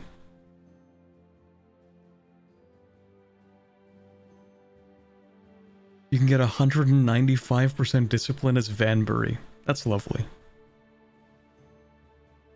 Sandworms or something? Welcome to chat. Okay. I know I'm not hallucinating these ones.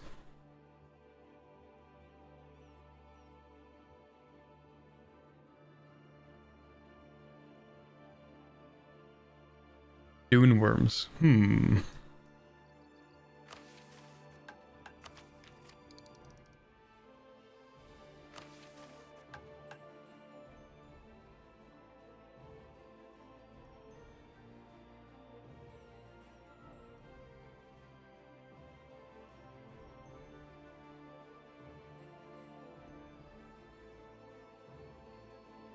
Explore the coast and you'll see them. Nice. Anyway, I was on a tangent and then I saw that. I don't remember what the tangent was.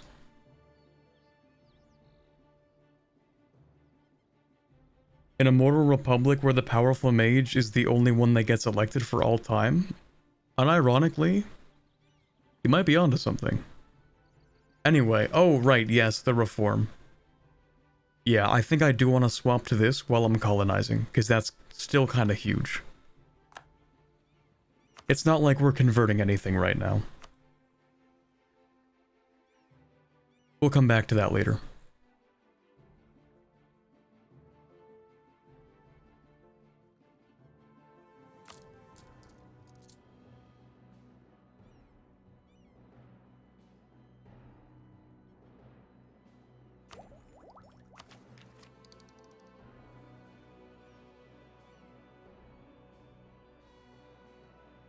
If you swap to Republic, can you re-elect Imorel to raise her stats? I think so.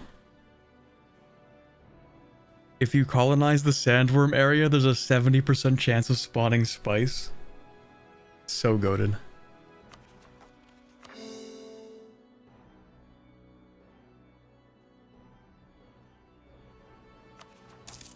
Oh right, we do have that colonist. And I do need to put that colonist here for a mission. Not a mission. This thing. Yeah. Colonize any province in this area. So I'll just colonize that, because it's already next to a fort. So we don't have to worry about the devastation. In fact, I would also like to build a fort here, maybe? Yeah, we'll build a fort here.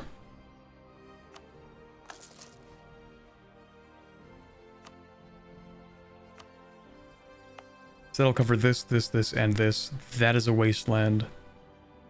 Yeah, I think that's worth it.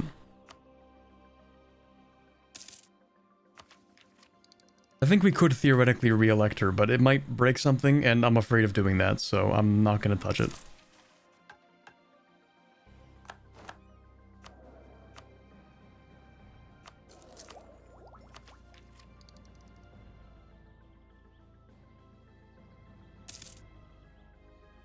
I'm gonna wait until we have more power and then just like spend it all at once.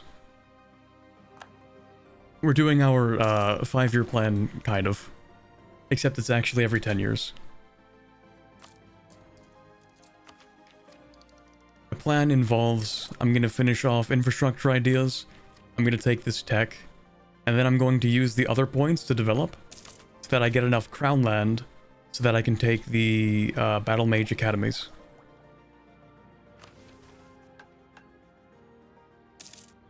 Age of Unraveling, very cool.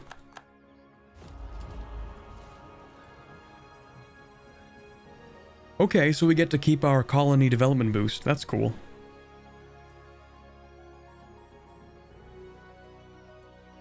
That's not just for us though, right? That's for anybody who has land in Alintir.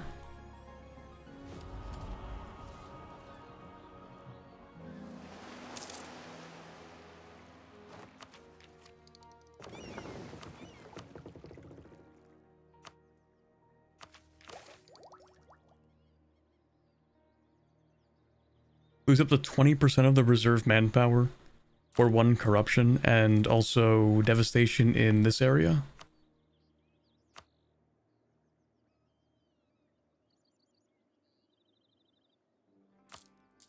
1 corruption's kind of expensive.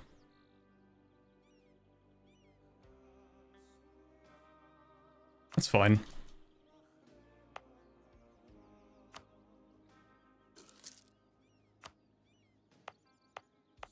It'll fix itself. It is as simple as you think it is. Nothing would go wrong. That's not exactly reassuring.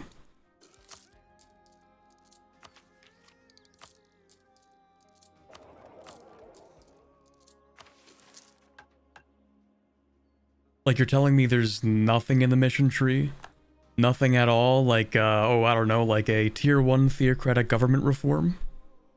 Nothing like that?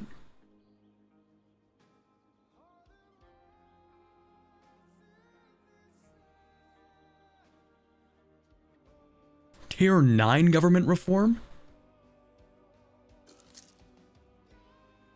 Bold for them to assume I'm gonna reach tier 9. What am I at? Well, technically I'm at tier 6. I'm like pretty much there right now.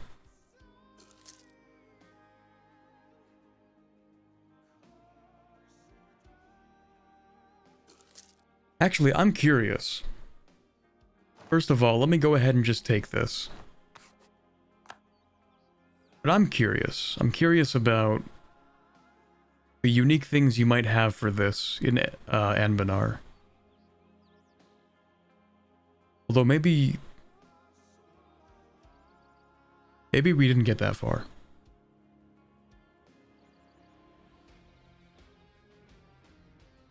I don't know.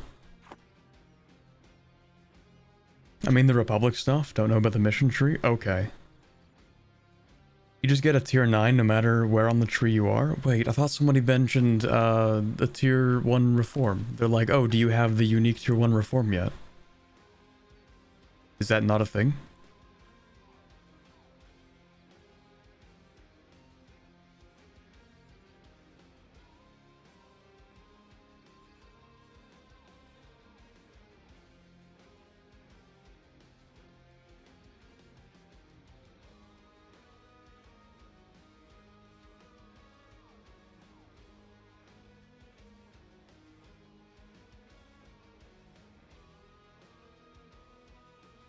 There's the tier 9 that I see. Don't want to like spoil all of the things that we get, but you know, some things are important to like look ahead and check if you get them. Okay, maybe we don't get one. Never mind. It won't show on the missions? It's a mission event? Oh, I see. So we do get one then, yeah. Hex meta in tier 12, let's go. Okay, we're getting close to having maximum mill points, so I do feel like spending them at the moment. If I'm going to do that, though, obviously I'm going to go to my ruler magic menu. I'm going to keep on researching, which magic is it? Evocation and conjuration. Okay, let's go with evocation, I guess. I just haven't been upgrading these the way that I should have been.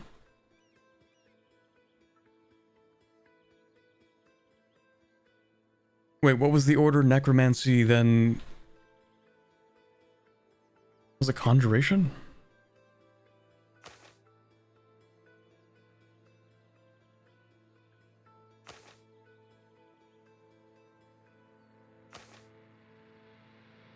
I don't know. I think we'll just go with... We'll go with conjuration, because we have nothing in conjuration right now. That's kind of expensive. That sucks. Let's go and also, let's see. We'll get that one divination spell for... Ooh, I forgot about that. No, we'll go for scrying general affairs. For the power cost. And then I'm going to finish this off.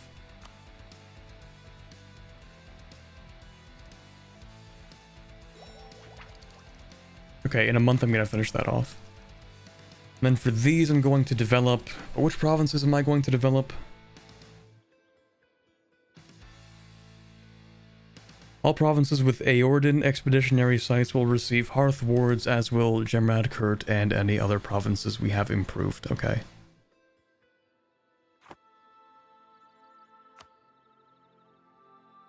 Yeah, we do now have the Lore Seeker spell. True.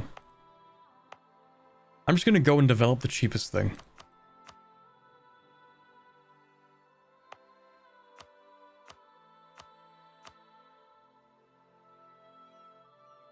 Yeah, that's pretty good.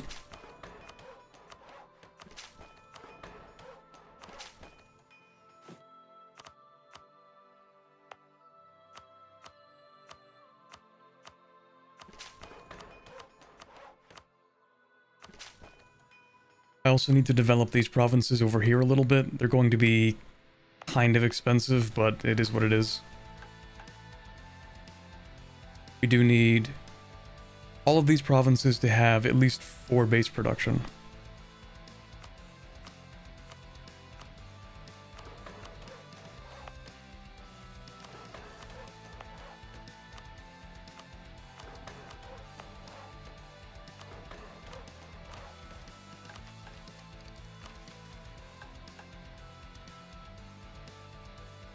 And also this one, and that one.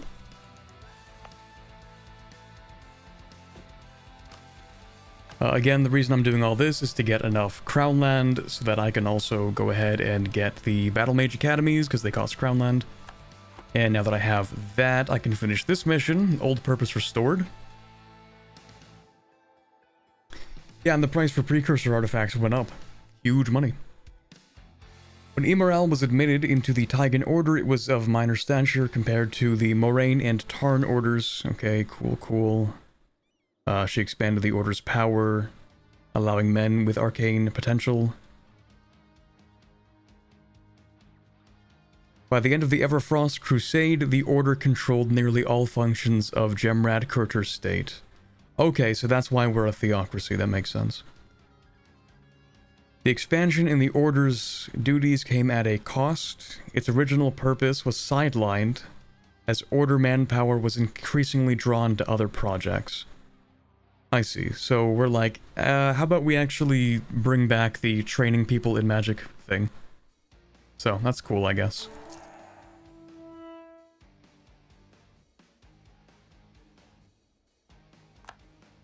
So we do now get a third thing, or a change in this. What we had previously was, I think, education of the missionaries. It sucks that we don't get to see the modifiers. Because I don't remember what we had. I don't know what we lost. But anyway, we do now get this, which is +1 land leader without upkeep, plus heirs and rulers can be generals. Now, we already knew that was possible for us, because we could have already turned Immoral into a war wizard, and we don't have heirs. So, I think what this gave us in terms of practicality is a land leader without upkeep, and to an extent, an additional advisor. It can sometimes be helpful.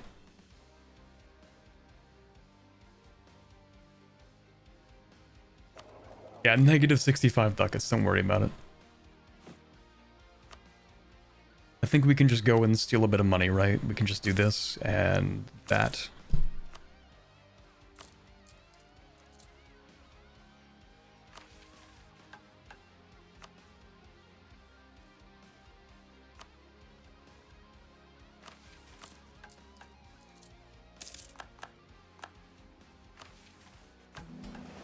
So, every now and then, we're going to get a free war wizard, right?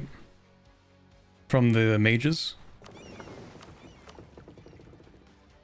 I think it takes a long time, but it's still possible.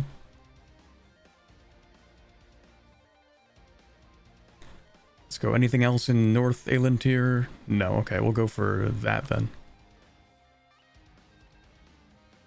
So, chat, real question. What goes on here? It is very, very tiled in this area.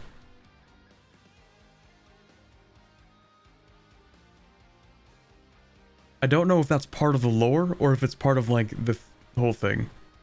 Apparently that used to be Ducaniel's area.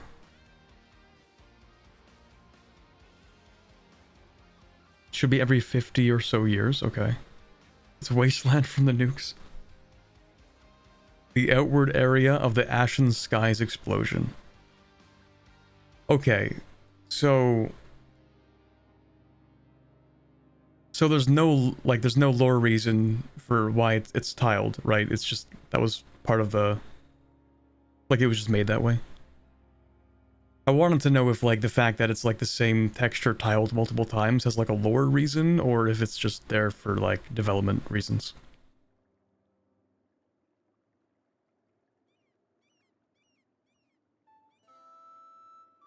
The tiles are the nuke craters?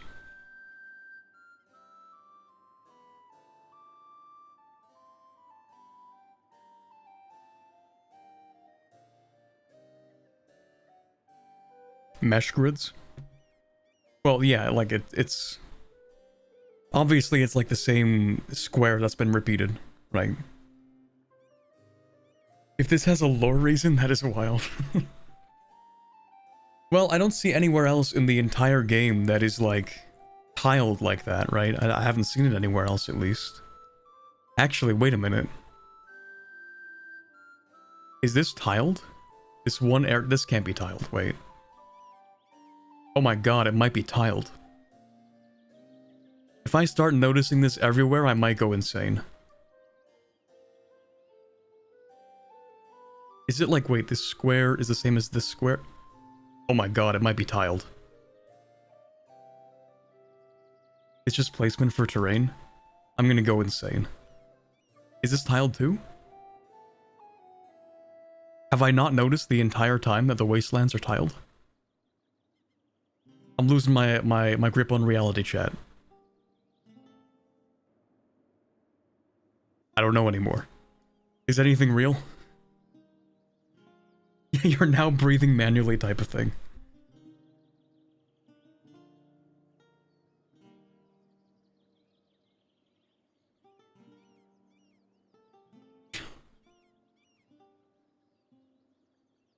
Thank you, Braden Clampett, for the $2 Australian. Yeah, you're Canadian. Prove it and say roundabout. Okay.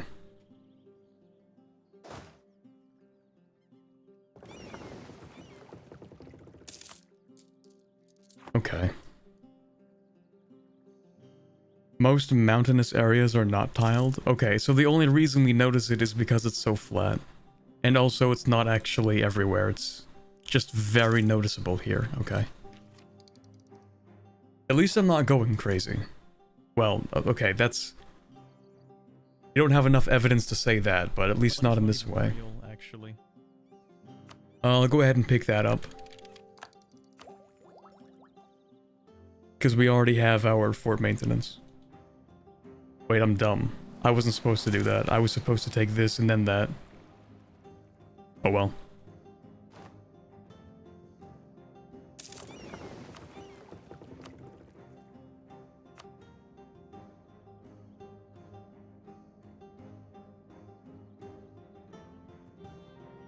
Okay, I don't want to break anything, but I will take your advice on this. Do Terra Incognita and look at this.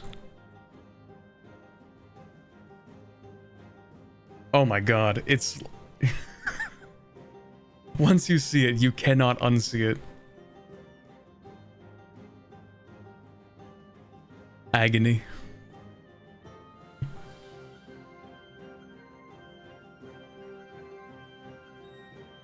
I mean, it's fine, right? It's fine, it's just funny.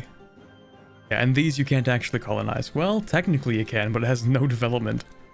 Don't worry, chat, we'll just colonize these areas, while we have this, so we get like, 3 dev provinces all over here, that'll work. Ah, no trade centers?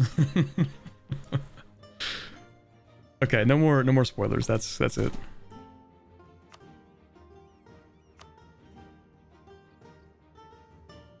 To be fair, it's everywhere if you go to the terrain map mode. Wait, what? Oh my god, it's here too. Oh! Sandworms. Huge. This is the greatest advancement in EU4 technology in the whole 11 years.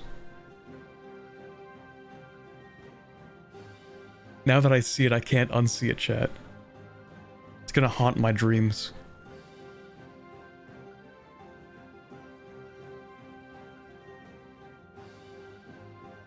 I hope one day we get to play the Fremen country in here. I hope one day it's no longer Wasteland and we can actually play as, like, the Anbennar equivalent to the Fremen. That'd be cool.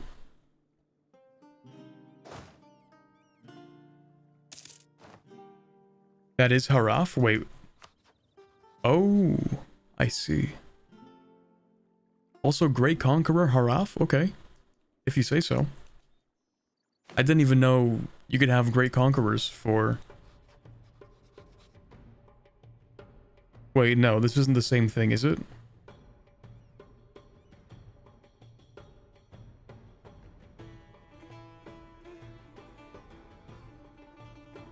Is this the Great Conqueror? What am I thinking of? Mythical Conquerors? The Great Conquerors are the lesser version. Great Conquerors can be anyone. Mythical Conquerors have to be great powers, I think.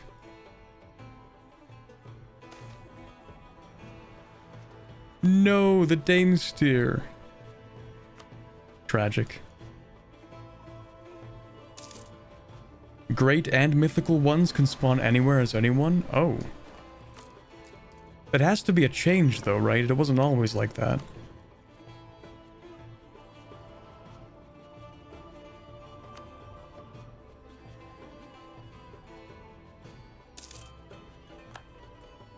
Or maybe it's because I put the variants on. I don't know what the variant conquerors do either, to be fair.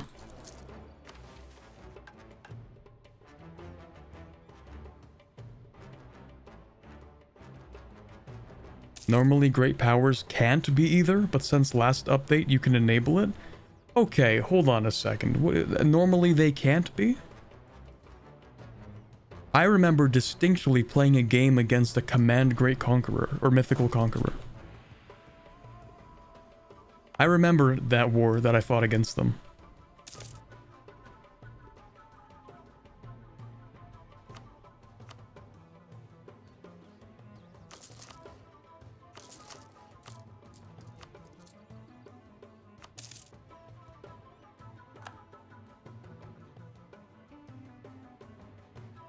By the way, who got Burgundy? Is there a Burgundy equivalent, like Burgundian Inheritance?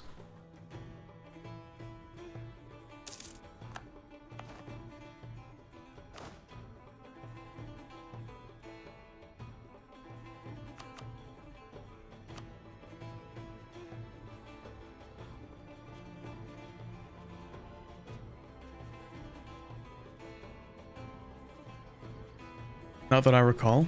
It is what it is. As the Gobos? Yeah, I played a campaign as... What are they called? Greedy Grin? Maybe? The guys in the part that's right above Jadari.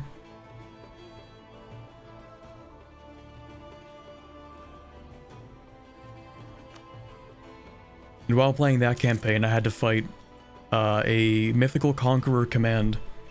And that one ward, I think it's like Verkal something. The one to the east.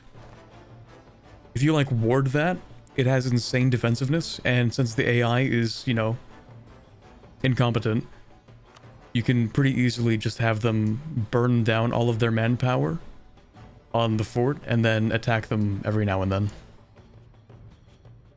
It's pretty great.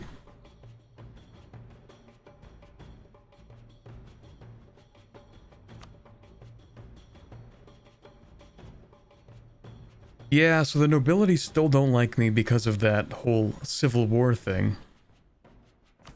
It's been like 30 years, but they won't shut up about it, so that sucks. I'm still taking the land back. It just really sucks to be those guys.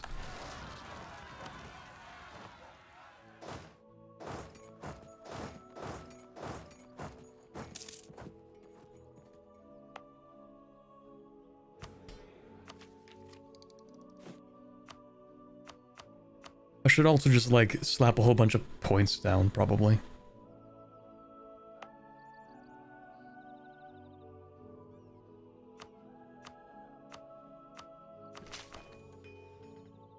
Mostly for Crownland.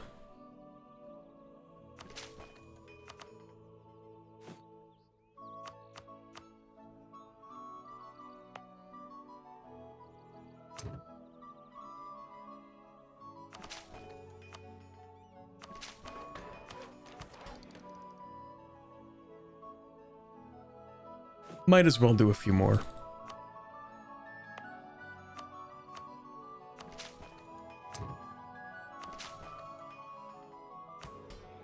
There we go. 20% is fine. I wonder what's the lore of the Insia continent? Megafauna. Or so I've heard. The lore is very big creatures.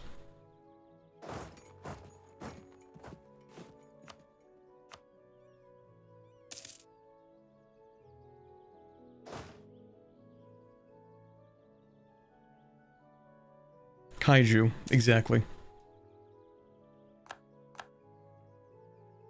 And jungle or something? Jungle and big creatures, lost continent, etc, etc, something like that. I don't actually know what the lore is here, but I have a feeling it's gonna have very few playable tags and probably some like really wacky stuff to discover. A lot of kobolds and inns, yeah, okay. You're normally not supposed to even be able to reach it until the rending happens. It has a lot of tags in it? Oh, okay. Oh, I guess in the Bitbucket version? Have they updated that?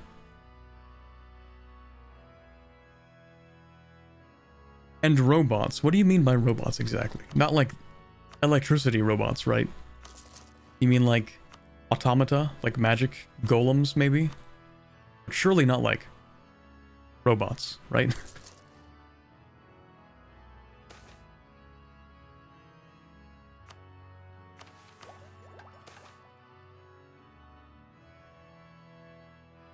Wait. The Unseelie approve of your dedication to savagery and honor. The Unseelie are, Fae, I'm pretty sure. You are henceforth invited to our next hunt, but first, a boon of our appreciation. A powerful pawn could be yours, one well in tune with the art of shedding blood. Or perhaps you would like your men to have the senses of wolves and strength of bears. I don't think the zombies are gonna have much of a sense of wolves or strength of bears or much of anything, actually. They're kind of dead. Never deal with the Fae, but they're offering me a really nice general. No, I'll take this. We have amazing reinforced speed, so getting minus 20% is not that bad, right? Reinforced speed, we're looking at a total of 330%. I don't think that's going to be a problem for us, chat. And for 30 years we get movement speed. That actually matters for us. Because our movement speed sucks. Minus 30%. So this actually is very good for us.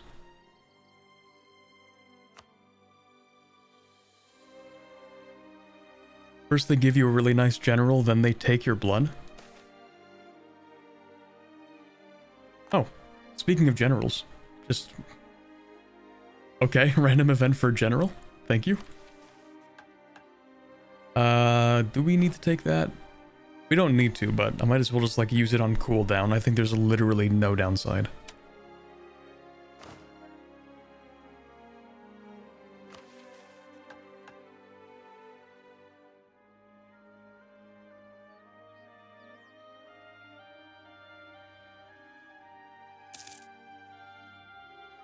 And even if they do try to take my blood, it's fine.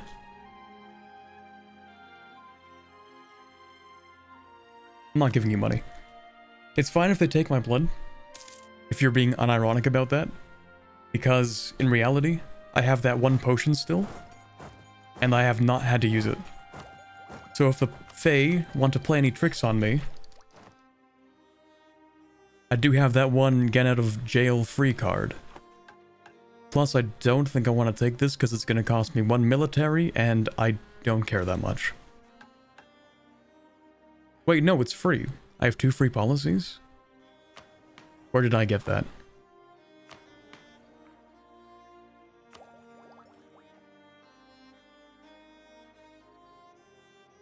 It's not in here. Where did I get that? It's not in here. Oh, right, innovative ideas. That just shows how infrequently I take innovative ideas, that I have no idea where that policy came from. Okay, I mean, if it's free, I'll take it. It doesn't matter that much. Yeah, I do have the one Fae Begone potion.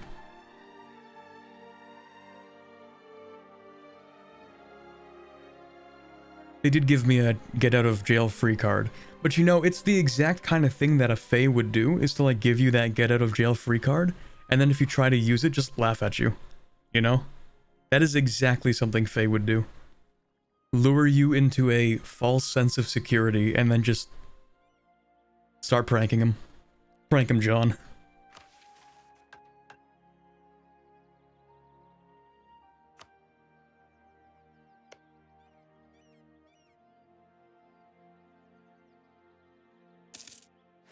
I heard the Anbennar mod was made for a doctorate thesis or something from one guy. I'm not actually sure about that. Maybe somebody included it in their doctorate, maybe. But I don't know if it was made for the doctorate. I thought it was somebody's D&D campaign that kind of just, you know, they took it and ran with it. It kept on going.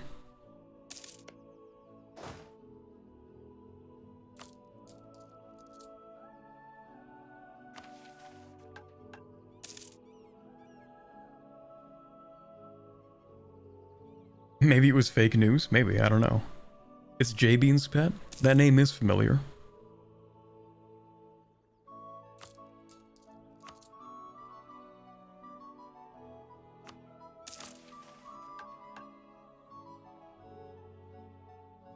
Okay, so this province also needs a marketplace and a dock. Those are still pretty cheap to build. Actually, did the one spell run out? Run out, rather? Yes, it did.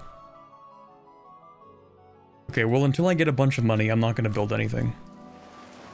Because again, the spells have reconditioned my mind. Actually, I can pay off some debt, that's fine.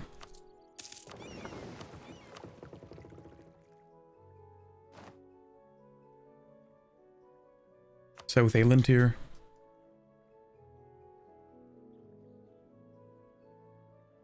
Yeah, this gets crazy colonized. Where's, Vinyl just never left? Bro, what have you been doing for the past 80 years?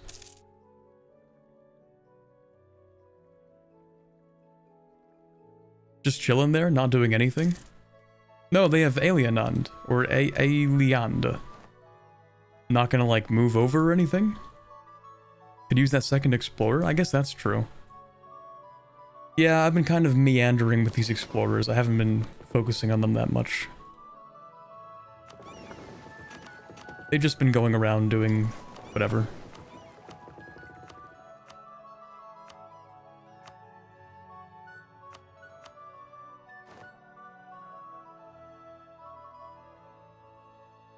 Okay, one of them can go after coasts, one of them can go after sea zones.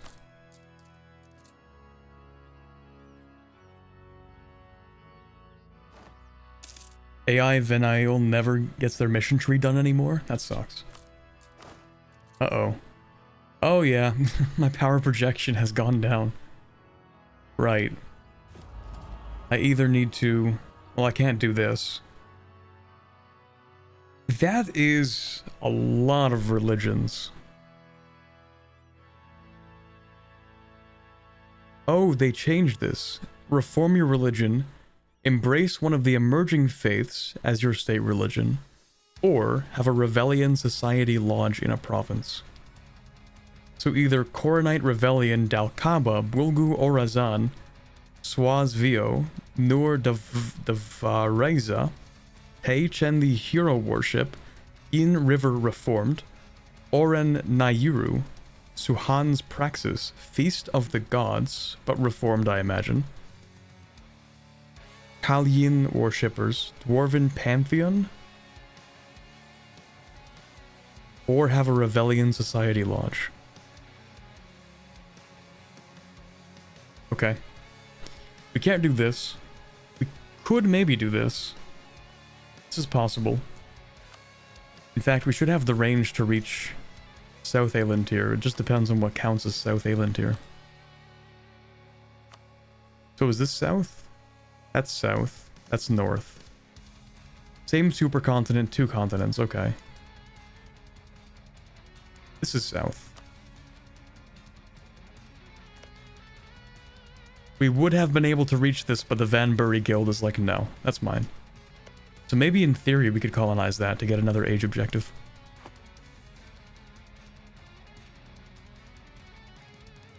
Taichendi Hero Worship is wild. You remove all AE when you win a coalition war. That is goated. Taichendi. Isn't that, these guys, maybe? You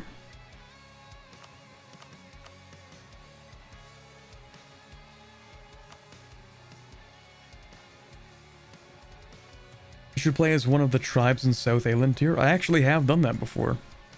I played as... I'm not gonna remember their name. The guys right next to the leech dens? Or right next to the leech den? The one over here. I don't remember what they're called, but they have like "na" in their name somewhere, I think.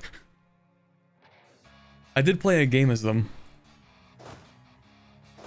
You don't have a mission tree, but you do have like events that serve as flavor. It's cool if that's your kind of thing.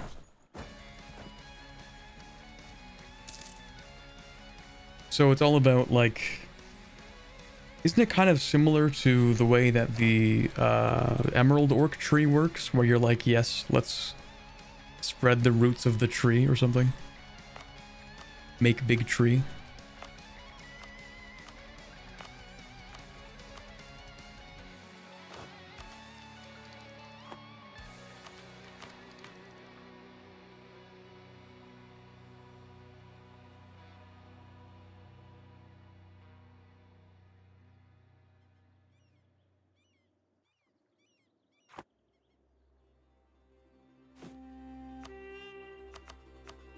Let's go ahead and keep deving a little bit.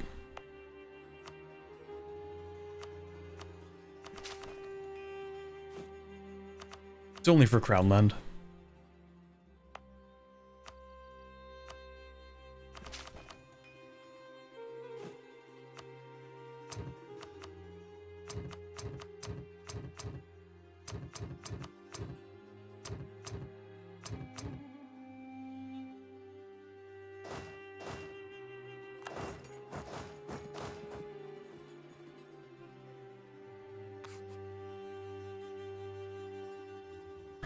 I heard the Emerald Orcs are not actually orcs. They are magic, but don't take my word for it. Wait, what? Don't forget to save a spot for printing press. Oh, right.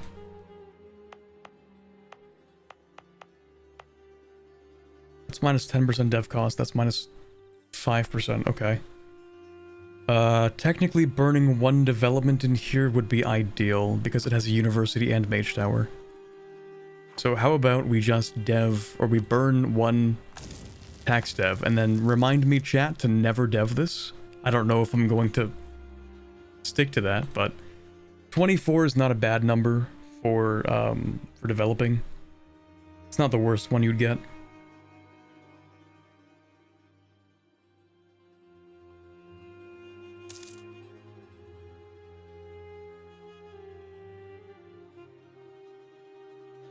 Just joining in, how far are we into the mission tree? Well, about this far. I haven't culture converted these because I can't be bothered, but maybe I will actually.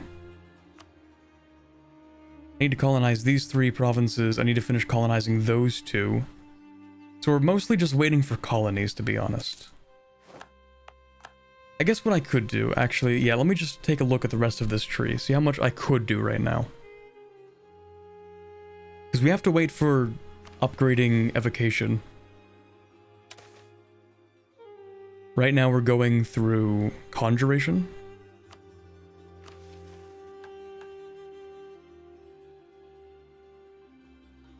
Yeah, we need to wait for renowned in conjuration and legendary in evocation. We need to build a mage tower here.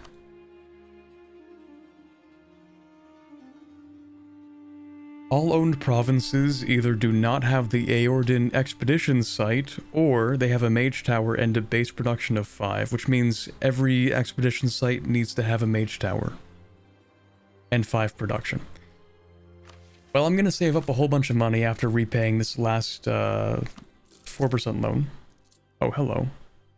We'll spend points, actually. Well... Nah, we'll spend money. We have tons of money. Couldn't say that at the start of the stream, though.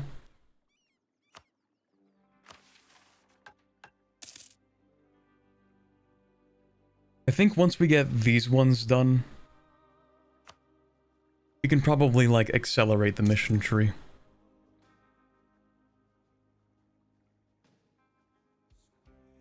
Wait a second, how long do I have this for? Uh-oh, chat, I only have this for another 22 years. No, that's not 22 years. That's 26 years. And I need to colonize all of this?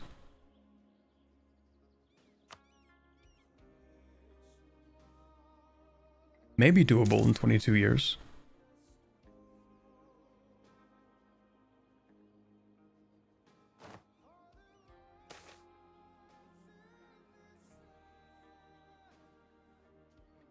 That's fine.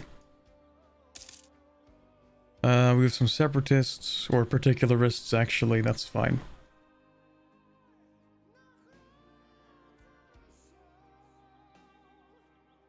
Speed 5, 5 FPS per second, classic Anbennar experience. Yeah, 5 days per second, Anbennar moment. Alright, another province is done. We have to go and start colonizing this province, except you need to move from there into here, and then when that's done, we need to move you back. Recall and get more colonies going at the same time over the limit. Yeah, I have 2. Usually I like to keep it at 1 over the limit, because then it gets a little expensive, but I guess maybe we can do 2 over the limit.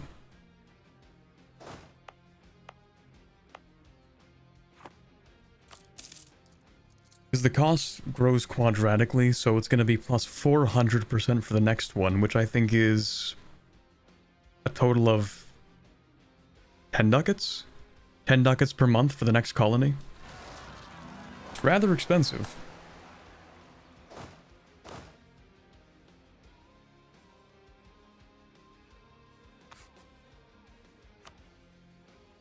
I should also make sure that I'm not missing any provinces with my forts.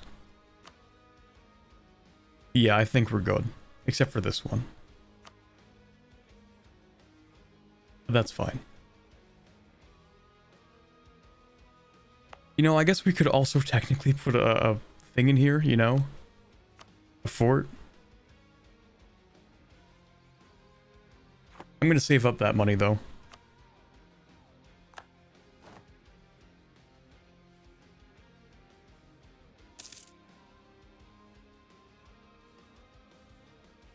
Your missions want you to own the entire northern thaw. Yeah, we'll get around to it. Eventually. These guys should explore some kind of sea in Kano or something, I don't know. These guys will explore some kind of coastline. Basically a lot of internal management, but at least we can speed 5. In fact, chat, hold on. Okay, you're gonna see minor spoilers for 1 second. Okay, anyway.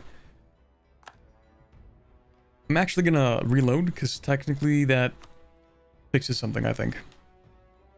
I'm pretty sure it makes the game go faster. It might also crash my PC, it depends. We gamble.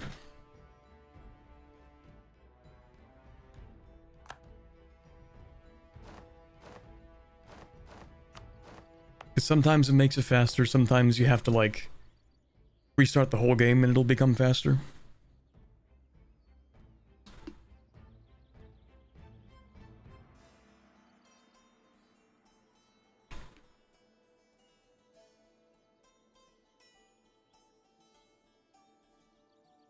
Is there a way to become a degenerated elf nation?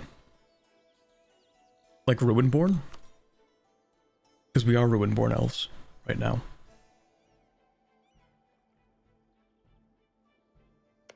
Oh wait, no, these are degenerated elves. That's literally what they're called.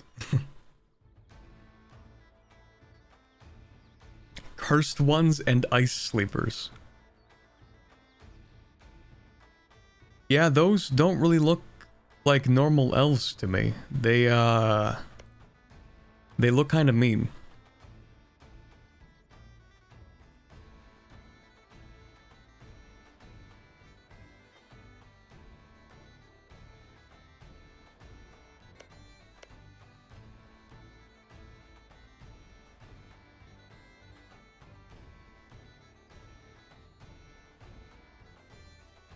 The generated elves are not playable and are not ever intended to be. I see.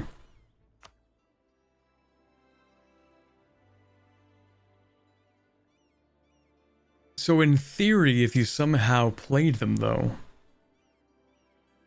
there is no trick to playing them. Can you make custom nations in Anbennar?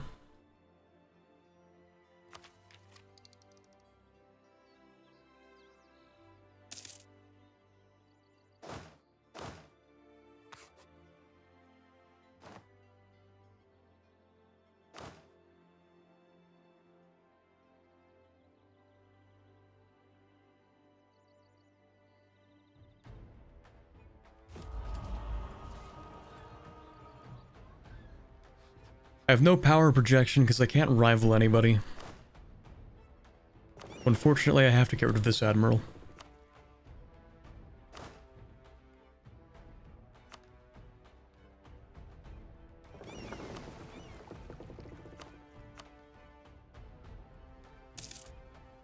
You can make custom nations? Okay, so out of curiosity, do the degenerated elves still get elven military?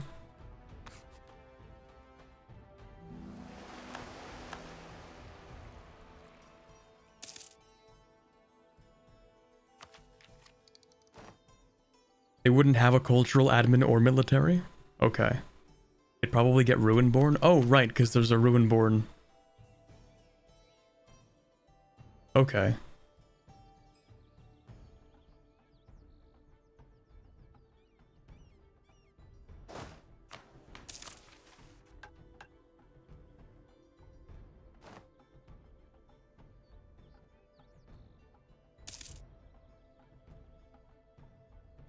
I also need 3 provinces with 10 production, a mage tower, and Aeordan expedition sites. Oh boy.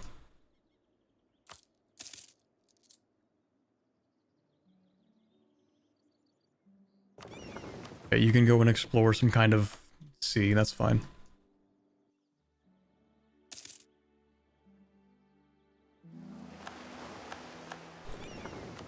Go explore a coastline.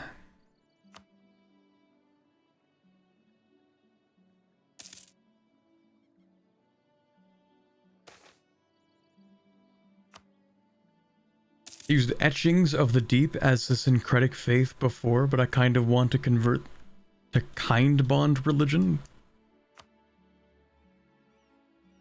Oh, yeah, there are kin bond religion. There are a lot of religions around here. What is this? Dobondotist?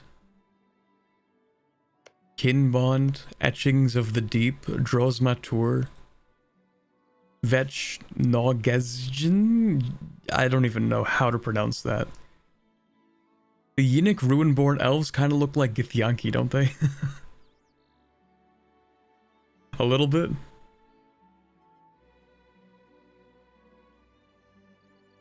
Inbond kind of seems like a hive mind religion.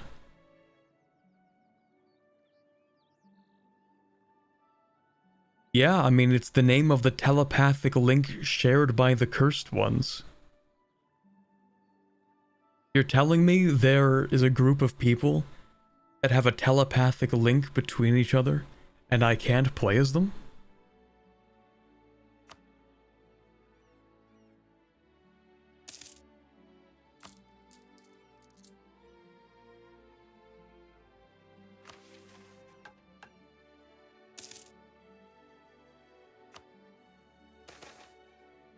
Oh, I'll take that, thank you.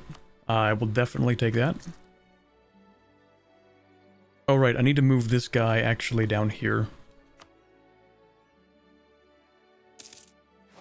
Nephilim tribes can get that? Let's go. How would you even convert people to that religion? Like, wait, that would be an example of what's known as like an ethno-religion, right? Like, you literally wouldn't be able to convert somebody to this because they need a telepathic link. But only these elves have the telepathic link. So you can't really even convert as this religion, right? I mean, you probably could in terms of like game mechanic, but it wouldn't make sense, would it?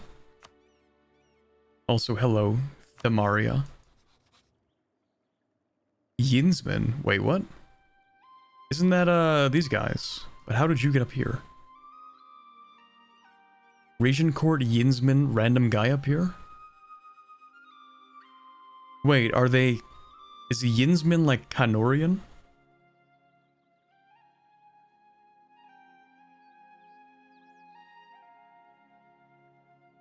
Maybe you can put a parasite in them. Oh, interesting. That would be cool.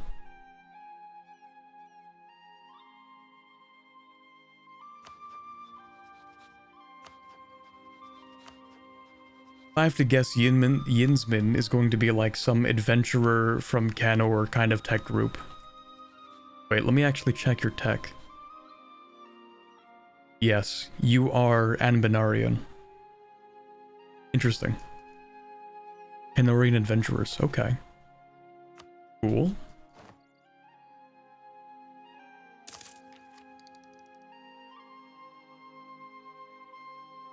So in 1 year, I'm gonna press the button again to make things cheaper so I can take all of these techs. Because, I mean, every time I press it, it takes 170 admin. And at the very least, I get to use it on this, which, you know, it's 10%, so it's 180 points that I save. And then anything else that I use it on. I also have another plan, which is going to be paying off all of these loans and replacing them with larger 1% loans. And the reason I'm going to do that is because I want to build a bunch of manufactories, but I need a bunch of money for that. There we go, that's done. What else do I need to colonize up here? I think it would be in our interest to colonize this, like finish this mission. After we finish this mission, immediately follow up by finishing this mission, because that will give me another colonist. And then we can colonize this. And then, hold on. We need to know about any of this area down here, which we do know about. Any known country, capital, is in the region Alicant or Devand. Any known country, wait, what?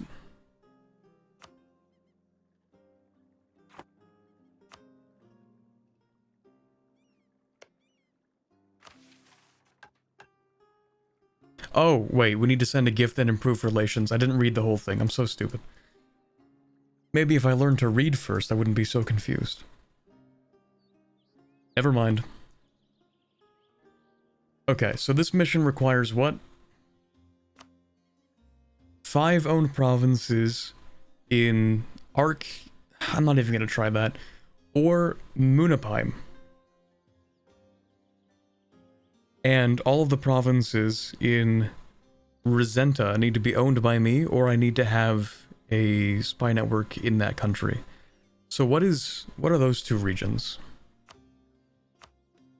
Areas, regions, whatever. Areas.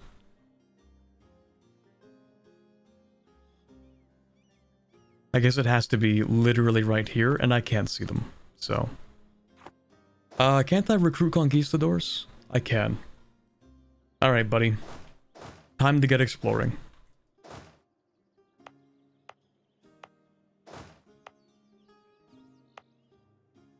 Might as well colonize one of these.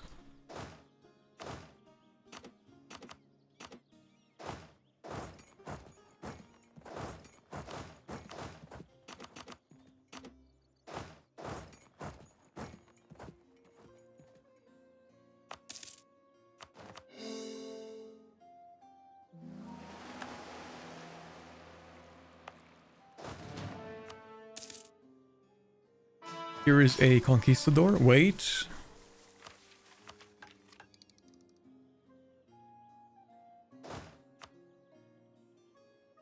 Okay, I'm not going to be that greedy with my points, but I could be that greedy with my points, and I kind of want to be.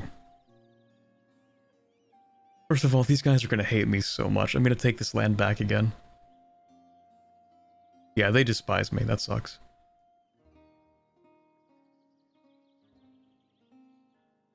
Well, actually, hold on. I mean, they're still going to despise me, but they can despise me a little bit less. So, let's start with this.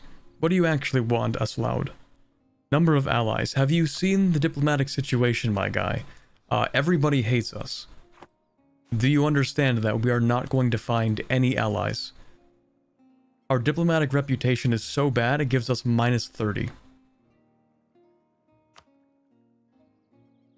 I don't think they understand the situation. These guys are totally chill with us. We can do that. Okay, yeah, they're still going to hate us, but I have a new idea. I actually am going to sell titles. Seize Crown Land back. Uh-oh, they're upset. That sucks. Too bad.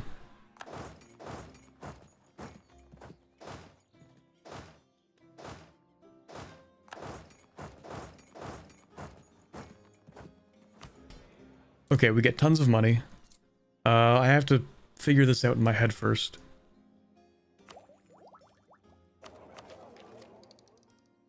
We need to wait 6 months? Just so I do everything all at once. Yeah.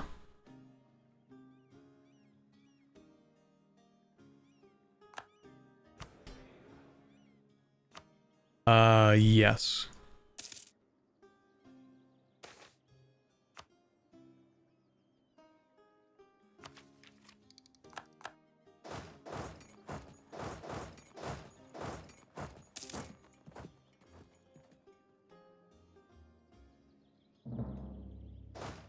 Yes, I'm playing a little bit disgustingly min-maxy at the moment. Just give me a second.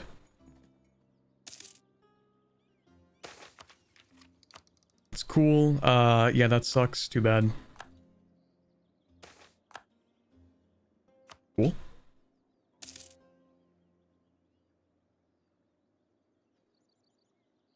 Yeah, maybe gross min-maxing. Oh, nice. 2 more months. Oh boy, free manpower. True.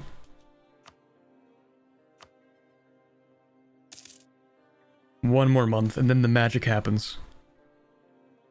Let's go. Talented in conjuration. We'll also take that into account. Okay, we're ready. So, I'm gonna do everything all at once. One. Well, hold on a second. You kind of need a little something. I can't even give you anything, brother. That sucks. I should not have revoked your power. Okay, so the construction's not going to be as good as I wanted it to be. Only 20%, but whatever. Because they're missing 2. I don't think there's anything we can do about that. Mage Advisor? Does that fix it? Hold on.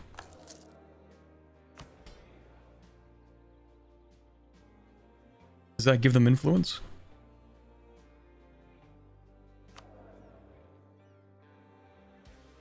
Let me wait 1 month.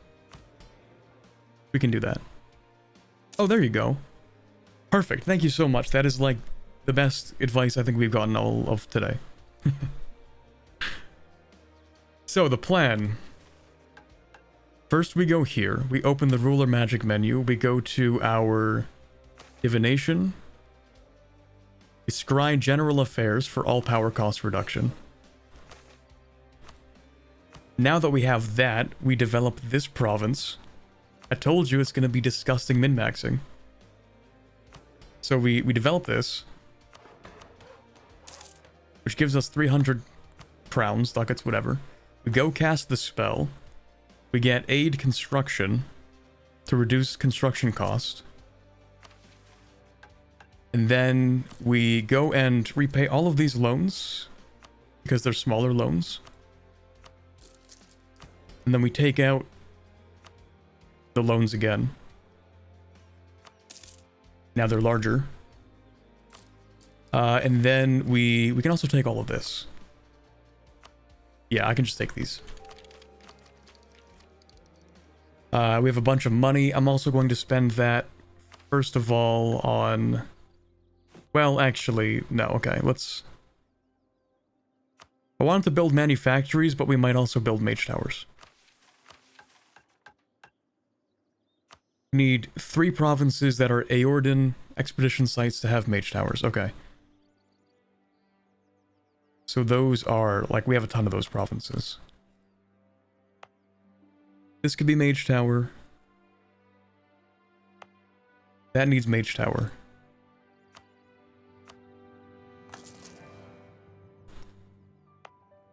This could have mage tower.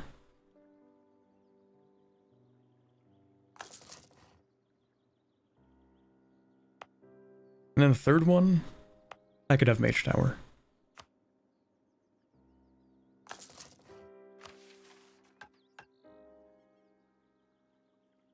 So that's 3 mage towers in Aeordan expedition sites. In reality, I think we should dev all of them at some point.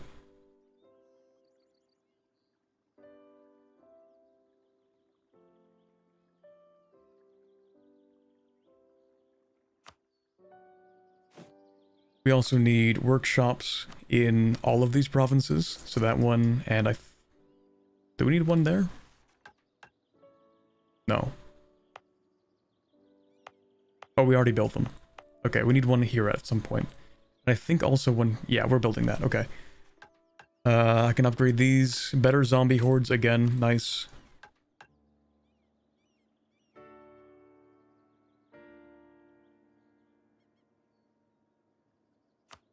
We need a mage tower in Murdcather.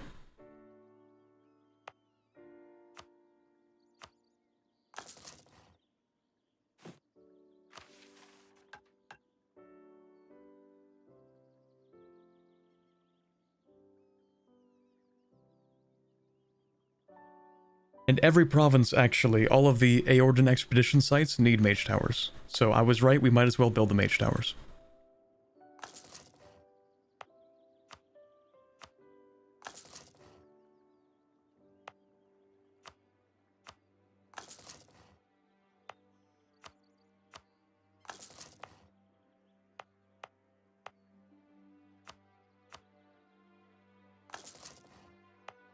Is that all of them?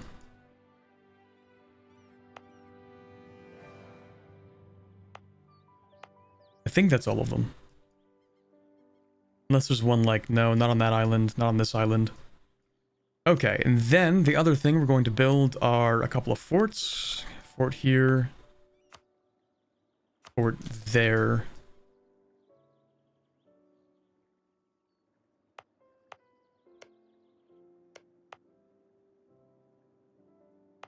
Maybe one here too. Just for the hell of it. And then with the remaining money, we're going to go ahead and build manufactories. There you go. Are those islands really worth the forts? I mean, the forts are worth how much per month? 0.15 ducats per month.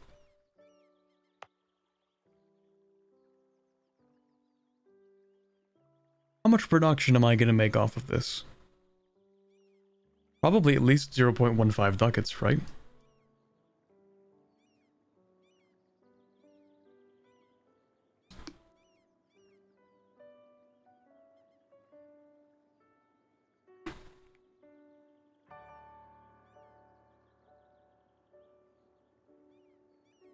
Think about the state as well. Prosperity. True. Because this island is part of this whole state, which for some reason has fort defense. Oops. So if I want prosperity in these provinces as well, then I kind of need that. Same thing for this area down here. It's actually part of a more important area, which is this. So I think it is worth it.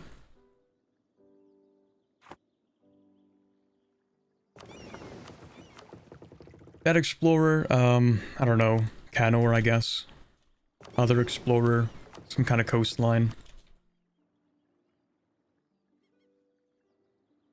Perfect. We've been saving up for that one giant play for the past, like, 5 to 10 years of gameplay. But we did everything. Well, I didn't develop, actually. But I don't even want to develop until the mage towers are done, because it's actually remarkably easy for us to develop.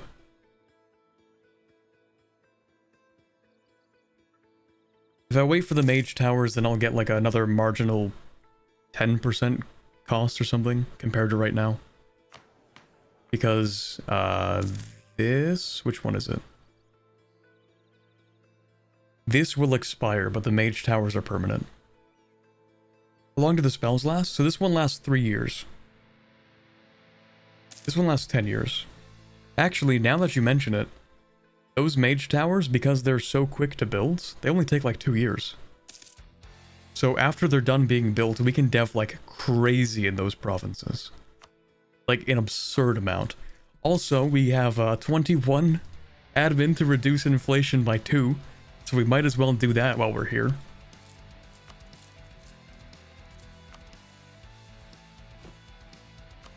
And I kind of just want to spam manufactories because we have the reduced cost for now. Printing press is in like 6 years and the Hearth Wards also reduced dev cost. Beautiful. Yeah, so this is where the actual power of this country comes from. It's going to be a lot of developing, I see. Because after the initial conquests, you're kind of sitting around not doing that much. Sure, we're a great power, but all of the other great powers are busy doing things and we're not.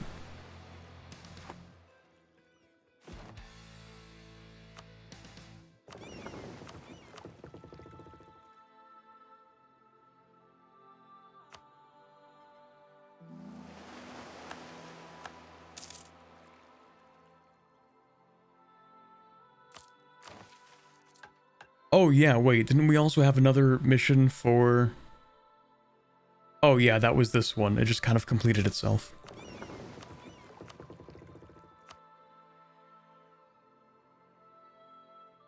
The command going crazy? They always go crazy. Surprised about the gnomish hierarchy, actually. But they do colonize. No, wait, you're not actually a colony. But these guys are? No, you're not either. Never mind.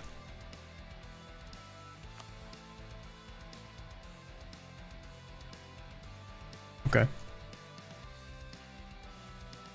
Yeah, this is the gnomish hierarchy. We can see a good part of the world now. Most of Aelantir. Now we actually get some perspective on the outside world. Big place. We own a small part of one continent that is separated from the rest of the world. AI is doing so much better with artificers, so gnomes are a lot stronger. I see. And their new ideas are really good? Well, we can't see them yet.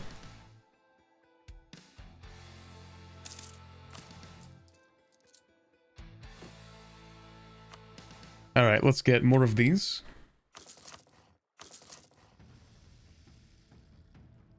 The world is so huge, it really is big.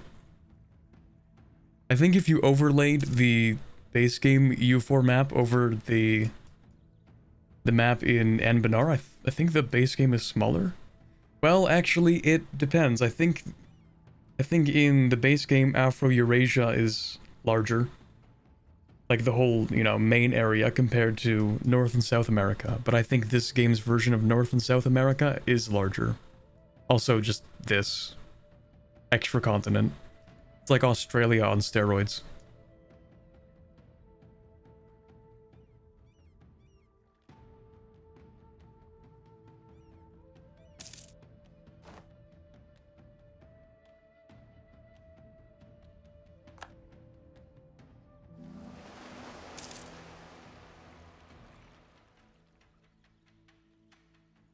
Not too long until the mage towers are done, and we still have quite a bit of time on that one modifier. Just go take a look at, I don't know, any of these continents.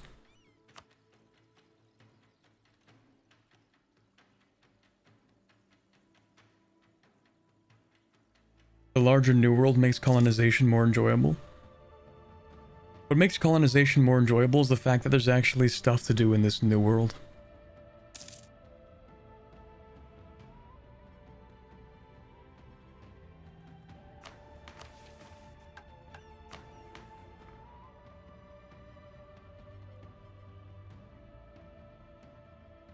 So I'm scrying for another year or so I can wait for the mage towers, that's fine.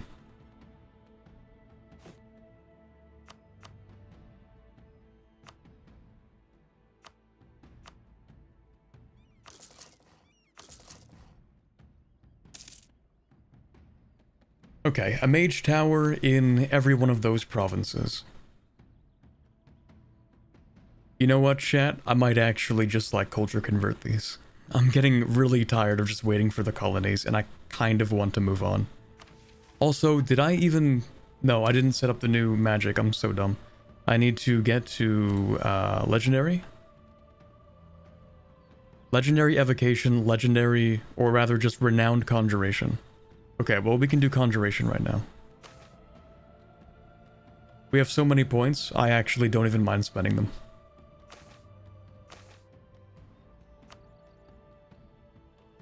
Speaking of points, though,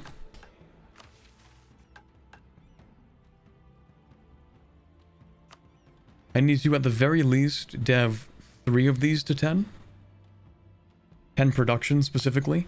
And that's going to be super easy in, like, these provinces. I mean, look at this, chat. That is 5 points. It's 5 points, chat. This is great. That's great. That's huge. We love that.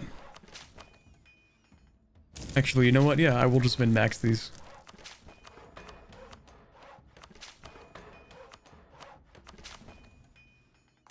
Beautiful.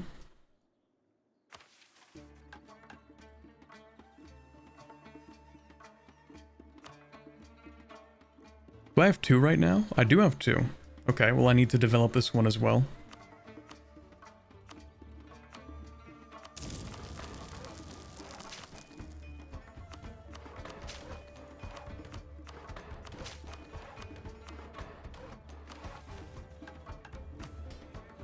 Big crown land. Yeah, suddenly a city appeared overnight. You know, for Anbennar, I don't feel that bad about it because, like, it's close enough to lore, right? Also, what time is it? It is... Oh, it's like 6:40. Okay, we might have to end the stream soon, chat, because I will have to make dinner. And by make dinner, I mean cut up a rotisserie chicken and eat it. I love rotisserie chicken.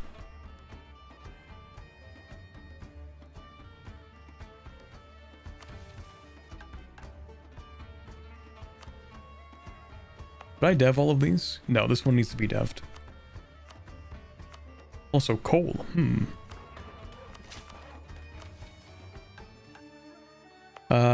Which one needs to be? Oh, right, you need to finish colonizing that.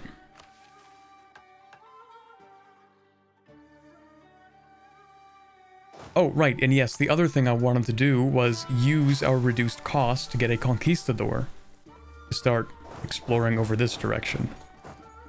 So that next stream, because I do want to continue this run, we're actually going to fight the Yin. But I need to set that up for the next stream.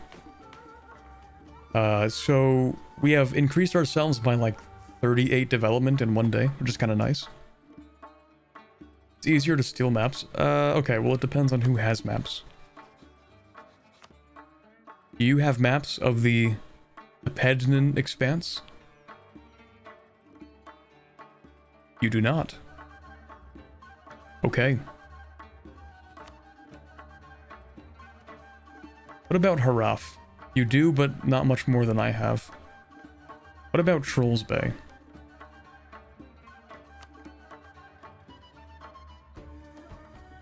If we put someone next to it, maybe. What about you? What do you know about this area? Oh, you do know something. Ah, only the southern part. Okay. Well, I'm sure this tribe probably knows something, so let's go spy on them.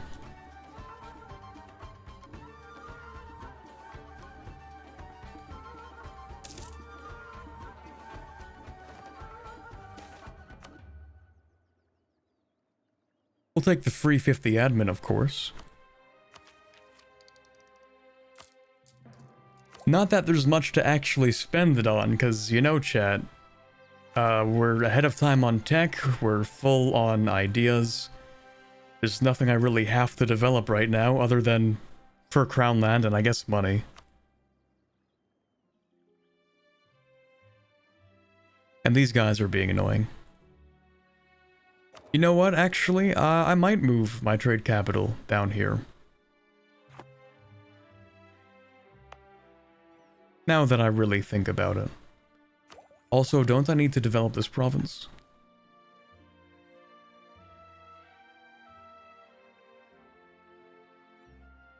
Murdcather. Wait, all owned provinces need to have the... Okay. Yes, but I'm supposed to get more dev cost reduction here, so... Okay, I know what I'm gonna do. It has to be done. Whatever's cheapest. Doesn't matter. Does it matter? No. How many? 8 provinces? Okay.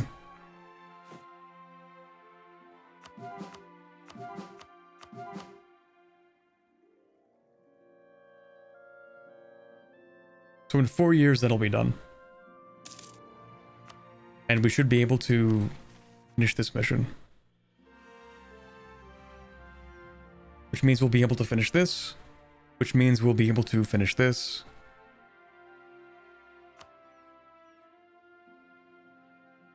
You know what, actually? I think it's still cheap for us to dev here, right?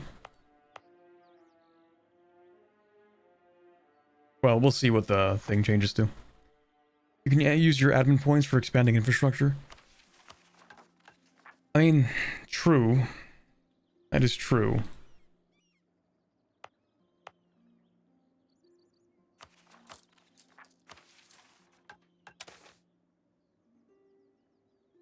How much does it cost to use divination for lower seeker? Oh, it's mostly Diplo, never mind.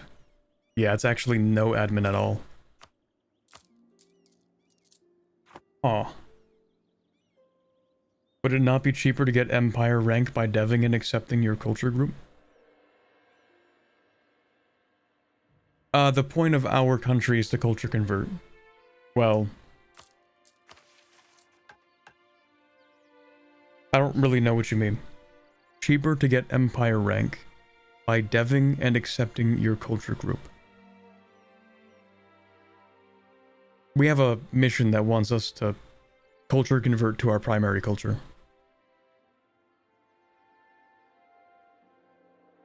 Like, it even gives us culture conversion cost reduction. And I think we are highly encouraged to continue culture converting.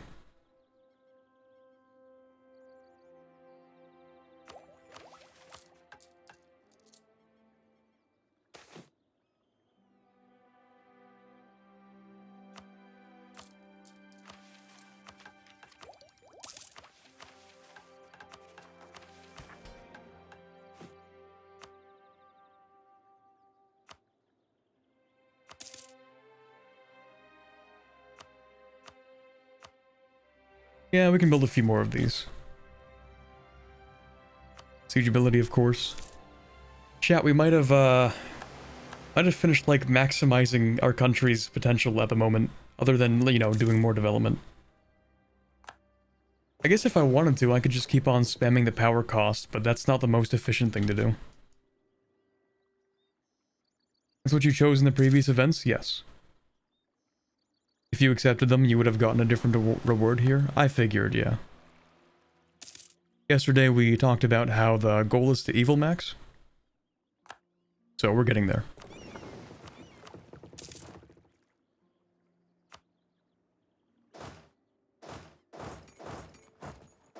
So we have vision on these guys. Gros Mature. And we have to colonize, actually, I need to go look at that as well.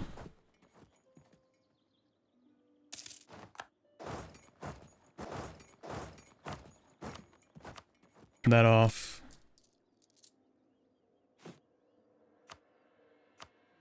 Once we're done building all of the ones that we can make, then I'll turn this off, I guess. Or rather, I'll go repay my loans.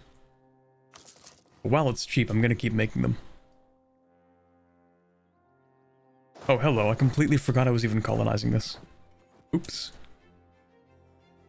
The undead army might not be fast enough. Now we're chilling. Nice.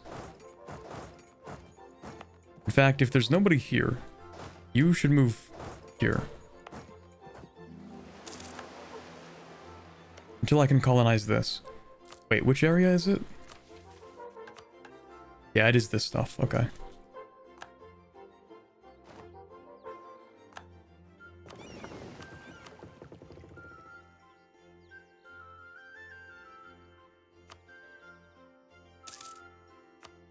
Is this Anbennar music? No, House of Habsburg, never mind.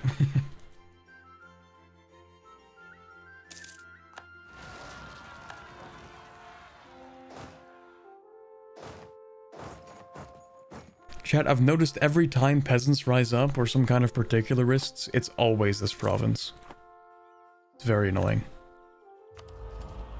Okay, so we get to pick, do I want religious wars right now or do I want Elantir Rush? Religious wars are going to be massive for when I start, you know, actually fighting these guys. In fact, that's one colony away. In fact, times 2. I'm gonna start that colony.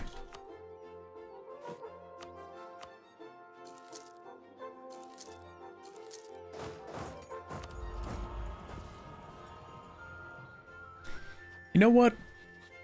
Yeah, I'm gonna invade this guy. Wait, who are you? Iosahar of Mokvare, and you don't like them. Well, seems like you could use a little bit of conquering, maybe. You know, that development is great for the colonies, but yeah, I'm taking religious wars. If I get one bonus like every 30 years, I'm taking religious wars.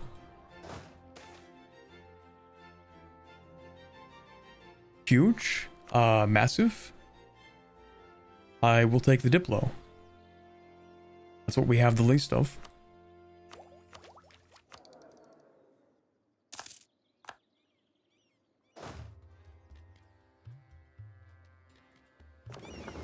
The game is so laggy. Trying to do anything is painful. I love Anbennar.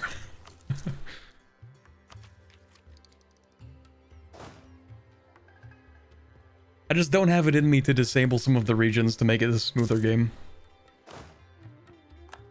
Part of the experience is the lag.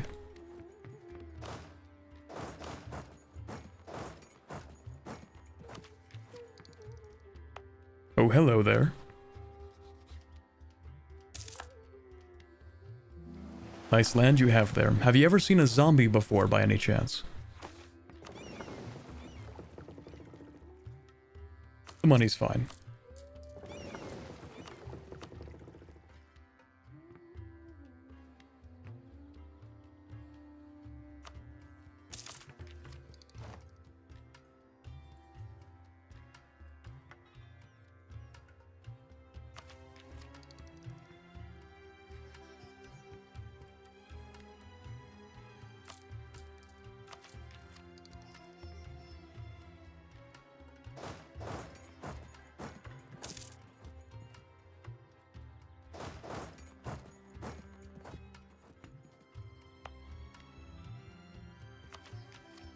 You know, Chad, it's only taken like 5.5 hours, but we're almost done the 6th mission of today.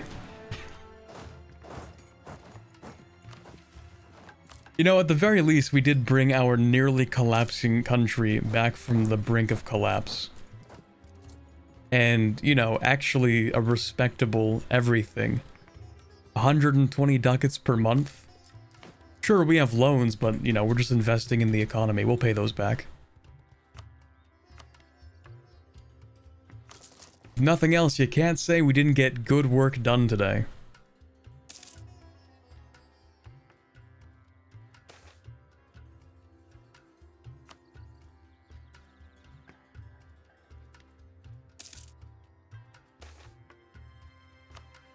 Okay, so I think, yeah, we have our spy network in these guys. We do need a little bit more in order to see anything, but... Anything else you can tell me about this region? No. What about Risenta? No, you don't even know that exists. Okay, how much do you know about Haraf? Not much. How much do you know about the Trolls Bay? I can't even reach Trolls Bay. You know what? Screw it. Yeah, why not West Salahad? I don't even care. We don't really want spy networks in those guys either. We want them in these guys. Or rather, we don't exactly know who we're supposed to be spying on because you're a subject to somebody we can't see. So we can't even spy on this guy, can we? Wait, what? Maybe it's a... Never mind. Maybe it's a weird type of subject. You're colonizing here. Oh, you're Crusaders from Istralor. Okay, well... We've dealt with one crusade before. We can deal with any more they have for us. Because of how much we can dev chat, I actually don't feel that bad about, like, selling more titles. Deving is so easy for us that Crown Land is, like, free.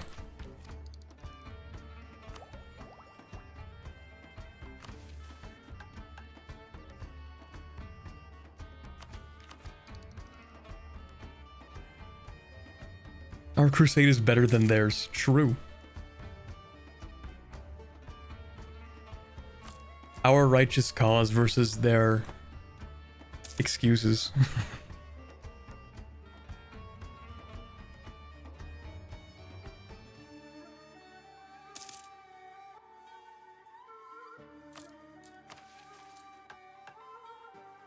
Just have to wait like 2 months, I think, and then we'll finish the other thing. Urbanization and Murder Bog. I love that we renamed that. Okay, we'll go for manpower. Eventually we'll put a soldier's household in that thing.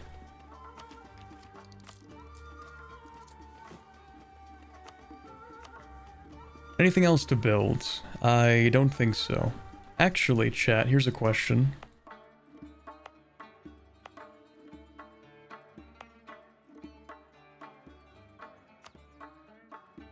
You can build a trade station for this. Curious. That gives me an idea.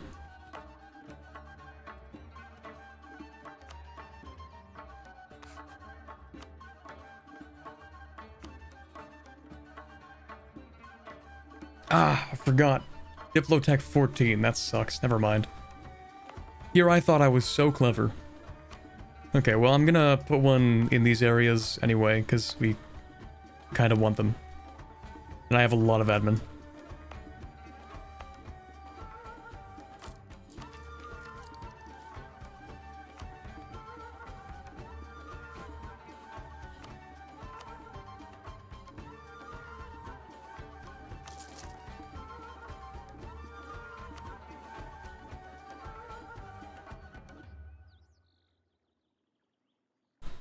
Are you going to play until you form Aordand and explore the Terra Incognita in the middle of the country? Yeah, we cannot form Aordand. Well, technically we could. If Immorel dies. Pretty big if, though.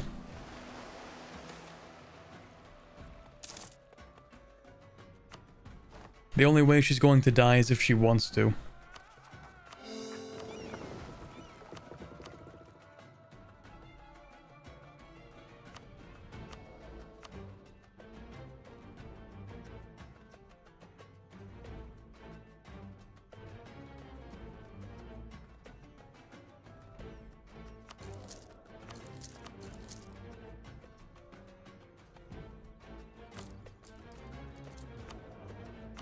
Oh yeah, I need to change this back. Make a lot of money off of production, so I'll just take like... Wait, I can't upgrade you? Oh, because you're not even the main culture. Bro. Okay, here's an idea. I think we can easily do this. We get rid of you. We actually need to get rid of you. Hire somebody else. Give it like a month, just in case this is what's required.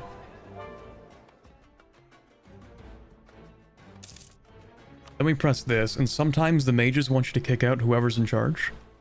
Ah, never mind, that sucks. I was hoping they would do that.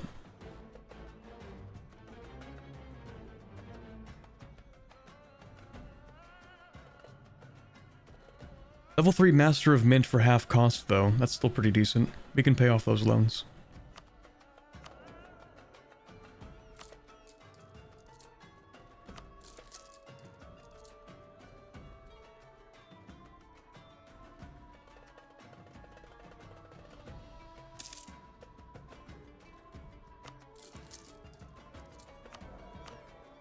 And then we can get the half cost level 3.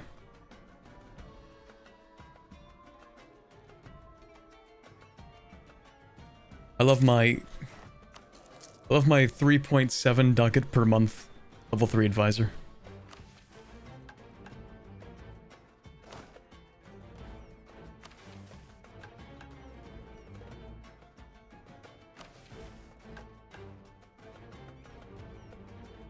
Those will be done by 1550. Oh, I finished colonizing this, didn't I? Yes. Which means I should recall this colonist, maybe put it down here? Because I can't even colonize these, right? For these, I'm going to have to conquer provinces in the whatever and Munipheim. Okay, yeah, there is like a slight crusade going on here, but we will kill them, so it doesn't matter. Who cares?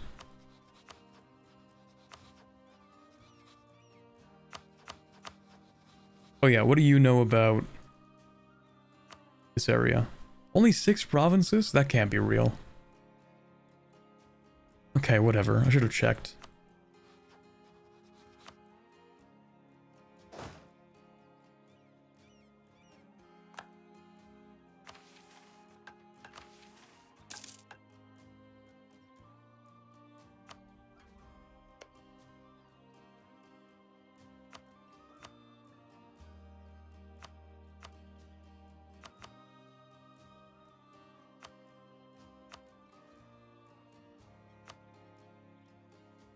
So this area and this area. I need to have 5 provinces in this area, and I don't even think that's possible. So we'll just build a spy network, then go to war and whatever.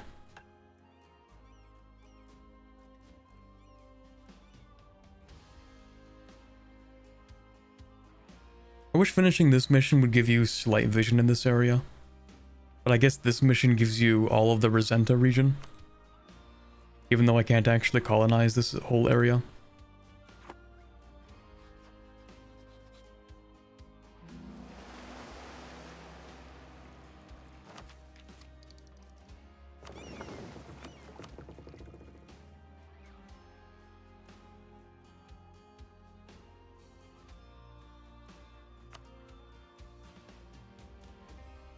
We're getting there. We can see a good part of the world at this point.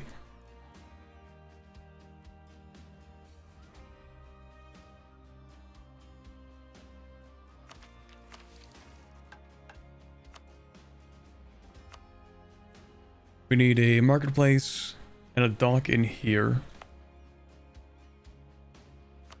Marketplace. Also, any of these we can build? Yup, now that we've built a whole bunch of manufactories.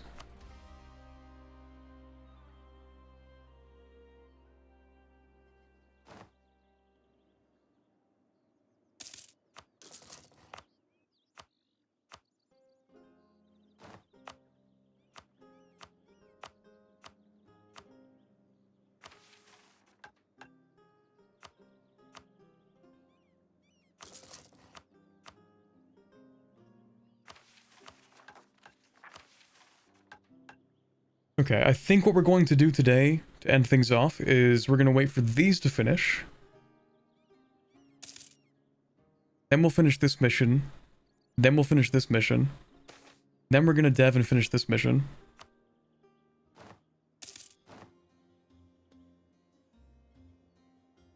Did I finish my studies? No, not yet. Suffering from success, too much admin chat. It's a real shame.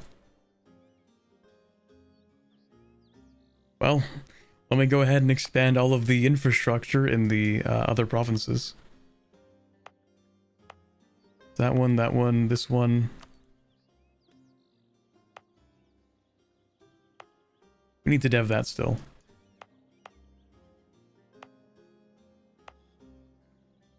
I guess we should put one in here as well. Yeah.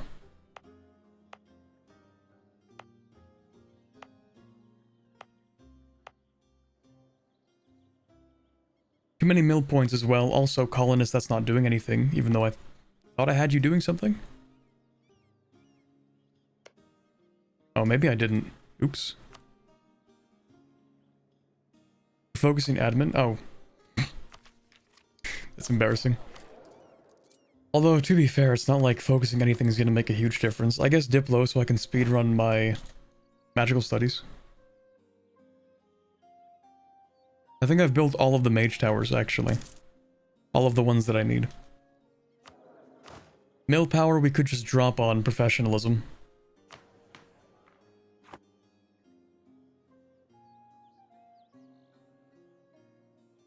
I thought we got yearly professionalism. I guess we don't. Okay, that's fine. We can just spam out a whole bunch of mages, I guess.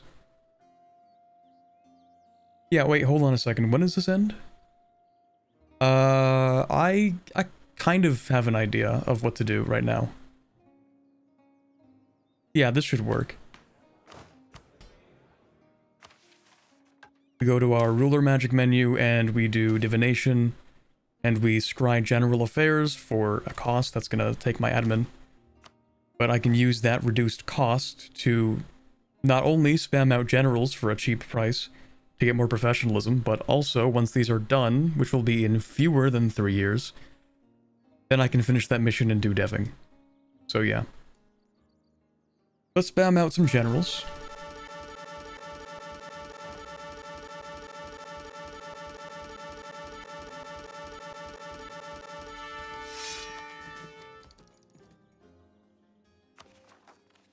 That'll probably be enough.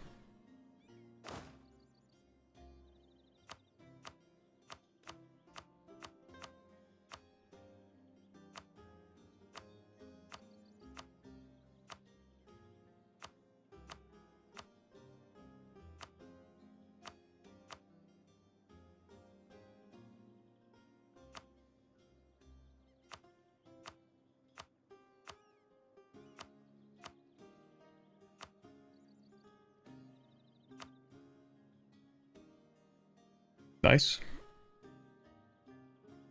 Those are some professional zombie hordes. Well, the professionalism comes from the wizards that help me control the zombie hordes. The mages.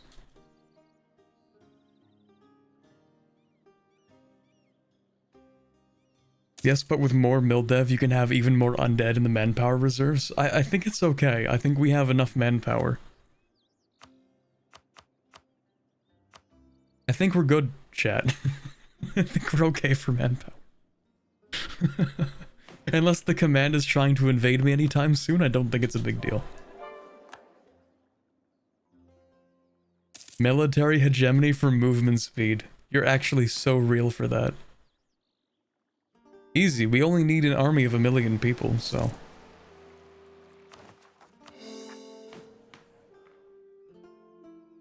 Yeah, 10% movement speed. Like, not even for the province war score cost. Literally just like, yeah, we need the movement speed.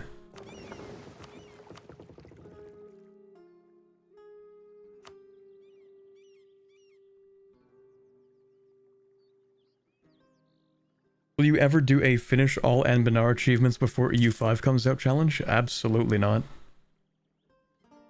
One of them requires not just a world conquest, one faith,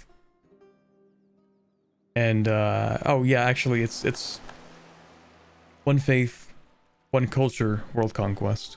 So did I just see a centipede moving? Yeah, they're sandworms. If you look closely, see, there you go. All 7 frames while we're on speed 5.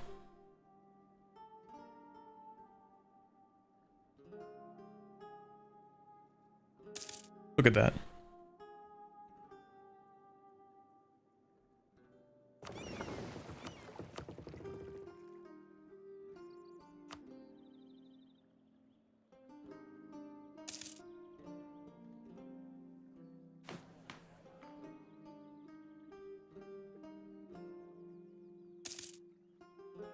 Spice must flow or something.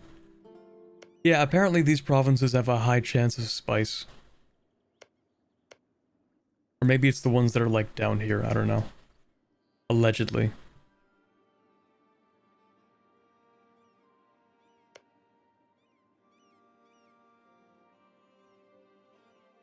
Or maybe it's these ones? Wait. I don't know. Apparently some of the provinces over here have like a really high chance of spawning spice.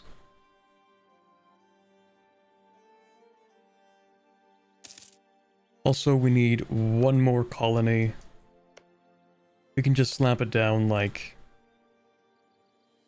here, I guess. It's not part of the area I need though, is it? No, it isn't. I need this and this. But I can't even reach up here because of this crusader. So we'll just finish colonizing down here for that mission.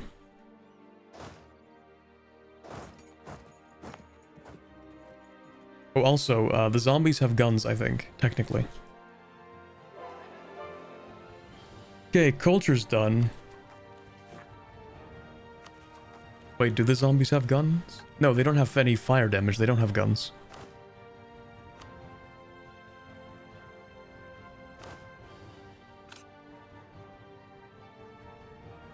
Yeah, quite literally the zombies are specifically they do not have guns. If we used skeletons, then we would have guns.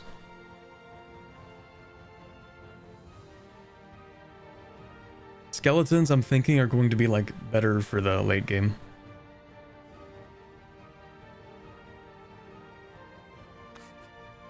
I feel.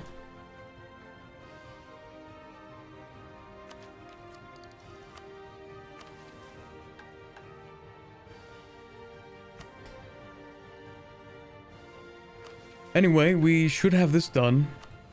Oh, what is this? Are you kidding me?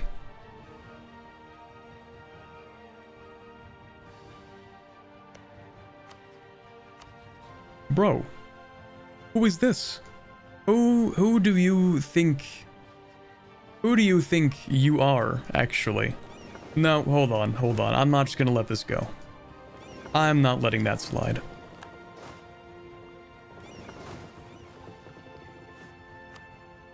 Right as I'm about to finish that. No. I don't think so. Wait, I don't even need a cannon, do I? Who even are you? Dude.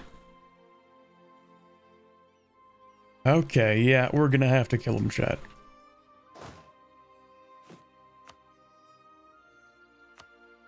Mobilize. Destroy them.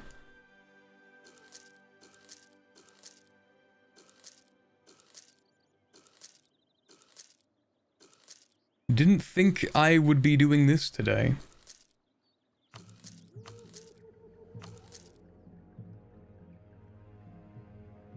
Let's go for the below 700 day ones.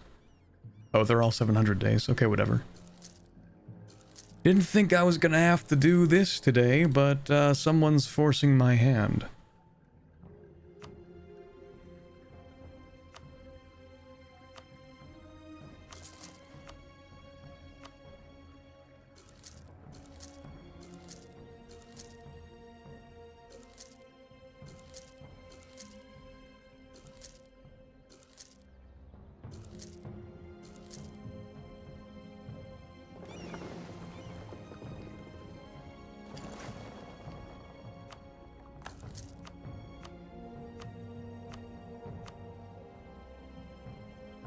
Oh, yeah, also, I was supposed to do this a while ago, I think. Yes. Wait. Yeah.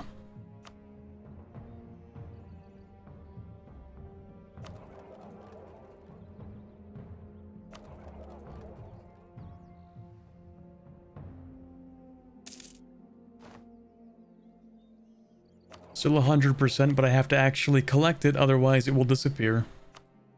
Or it simply won't be collected by anybody, so.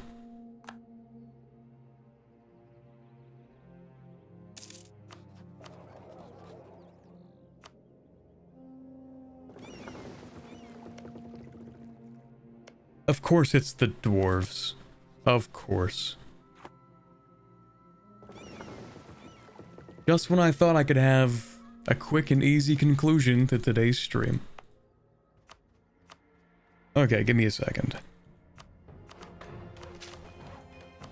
Finish that. We also need a thing in there.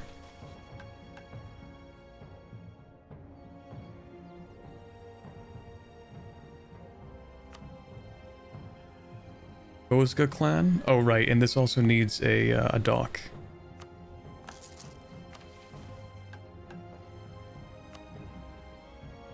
Look at that chat. Literally, like, oh, this is so painful. Because I don't even want this province, because then I'm gonna have to convert it, and it's gonna be tough to convert. They couldn't have waited like a few days to do that. Expel dwarves, easy. Yeah, actually, you know what? Make a good point.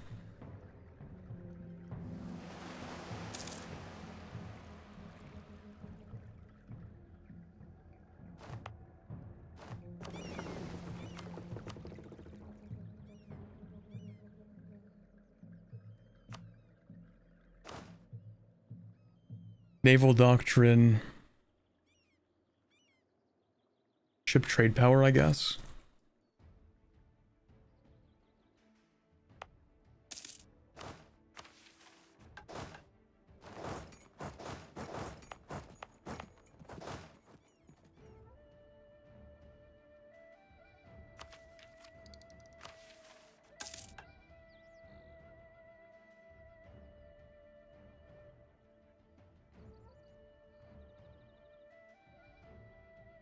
Well, at least, chat, we can, finish one mission. That's something. We can also give a gift to somebody in Kaonai. Let's try that.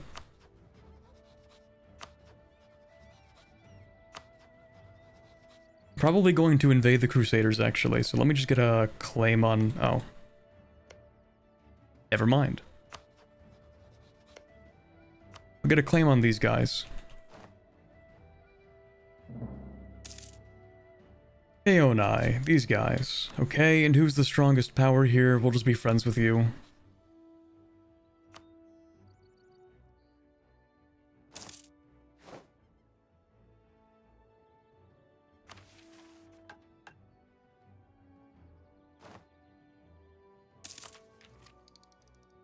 It's gonna take a few years to finish these ships. This really sucks.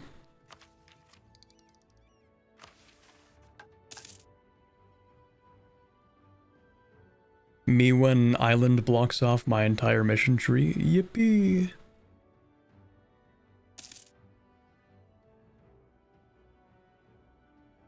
Okay, we finished this part of the tree. 500 crowns, we get iron in the entire area, reduced dev cost, more goods produced, etc, etc.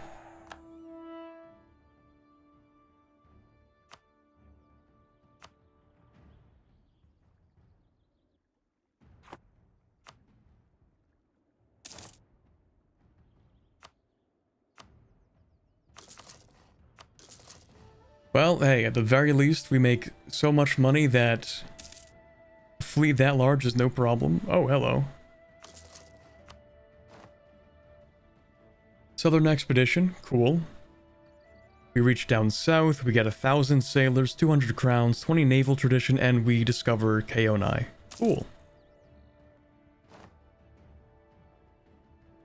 We also have too much admin. You know what, actually? The institution just spawned. We can work with that. It seems like the productive part of the country is more like down here. So I might develop one of these provinces, maybe? Didn't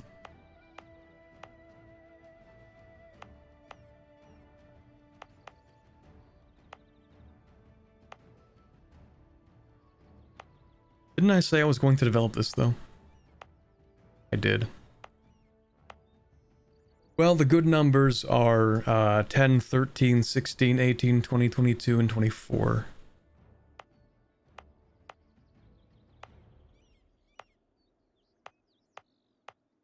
This would be good to dev, actually.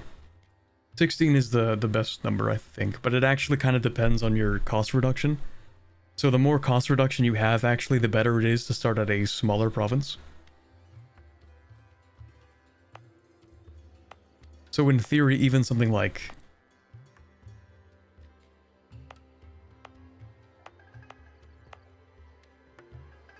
Okay, not that. Anything with a mage tower, actually, is still going to be good enough. And this is minus 10%, right, in this province? Okay, yeah, I have some ideas. Let's go to my mage menu.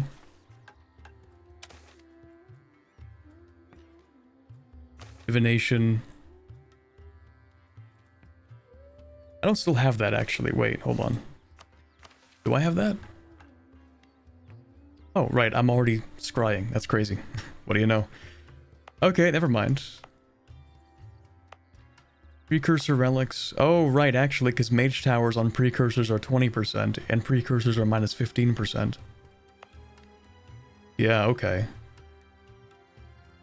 Is it worth building up the lighthouse? It absolutely is, because it has really good benefits.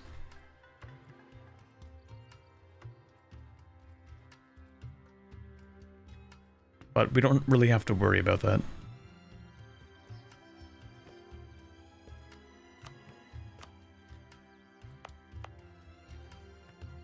So even if this is minus 20, this province is actually minus 35 from terrain and goods. This might actually be our best province. It depends. Do I have farmlands with that? Oh no, I do have a farmlands with that. It's up here. This might actually be our best province. Minus 15, minus 5 from farmlands, minus 20% here. It will spread to here somewhat quickly. Yeah, you know what? I'll dev this up. Look how cheap this is, chat. This is ridiculous. Alright, let's get that to 10, because we need that for the mission, and then we just keep on deving this. We'll use tax dev, because I have a ridiculous amount of tax. We can do this as well, that's fine.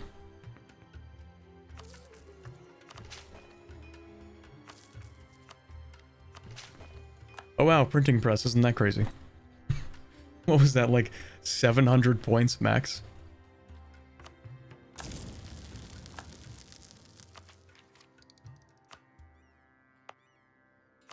So that's going to spread kind of slowly, but not too poorly over here.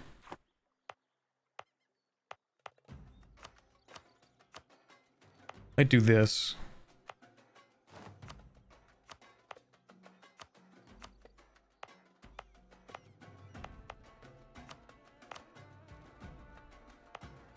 This shouldn't be considered expensive because it should be helping. That's weird. Oh, there you go. Oh wait, did I culture convert this province beforehand? No, that's gonna be a pain. Oops. Oh well.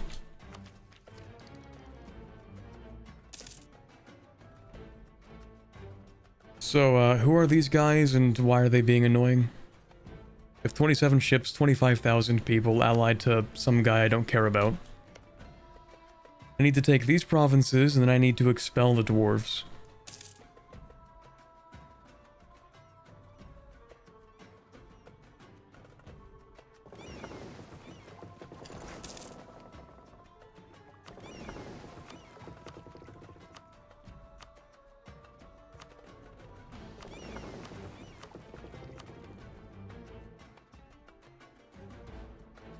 Expel? Why not purge? Doesn't it do the same thing? Doesn't expelling them just, like, push them out anyway?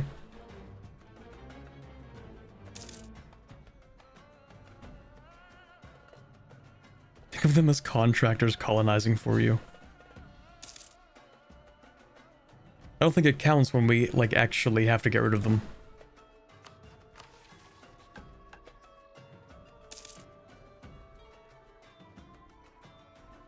Oh, right, yes. The guy in KO9 I need to be friends with. What is this?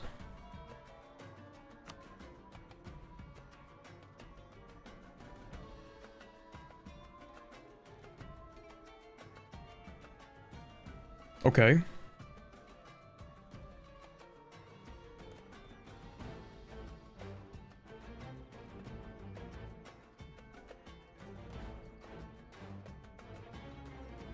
Oh, old Alantir things? Okay.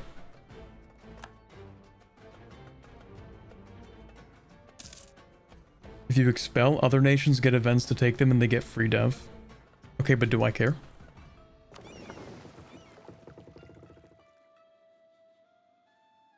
Is this something I should care about? Because I know they get money. And I guess a little bit of dev, but it can't be that much.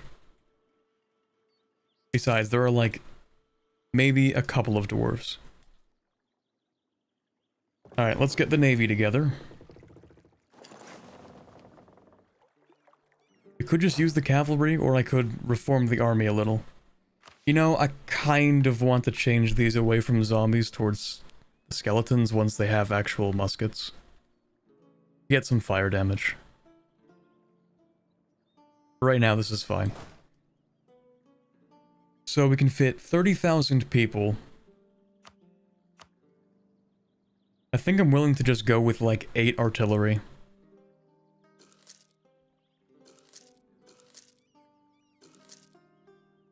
Eight artillery, and that is 1 extra troop here.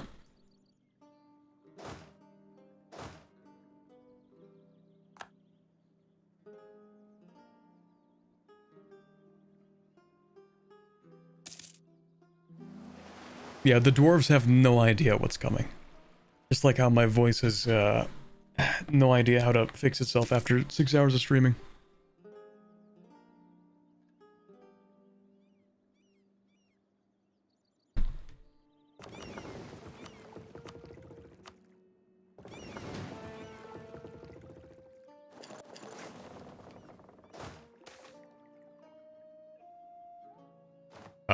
Okay, sure. Yearly army professionalism for 10 years. 15 professionalism from this event. Cool.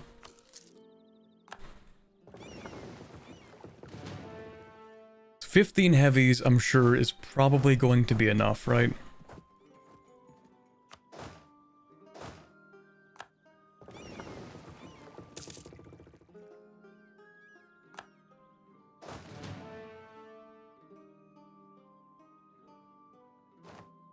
Don't underestimate the dwarves. I'm not going to underestimate them. But I do want to destroy them.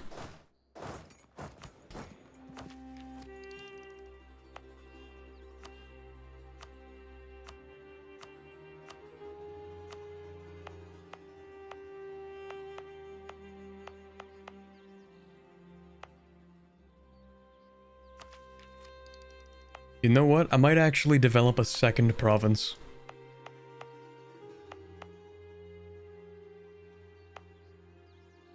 With the institution.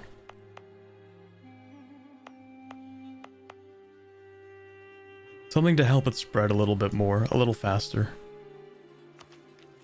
Well, hold on. This is the first tech, so I don't have to be that worried about it.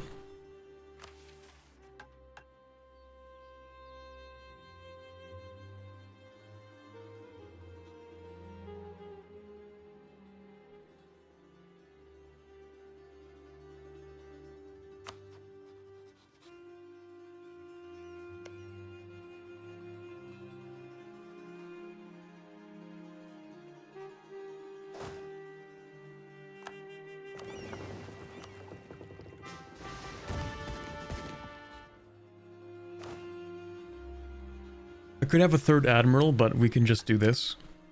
To get the 100 tradition explorer, so there you go. That's far better. I think 30 transports will be enough as a landing fleet, you know. At the very least, we do have our instant claims on both of these territories. One thing I'm excited for in EU5 is the idea that we're going to get, like, much firmer claims on colonies, colonial regions.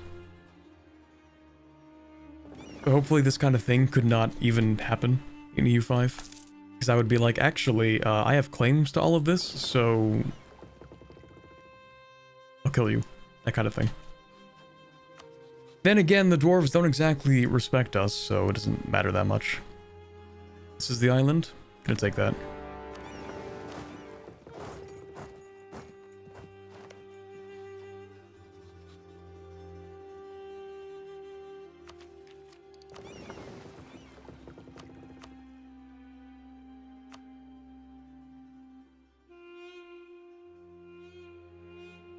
Every single dwarf can kill 42 of your undead. It's a good thing dwarves are long-lived and take forever to reproduce. The dead, however, are plentiful.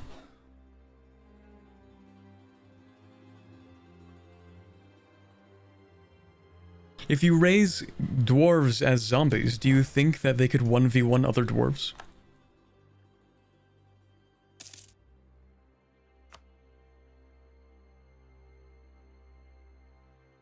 Maybe not 1v1, but like, think about it. Maybe?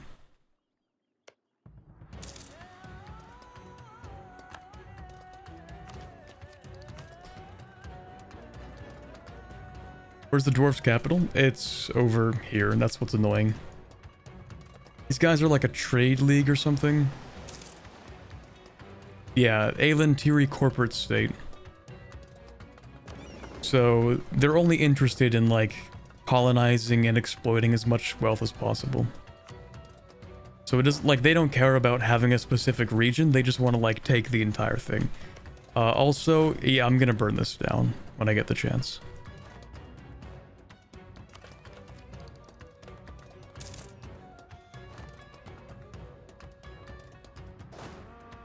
Am I gonna take it? Well, hold on, how close is that? Okay, we can... How expensive is that going to be to take? I think it's gonna be 32 ducats a month? 34 ducats a month, maybe? Kind of expensive. 34 ducats a month if I take it. I'm not close enough to finishing any other colony, so, yeah, I'm just gonna burn it. I better not catch you coming back here.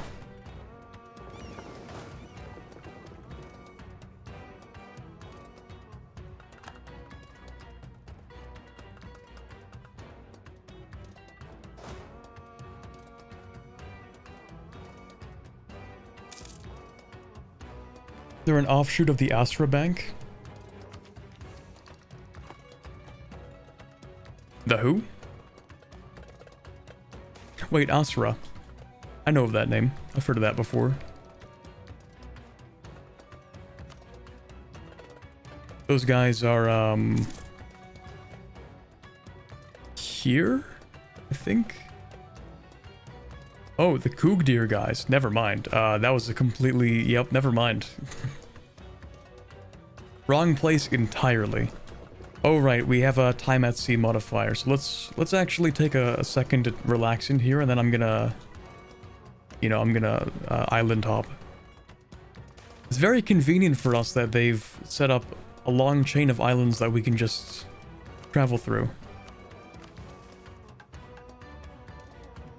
Also, these guys, we need to send a gift to you.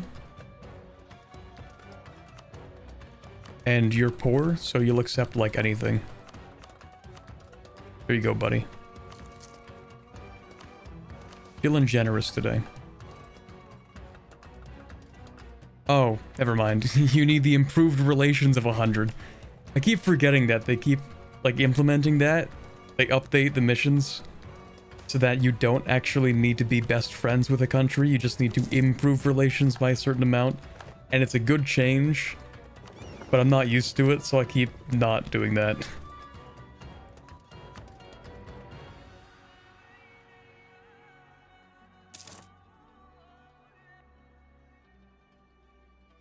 You're not wrong, the Astra Bank is in exile.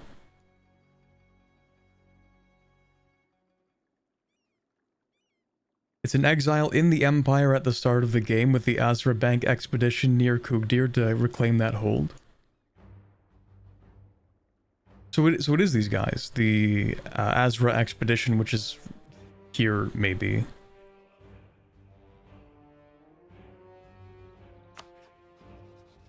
Right, these guys. I need maps. 5 provinces. This can't be real. 5 provinces. You don't know anything outside of this region? You don't know anything down here. Seriously. That's not a joke. 5 provinces. That's it. It's something, I guess. But like, damn, okay. Well, I'll get my claims because I need to invade them at some point.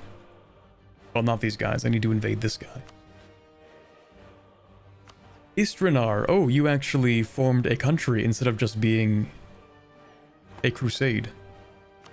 That's wonderful. I have a mission or a spy network, so I'll just invade them soon. 1, 2, 3, 4 provinces. That should be enough. Right? Yeah, that should do it. Maybe I'll just bring the cavalry. They can deal with those guys. The Navy's busy. The main army is busy.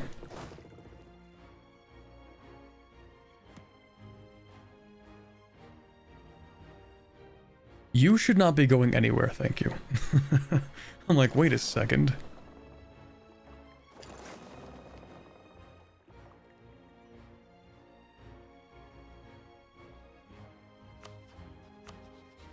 As report. Hey chat, remember like half an hour ago when I said I'm gonna have to go make dinner and then I didn't do that? It's kind of too bad. Oh, I guess this is the port for this province. I'm like, how am I supposed to land here? Oh. Never mind. Let's go do some island hopping. There's no way I got this twice in a row, come on. Okay, I'll take it. I'm more interested in the Diplo, because then I can speedrun my magic. In fact, I should speedrun my magic right now.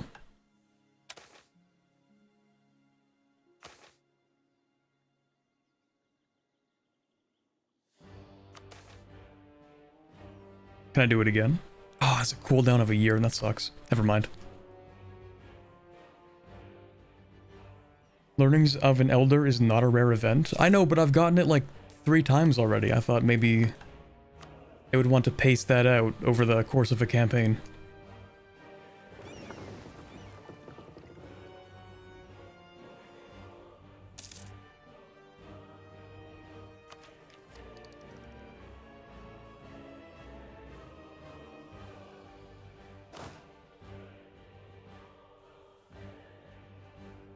Cavalry are on their way. Nice.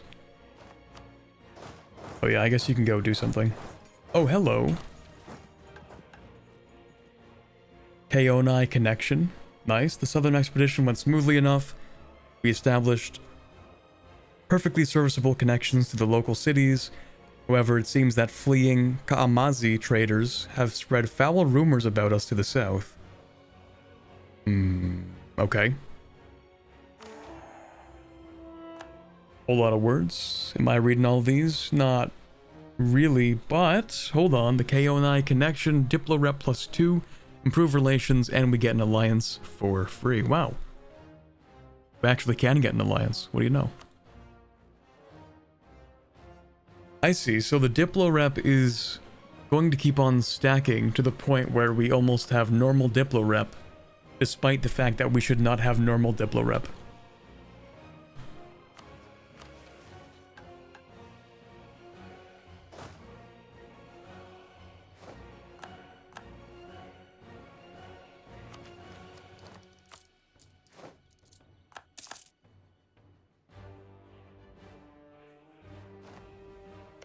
Oh, come on. Seriously? I should have known. I'm so stupid. Well, at least they're not a city, and before they become a city, we just have to, you know, take that one other province and expel the dwarves. Actually, we don't even need to expel the dwarves. We can just convert it. Our conversion strength is We can fix it, it's fine. So the big pain is going to be, how do we get these people over here?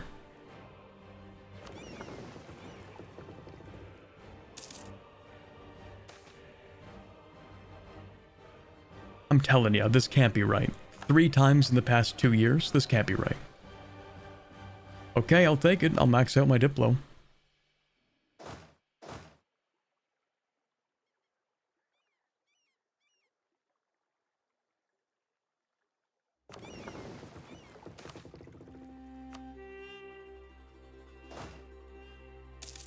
Okay, now let's try and land in here. 3 islands, cool.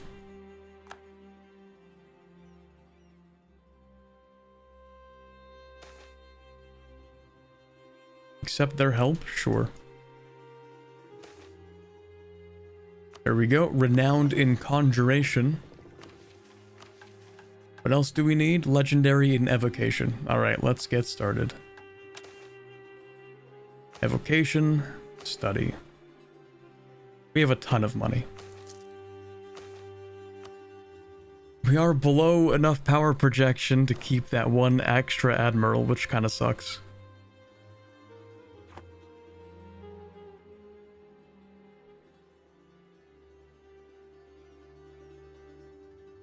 Maybe you can do demonsterization? I don't think we're considered monstrous.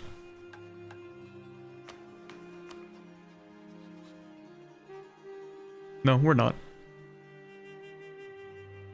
Corbett, your VTuber avatar is looking mighty handsome today. Thank you. It's, you know, I woke up like this. Can your hair strand rotate? Unfortunately, no. That functionality hasn't been updated yet. One day.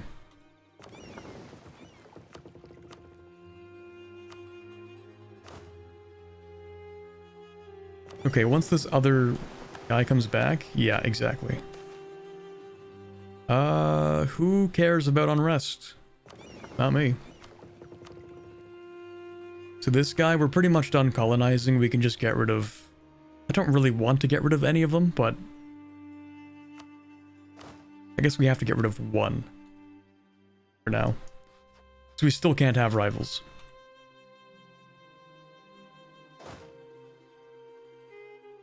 Have you tried? No, I haven't tried, you're right.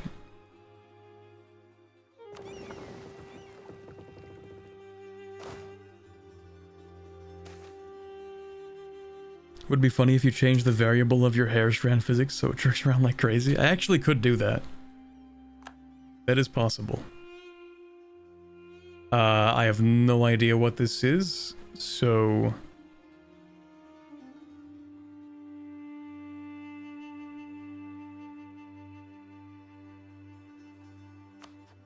I'm afraid of this. I'm afraid of anything. Bay events? Oh god.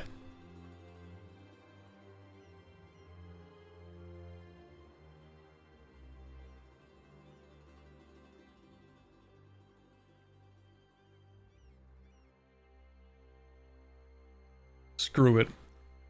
Pour some of that vintage.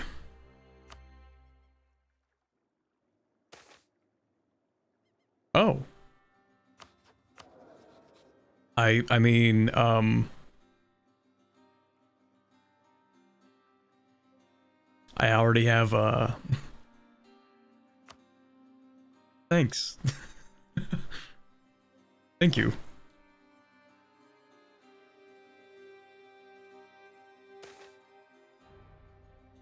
Against the cult? Oh, a different person. Okay. Boy, I really wish I didn't have to do this right now. And you know what? The longer we take, the closer... Oh, wait, what? They just abandoned the colony? That is super funny. You know what? Good. We have to repair the navy a little bit before we can make our actual landing. Or, you know what? Wait, would you just give this to me? Please?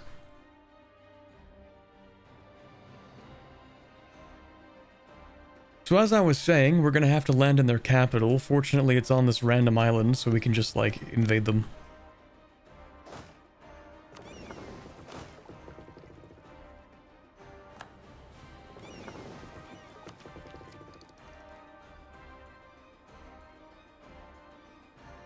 Go and colonize it before someone else takes it. It's gonna cost 32 ducats per month, but you know what? You're not even wrong about that. That's the worst part, is that you're right, but I don't want to do it. But yes, I'm going to do it, because it's annoying.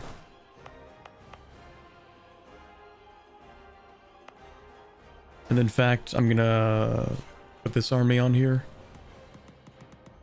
All transports are busy? Oh, right, yeah, they are. Okay.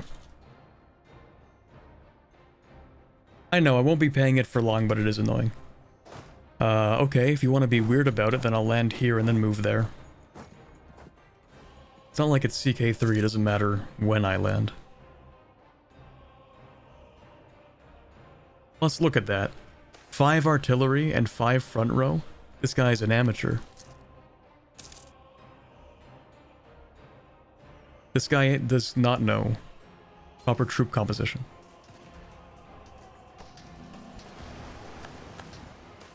And the worst part is, none of them are going to be able to leave any warnings for anybody back home. Actually, I guess the people in the city are gonna be like, yo, are those zombies? Are those actual zombies? I guess everyone's going to know after this.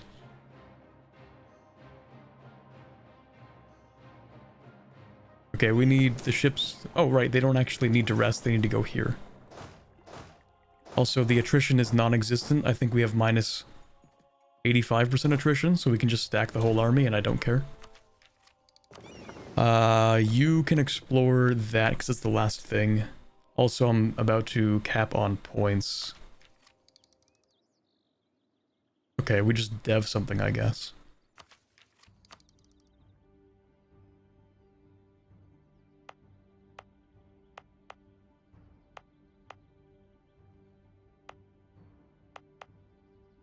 You know what? Yeah, I'll just dev this province. It's pretty cheap.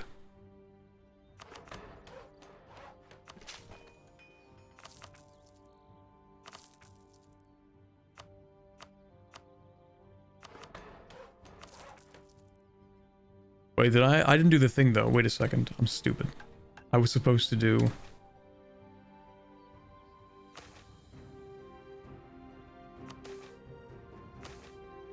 Because that already expired, I think. Maybe it didn't. Too bad.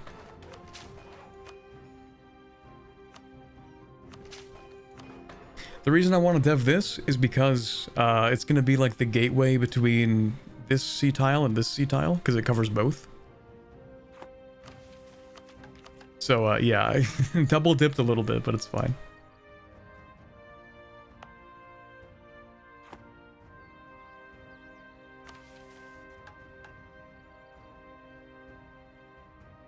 So I told you shouldn't have dev'd to 11010 before. Yeah, but like... It's fine. Like, we've gotten to the point where I think I can care a little bit less about being hyper efficient about everything.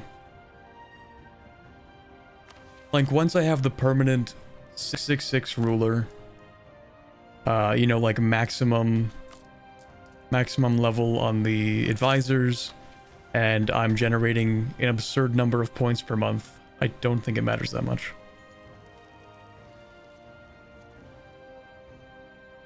If this were like multiplayer, I'd be cringing at myself right now, but it's not. You know, it's single player, the AI does not play that difficult.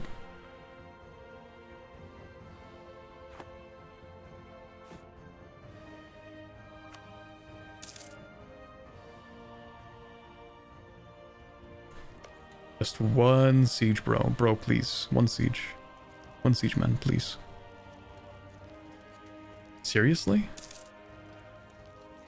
This game wants to drag on the stream as long as possible.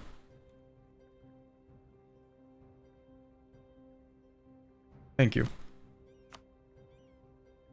And all I wanted was the single province. You fool. I bet you feel stupid right now. Also, I own that. Nice. I bet you feel real dumb. And you know what? I'm gonna take that too. Just because I don't like you. And that's it. Thank you. Have a nice day. Actually, I should have brought the people home before that, because now it's gonna take a while. Actually, before I even core this.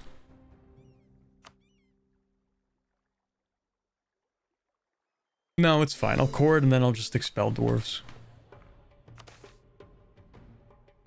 Because dwarves are cringe. Oh my god, wait. Wait a second. I'm like, wait a minute, that's not the... That's the wrong button. Dwarves. Wow, coexisting. Isn't that crazy? Huh.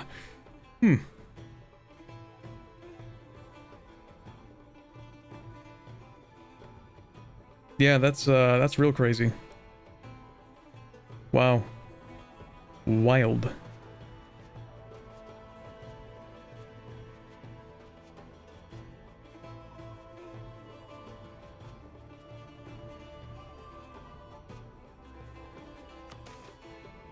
Isn't that crazy?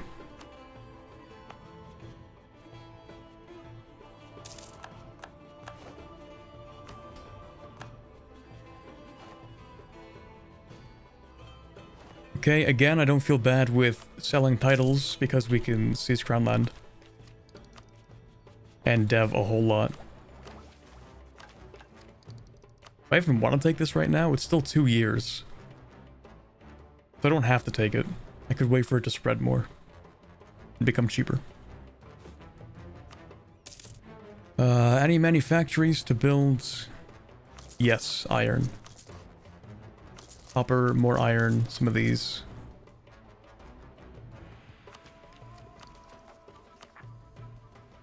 Let's actually not convert that.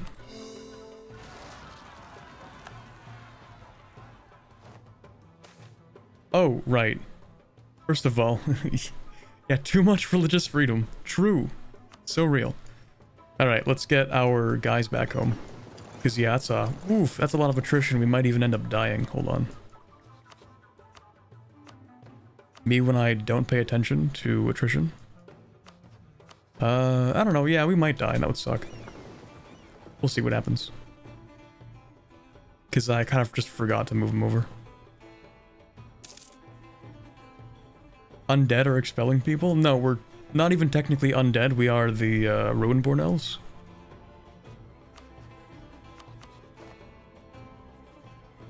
Yeah, the worst part about having, like, no Diplo rep is the fact that also you have to, like... Yeah, they're dead. That sucks. Yeah, I should have brought them back home first, but it is what it is. 45 ships is like 3 months of income or something. We make big money. Yeah, we hated them so much that we sacrificed the entire fleet just to destroy them. I don't think we're gonna make it there. Maybe some of the ships will, but I don't think so. We have lost half the navy. Oh yeah, that's like the whole navy. That's what I figured. Well, it is what it is. I don't really care that much. Let's just rebuild it. Did I keep the flagship though? Didn't even keep the flagship? That sucks. Oh well, we'll rebuild it real quick because we have tons of money. Engagement width, blockade impact, integrated marines. And then how many? That's 1, 2... Nope.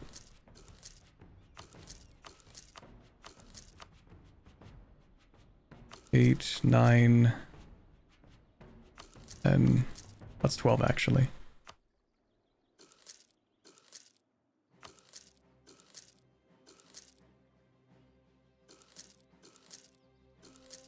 Maybe not these ones.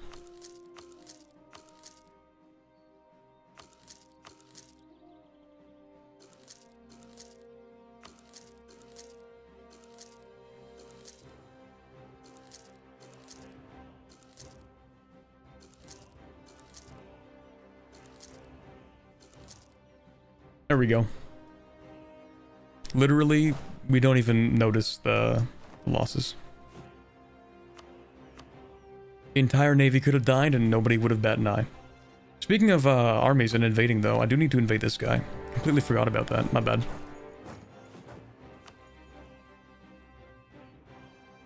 Then let me just, how many people do you have? 2 and 2? Okay.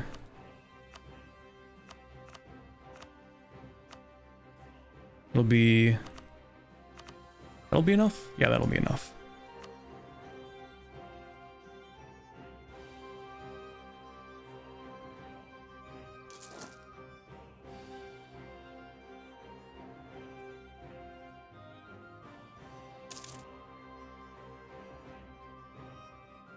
Playing Vanbury right now, accidentally Iron Man? Bro. I would never Iron Man Anbennar.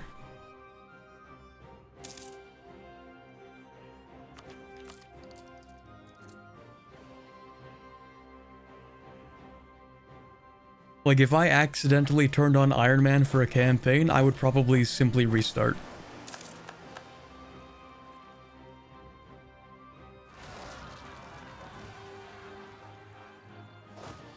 Alright, we do need to get the transports back. Here, you can actually just move these guys from there to there.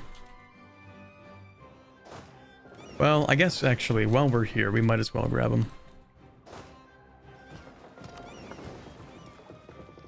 Put them in there.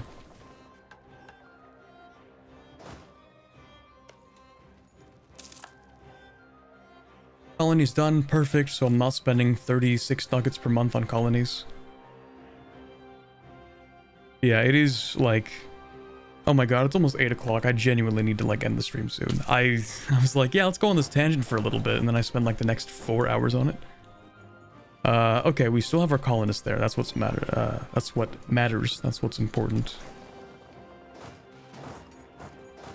Which one was done? This one is done, okay.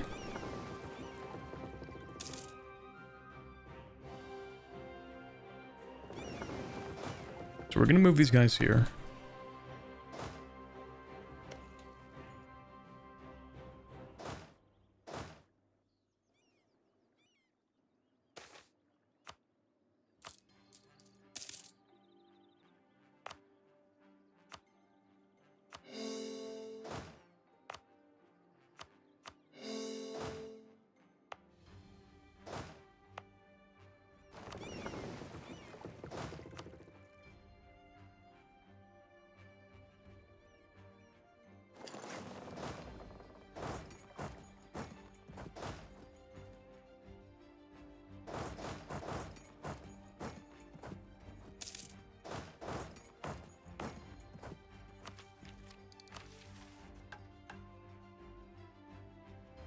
Can you believe, chat? I really just wanted to complete this one mission, and this mission, and this mission. That's all I wanted to do. And I was pretty much done, and then boom, one colony. Oh, there you go, that's done. See, they call themselves a crusade, but like, they're babies. No crusade. How many colonies do I have? I should have at least 2, maybe 3. I have 2, okay.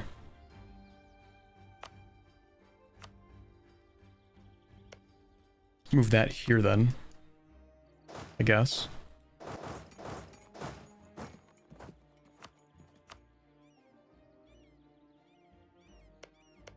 Oh, you're colonizing that right now. Okay, hold on. Maybe we don't do this. Oh, you actually have an army? You just didn't want to use it or something? What, you shy? Hold on, let's test this cavalry real quick.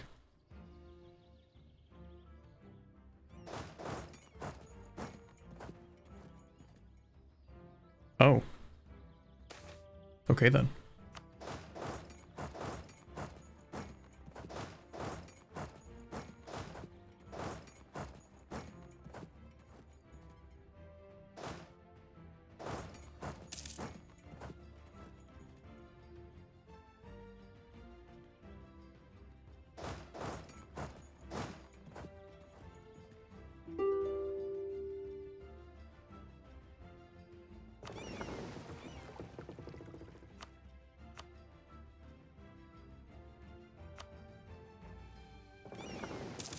Are the ships done? I don't think so. No, we still have a lot of ships. Actually, you take too long. Get rid of that. Build it. Oh, never mind. Okay, build it here then, I guess. These guys are grouped up. Go down here, deal with that.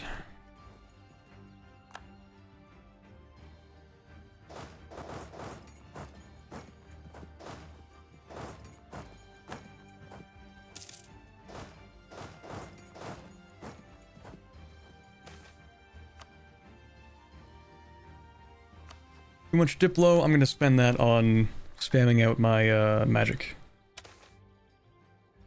With Divination, we go for Lore Seeker. And then we'll have to develop some more, I guess. Or actually, we do need to grab the next techs. These aren't exactly spreading very quickly. Maybe I'll just save up money and take the tech. Yeah, this is a colony that I will seize. I'm just gonna take it in the peace deal. Okay, I'm gonna turn off the modifier because, you know, we've been at war for long enough. We've seen it enough times.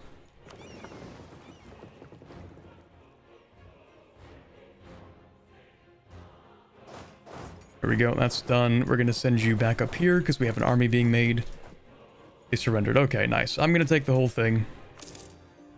More importantly, I'm gonna send somebody here, which will convert the culture and the religion. And we should... Have we done that mission, actually? Hold on. Whoever's converting, stop converting.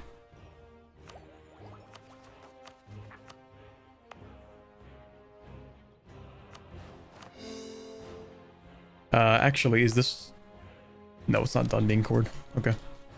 Arrival, actually, in this economy? Thank you. I would love to have a rival. I love power projection.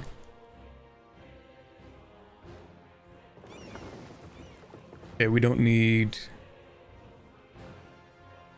this navy...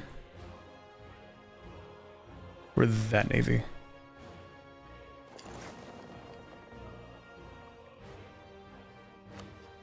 So that should have finished this mission, right? Yes. And we need a spy network in someone in the Resenta area, which honestly I thought would include these guys. Oh, right. I forgot. We shifted our focus. I do have some spy network, don't I? In one of you? Oh, maybe not. Okay.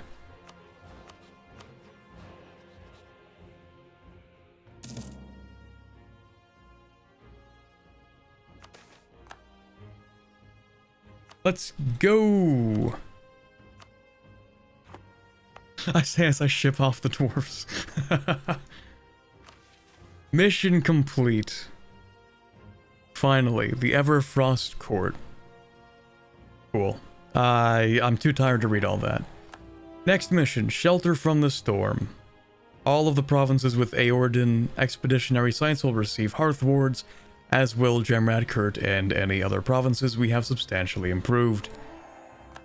And then this one, we literally just have to develop this.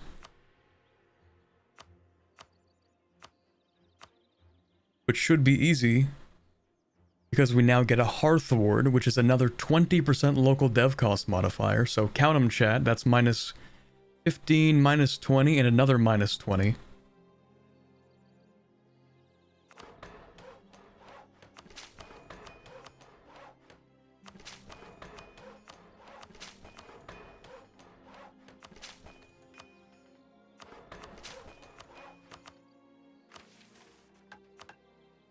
This province needs to be devved.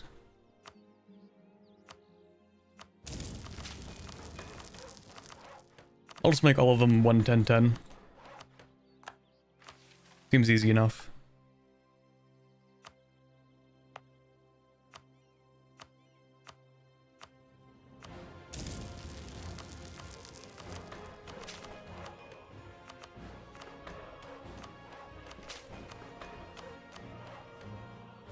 $21 development, still 5 power cost, by the way. I love this so much. Okay, one more province, this one. No prosperity. Okay, weird.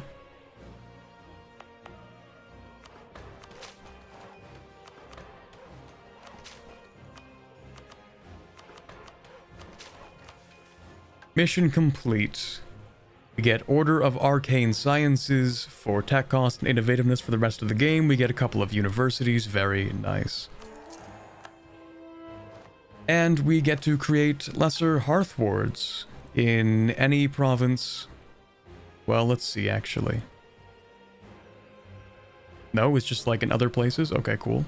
I mean, we have a ton of crowns, a bunch of admin. We might as well make them, right? Wait. I'm so dumb. I know what this does. Never mind. That's the point of this mercenary company. Ah. I should not have set one up there. Oops. Well, hey, there's a learning curve for everything, right? So if I want to set up other hearth wards, then like literally any city would be good. Yeah, okay. I should set one up here. No, this is a hearth ward. It's a greater hearth ward.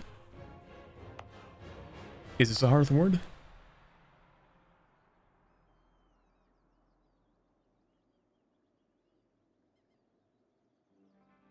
That is not a hearth ward. Okay. So we'll send this to here.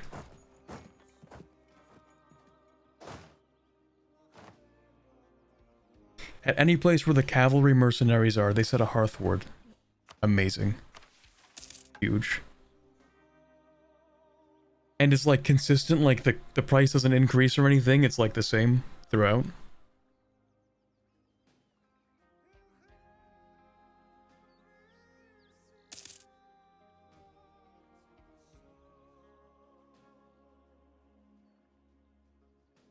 It doesn't change? Okay.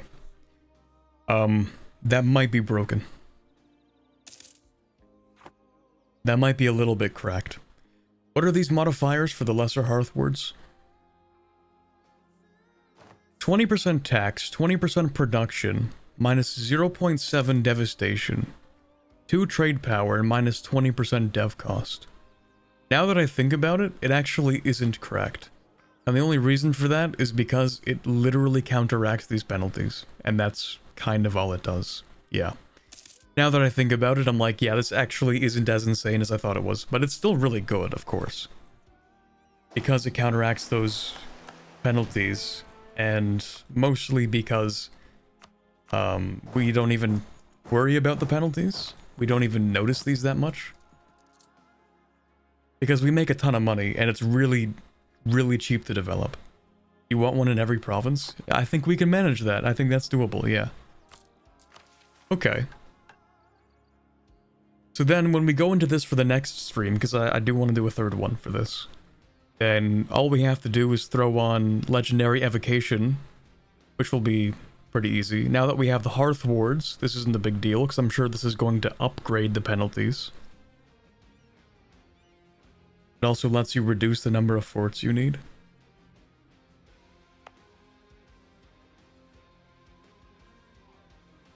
In a way, but I think the forts would be cheaper to build than the hearth wards.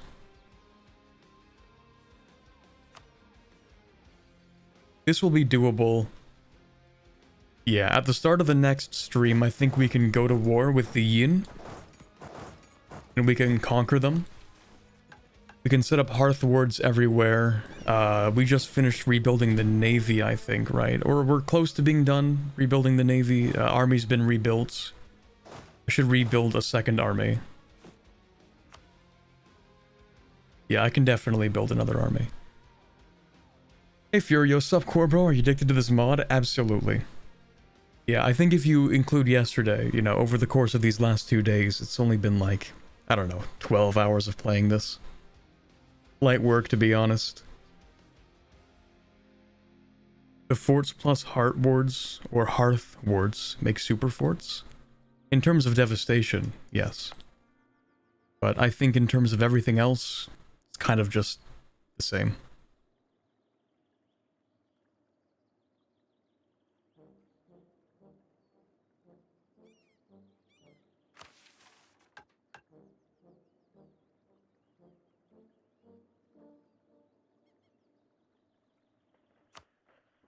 Oh, wait a second.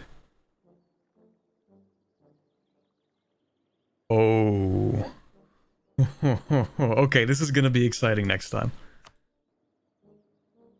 Interesting. I like how these provinces inside of the Domand Rod are highlighted. Curious. I wonder what we plan to do next stream. Sirenvar, here we come. Interesting, very interesting. Curious. Time to get my end node, yup. I don't know if we can open the portal or anything, but... yeah, I'm gonna be taking that. Nice. Alright, we have done more than enough for one stream. I should have ended this stream literally an hour and a half ago, okay? 6 hours and 40 minutes, we're done. We're done today. My voice is shot. In fact, it does kind of hurt a little bit. I don't even know if I'm going to stream tomorrow. Maybe. Possibly. We'll see. That's definitely going to be it for today. It looks like we did nothing. Look at the size of this country, chat. We have not expanded in the slightest. But the development is insane. 37 here, 42 here, 20, 21, 36, 35, 22. If we throw this into a scanner bag, it's going to show like, yeah, I've pressed the dev click button like 300 times in today's stream. Literally Frostpunk, yeah. So it doesn't look like much changed, but the economy has gone from being like 20 ducats to 168. Not the strongest in the world, because we have met the command. But we're getting there.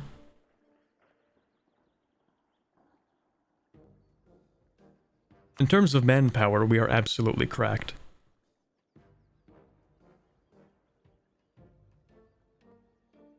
And the command can rival us still, because of course they can.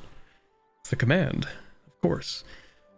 Okay, that's gonna be it for today's stream. I might do a third one of these next week.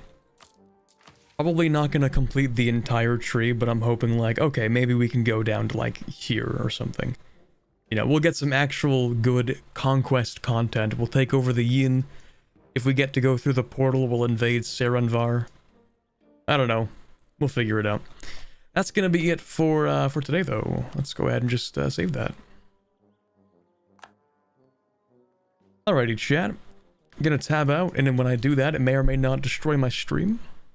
Never mind, we're chilling. Okay. Alright.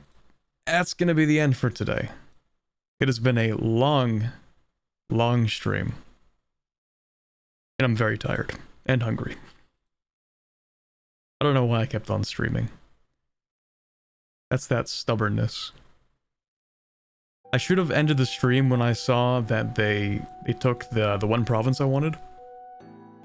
When I figured that it would take a while for me to actually be able to finish that, but yeah. 7-hour stream, light work. Alright, yeah, it's actually 8 o'clock. It's 8:15, so short sign off. There may or may not be a stream tomorrow because I'm kind of tired and my voice hurts at this point, so yeah, we'll see.